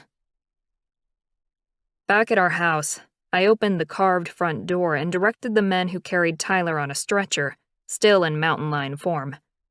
"Bring him in here." I gestured to Tyler's bedroom, that Laura had set up with equipment to keep him hydrated and out of pain. The men lay Tyler down and cautiously stepped back. I patted them on the back as they left, chuckling to myself. So many people were afraid of large cats, and rightly so. A wild mountain lion, even an injured one, could rip your arm off. I waited for the front door to close, signaling that the men had left, then turned to grin down at my brother. He's home. I couldn't see Tyler's shoulder through the bandages, but it wouldn't be long now. He'd heal quickly, now that he was in his own environment. Laura entered the room and ran a hand down Tyler's front paw. His breathing and blood pressure are normal. I don't think it'll be long before he wakes. Great. I watched with relief as my brother's lion body transformed back into his human one. Golden fur disappeared as skin reappeared. His limbs elongated and thickened as his head and torso reshaped and grew. A groan sounded, more frustration than pain. Thank God for that. Tyler's voice was weak but laced with humor. I've been wanting to shift for hours, but they were watching me too closely. Tyler turned onto his back and grimaced, running his hand over his injured shoulder. Laura threw herself down onto the bed with a cry and wrapped her arms around him. "What's happening? Laura? Oh, sweetheart, are you okay?" Laura was sobbing her heart out and burying her head in Tyler's neck like she was trying to become part of him. Tyler looked up at me with a panicked expression and a hand signal for help. I grinned and walked over, staring down at the two of them with a heart close to bursting. Laura and I had started the process of mending our rift, though we still had a lot to discuss. Dealing with Simone's false accusations, for one thing. But in the face of death, that could be put aside for the moment. Now Laura had to reunite with Tyler, in human form and not possibly dying on her operating table. I should probably leave them alone, do the honorable and selfless thing. Fuck that. I wasn't missing out on a chance to be inside Laura's hot body again. "Good to see you, brother." Tyler looked at me, confusion evident in his eyes as he stroked Laura's long brown hair. "You too, bro. Sorry about yesterday." I nodded and placed my hand on Tyler's ankle for a moment. We'd both said some stupid things at our parents' place in the heat of the moment, but nothing that couldn't be forgotten just as quickly. "Yeah, me too." Tyler shifted his attention back to Laura, forcing her head up by grabbing her chin. Hey, what's with all the tears?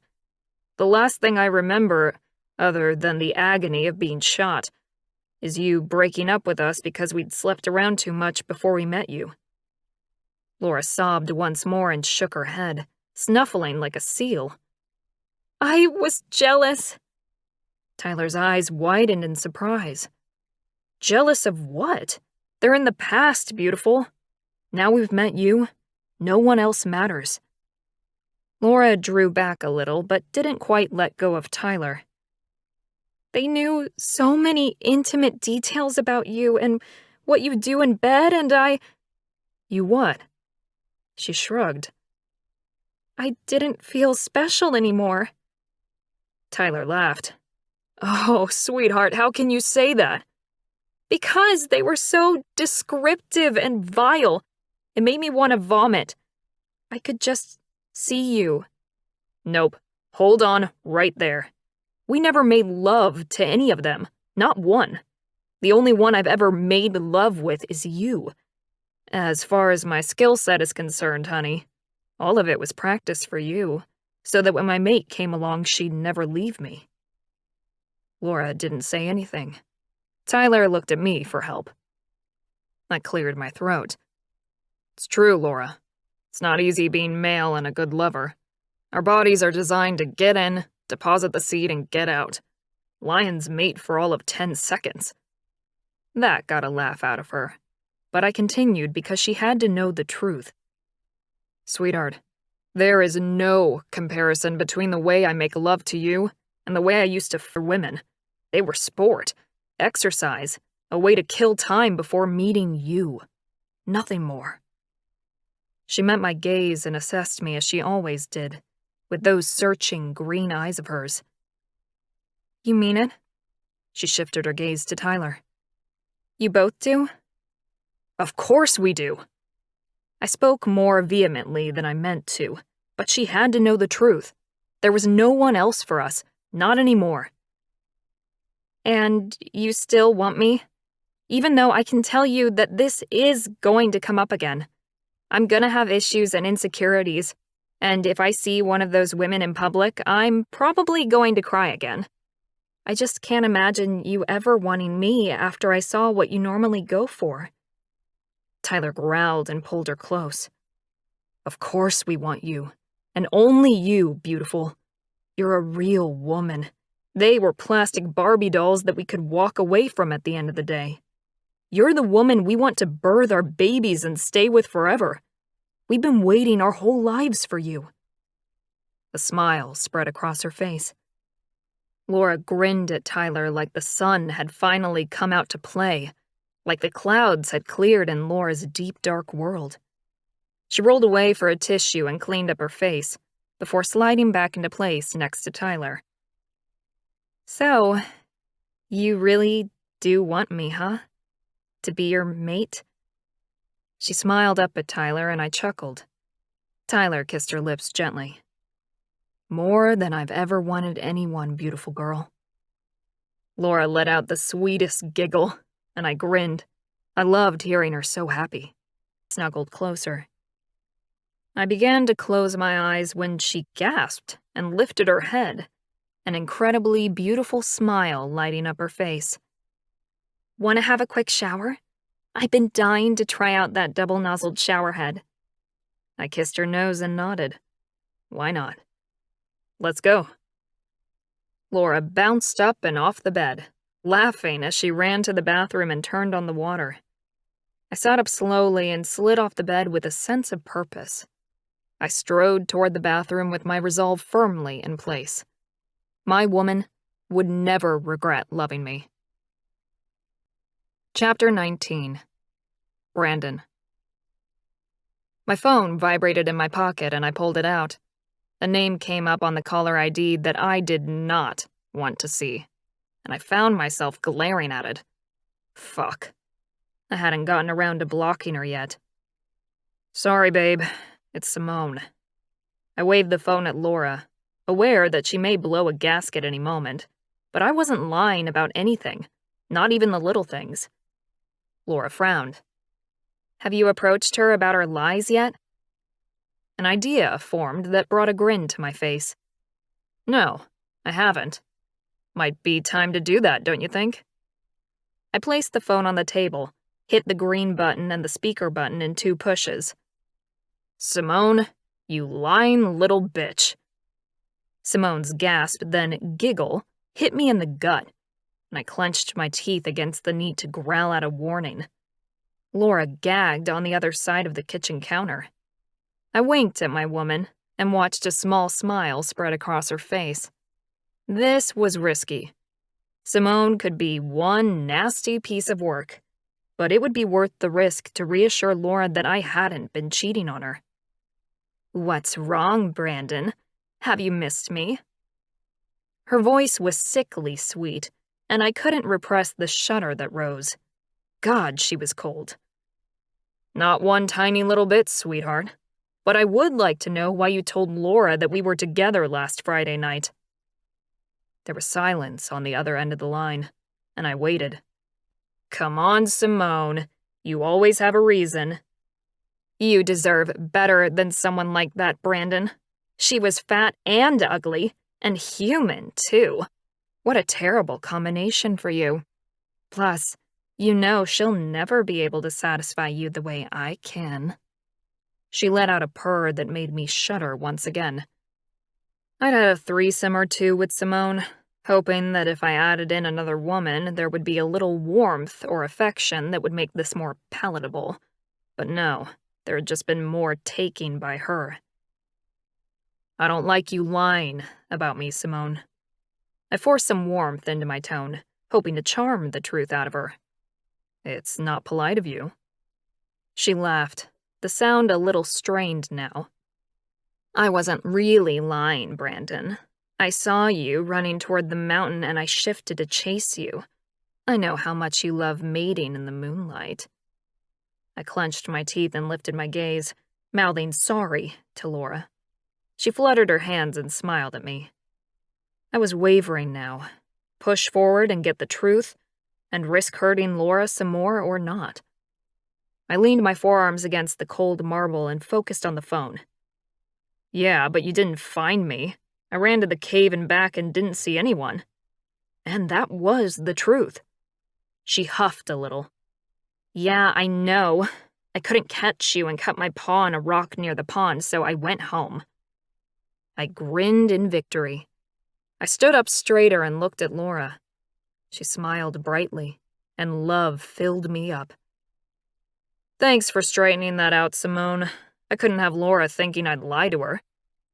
What? You can't be with her, Brandon. She's not even a shifter. I picked up the phone and spoke into the speaker. Laura is the most beautiful, amazing woman I've ever met, and I wanted you to be the first to know. Let the rest of the women know that Tyler and I are permanently off the market, and any further attempts at destroying our relationship will be met with retribution." A loud, hissing sound came through the phone as Simone began to boil like a kettle on a burner. Our pride had very few laws, but my parents were wealthy, respected, and powerful. If necessary, I'd pull every string I had to keep Laura safe and happy. "You bastard," I chuckled. "Nope, I know who my parents are, Simone, unlike you. And as for the bit, yeah, I think I'll get back to that." I hit the end button before she could spew any more poison. I'd had enough of those sorts of females for a lifetime. Laura slid off her seat and rounded the counter, coming up to me and running her hands up and around my neck. "So, you don't want to keep your options open anymore, huh? No more never-ending smorgasbord of women?" Her eyes were bright and her tone was cheeky, yet I needed to put this subject to bed once and for all. "I want you, my beautiful girl. No one comes within a mile of your beauty, your sensuality, or your amazing heart." Laura continued to stare at me as though she expected more. I faltered. I loved her and I needed to tell her, but something held the words back. "Thank you, Brandon. I really appreciate you doing that for me." She went up on her toes and kissed me, drawing me into her taste. When she moved toward the bedroom, I went willingly and happily kept her there all afternoon. Laura. I sat on the bed the following day with my feet tucked up under me. I'd decided to take a week's leave and give myself time to look after Tyler and get past the weekend's events. I stared at my men, because that's what they were, whether they loved me or not. I certainly loved them, or how else could I get over everything so quickly? And I knew one other thing. My heart would never allow another in. "What's up?" I cocked my head and watched them prowl around the large room in their human form. I'd love to see them both in lion form at the same time because, as men, they were magnificent to watch, so lithe and graceful, yet powerful and strong. Their muscles flexed beneath their cotton shirts, and they were making growly noises that made me wiggle on the bed.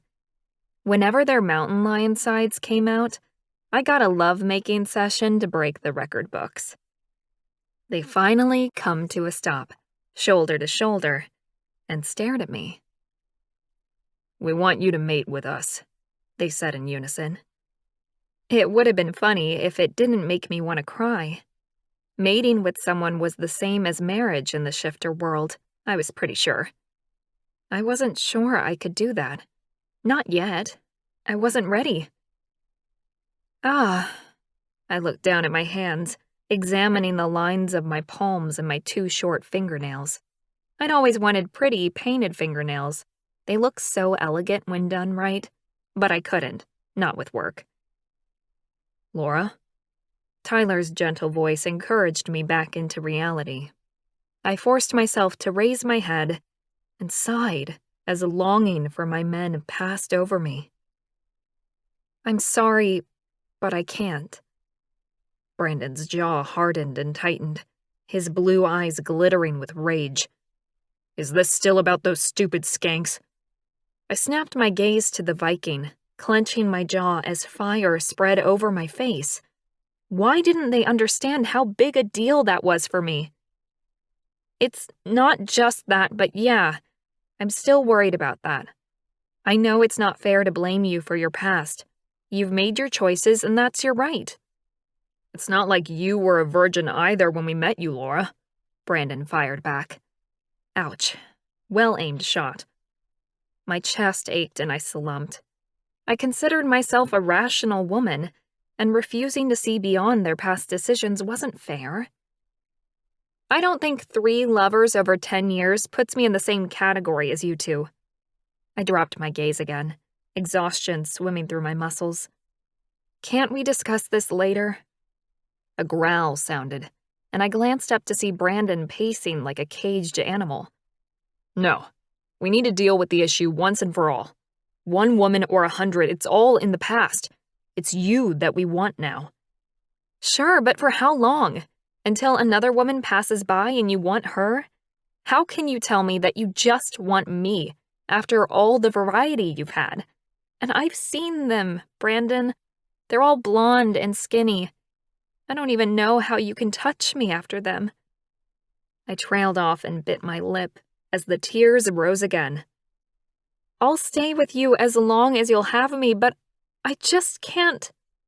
How can I explain it better? Mating would be like a human marriage, and where would I be when they moved on to someone else? I'd be broken, discarded. I wouldn't survive that. Brandon walked forward and fell to his knees in front of me, taking my hands in his. His eyes were beseeching as he spoke. You have no idea how much better it is with you. I sniffed and focused on his words. My brain was utterly exhausted from going over this too many times. What's better? He grinned at me, that lopsided, ultimately charming smile that I adored. Everything, including... Oh, you... Fire flared in my belly, and I tried to pull my hands back, but he held tight to them. Laura, I've never been with a woman who makes me feel so free, so relaxed. Everything with you is easy and natural, and you blow fucking mind with how much you give. Give? I repeated, and stopped struggling, not sure I understood. You touch me and give me pleasure. You aren't focused on yourself. What was he talking about? Of course I'm not. Nothing feels better to me than hearing you losing control. The way your face looks when I or touch you. You take me places no one has. I love you for that. And 1,000 other reasons. I couldn't have heard right. Brandon had avoided talk of love like the plague the last few days, despite everything we'd gone through. Did you say you love me? Brandon swallowed, his large Adam's apple bobbing up and down. Yeah. My heart burst open, with happiness surging in my chest. I really don't think... Please, Laura. You have to listen to us. I turned toward Tyler, who sat on the bed next to me, cupping my face with his smooth, gentle hands. You're everything I've ever wanted in a woman. You are intelligent, smart, and beautiful. And best of all, you have the warmest, most giving heart. The way you love Brandon and me. It's the best thing ever. Tears prickled my eyes, and I tried to blink them back. But staring at the adoring faces of my men made it impossible. I had at least 10 reasons ready as to why we shouldn't be together. But as both of my magnificent lion shifters stood up and began stripping off their clothes, I couldn't think of a single one. Tyler kissed my neck and I sighed. They were my everything. I knew in my heart of hearts that as long as I trusted them and loved them as they did me, there was no hurdle we couldn't fly over together. Epilogue. 3 months later. Laura. Laura, Brandon, and Tyler, you are now bonded for life. A roar went up around us, and I lifted my face toward my men. I was so happy, I could barely contain the scream of excitement that threatened to let loose. Brandon kissed me first, his mouth possessive and strong, his tongue slipping in to taste me. When he stepped away, Tyler slid into his place, cupping my face and kissing me with such sweetness and love that tears slipped down my cheeks. My perfect pair, everything I'd ever wanted, and so much more. I love you, Tyler whispered against my lips as he pulled back. I looked into his brown eyes, blinking away the happy tears that had gathered once again. And I love you. I extended my hand and Brandon gripped it. I love you, I said to my big lion, who grinned and winked. Classic Brandon. But his eyes spoke volumes. "I love you," he mouthed, and I squeezed his hand. "I know." Tyler turned me toward the group of people who had gathered on Tyler and Brandon's parents' property to witness our mating. I had legally married Tyler during the week, in a small ceremony surrounded by our friends and family. But this was the more important of the two ceremonies. "Let's celebrate." I was pulled forward into a maelstrom of people. Hugs, kisses, and congratulations flowed around me as I was whirled from one set of strong arms to another. By the time they'd all finished taking a piece of me, I could barely stand up. I collapsed onto a garden seat, gasping for breath in my tight wedding dress. "Laura, you look absolutely beautiful." Scott and Jack stood before me, looking powerful and handsome in their black suits. "Wow, you two look amazing." They inclined their heads, but seemed distracted, their eyes continually straying to an area near the food tables. I turned and looked in the same direction, but couldn't see anything of note. "What are you two staring at so intently?" I put out a hand and Jack lifted me to my feet. "Oh, that's better." My bodice was boned, giving my waist a beautiful indent, but it wasn't the easiest thing to maneuver around in. "Laura, who is that woman in the gray silk dress?" Scott asked. That's interesting. That was a lot of detail for a man to notice. And what was with the tone of his voice? I turned around again and scanned the area. Happiness filling my chest when I realized who they were talking about. "Oh, she came!" I clapped my hands and took a step in that direction. Scott's hand came around my arm as quickly as a rattlesnake and stopped me in my tracks. "Is she a friend of yours, Laura?" Scott's voice was even deeper now, raspy even. I stared at him, then at Jack, then back to the woman in question. Uh-oh. "Yes, she's my cousin from up north. I invited her to my wedding with Tyler, but she couldn't come as it was held during the week. So I told her about today, but said it started at 3 rather than 2, so she'd miss the ceremony itself. Although, I tapped my foot and pulled my arm out of Scott's grip. I won't be upset if she knows about Tyler and Brandon. My family will work it out eventually." My sister had been great, supporting me as much as she could, given she was now settled into university. But she was also envious of my relationship, and even though she'd been a bridesmaid for me today, she was currently standing about 10 feet away, scanning the area for more sets of twins for herself. "Can you introduce us to her?" Jack asked, his face showing a weird type of strain that I hadn't seen before on this man. But I had seen it on Tyler and Brandon. Sure. I walked through the throng of people and made my way to Ashley's side. If I was right, then my gorgeous cousin's life was about to change forever. "You came!" I threw myself on her and hugged her tightly. Ashley, a few years older than me, had doted on me when I was a child. Ashley laughed and hugged me back, our heights and sizes in almost exact proportion. I pulled back and stared at her. I hadn't seen Ashley in 5 years, and she didn't look as well as I expected. "You look like shit, Ash. I don't want to be rude, but are you okay, hun?" Ashley smiled, though sadness was evident in her beautiful blue eyes. The radiance I remembered about my older cousin was gone, the glow of her skin tinged with gray. What had happened? "Thanks, sweetie. I know. Whereas you look freaking fantastic." I did a twirl and stuck my hip out at an angle, playing the game. "Why, thank you, darling. The love of a good man and all that." Ash quirked an eyebrow at me. "Or men, perhaps?" Heat flooded my cheeks and my stomach dropped. I searched my cousin's face for signs of discrimination or disgust, but there were none. "Yeah, well..." Ashley chuckled and reached over to squeeze my hand.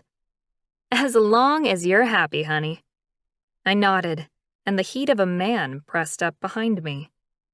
Scott was standing there, almost dancing on the spot in his impatience. I'd forgotten he and Jack were even there. Oh, Ash, let me introduce you to Brandon and Tyler's cousins. It's common in their family for men to be born into fraternal twin sets. This is Scott and Jack. Guys, this is my cousin Ashley. Scott and Jack jumped up beside me like Army basic training graduates, their backs ramrod straight. Ashley's face turned cold, her mouth pulling down on both sides.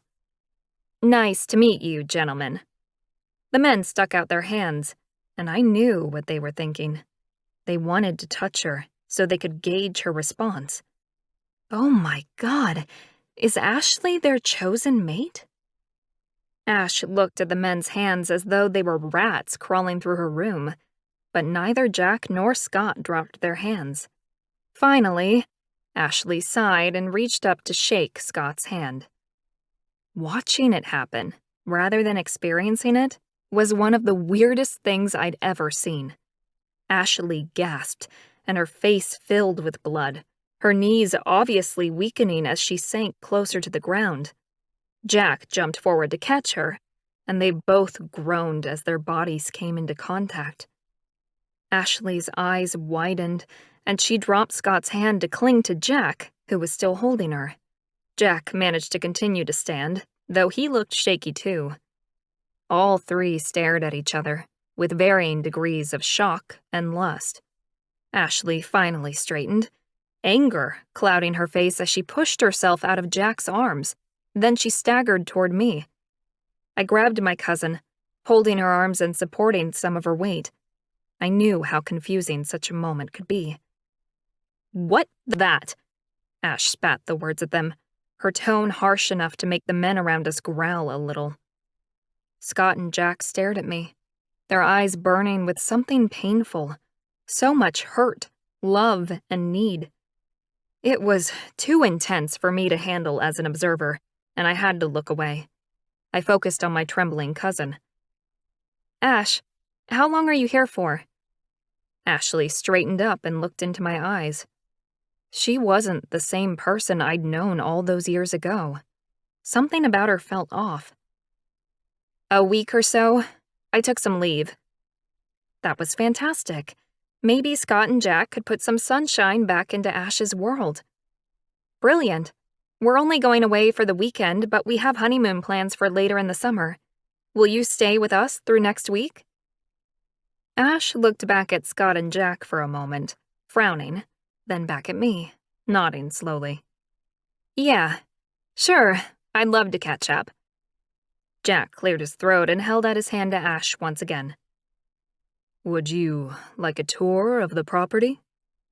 Ash glared at him, her blue eyes firing ice chips. No, Faye, and keep your hands to yourself. She turned tail and headed off, her chin stuck high in the air as she stomped her way up the steps and back into the house. A giggle bubbled up and escaped my throat. I turned to face the shocked men. You two are going to have your hands full with Ash if she's yours. She is ours, the men said in unison, their voices deep and growly. Brandon and Tyler's hands slid around my waist, and I smiled as I was engulfed in the heat of their bodies. Hey, Scott. Jack. Brandon's deep voice made me sigh and lean toward him. The men nodded mechanically, their eyes strained to the house again. Congratulations to you all. They began to edge away, and I laughed, waving my hands at them. Go! I've asked her to stay at my place, so I'll get the boys to send you my address. You have the weekend with her, then I'll have her from Monday. Their gorgeous faces broke into identical grins, and they headed off without a backward glance. I sighed and watched them hurry away. Was that what my men had gone through? What's up with them? Brandon asked, while Tyler stroked my hand in rhythmic possession. I looked up into Brandon's blue eyes. My cousin Ashley is their mate. Brandon's eyes widened. You're shitting me. I laughed out loud. Nope. Looks like there's something about my family that mingles well with you boys. Tyler slid his hand over my abdomen and rubbed gently. Will we be seeing how our blood mingles soon? I inhaled sharply. I hadn't thought they'd noticed. I nodded.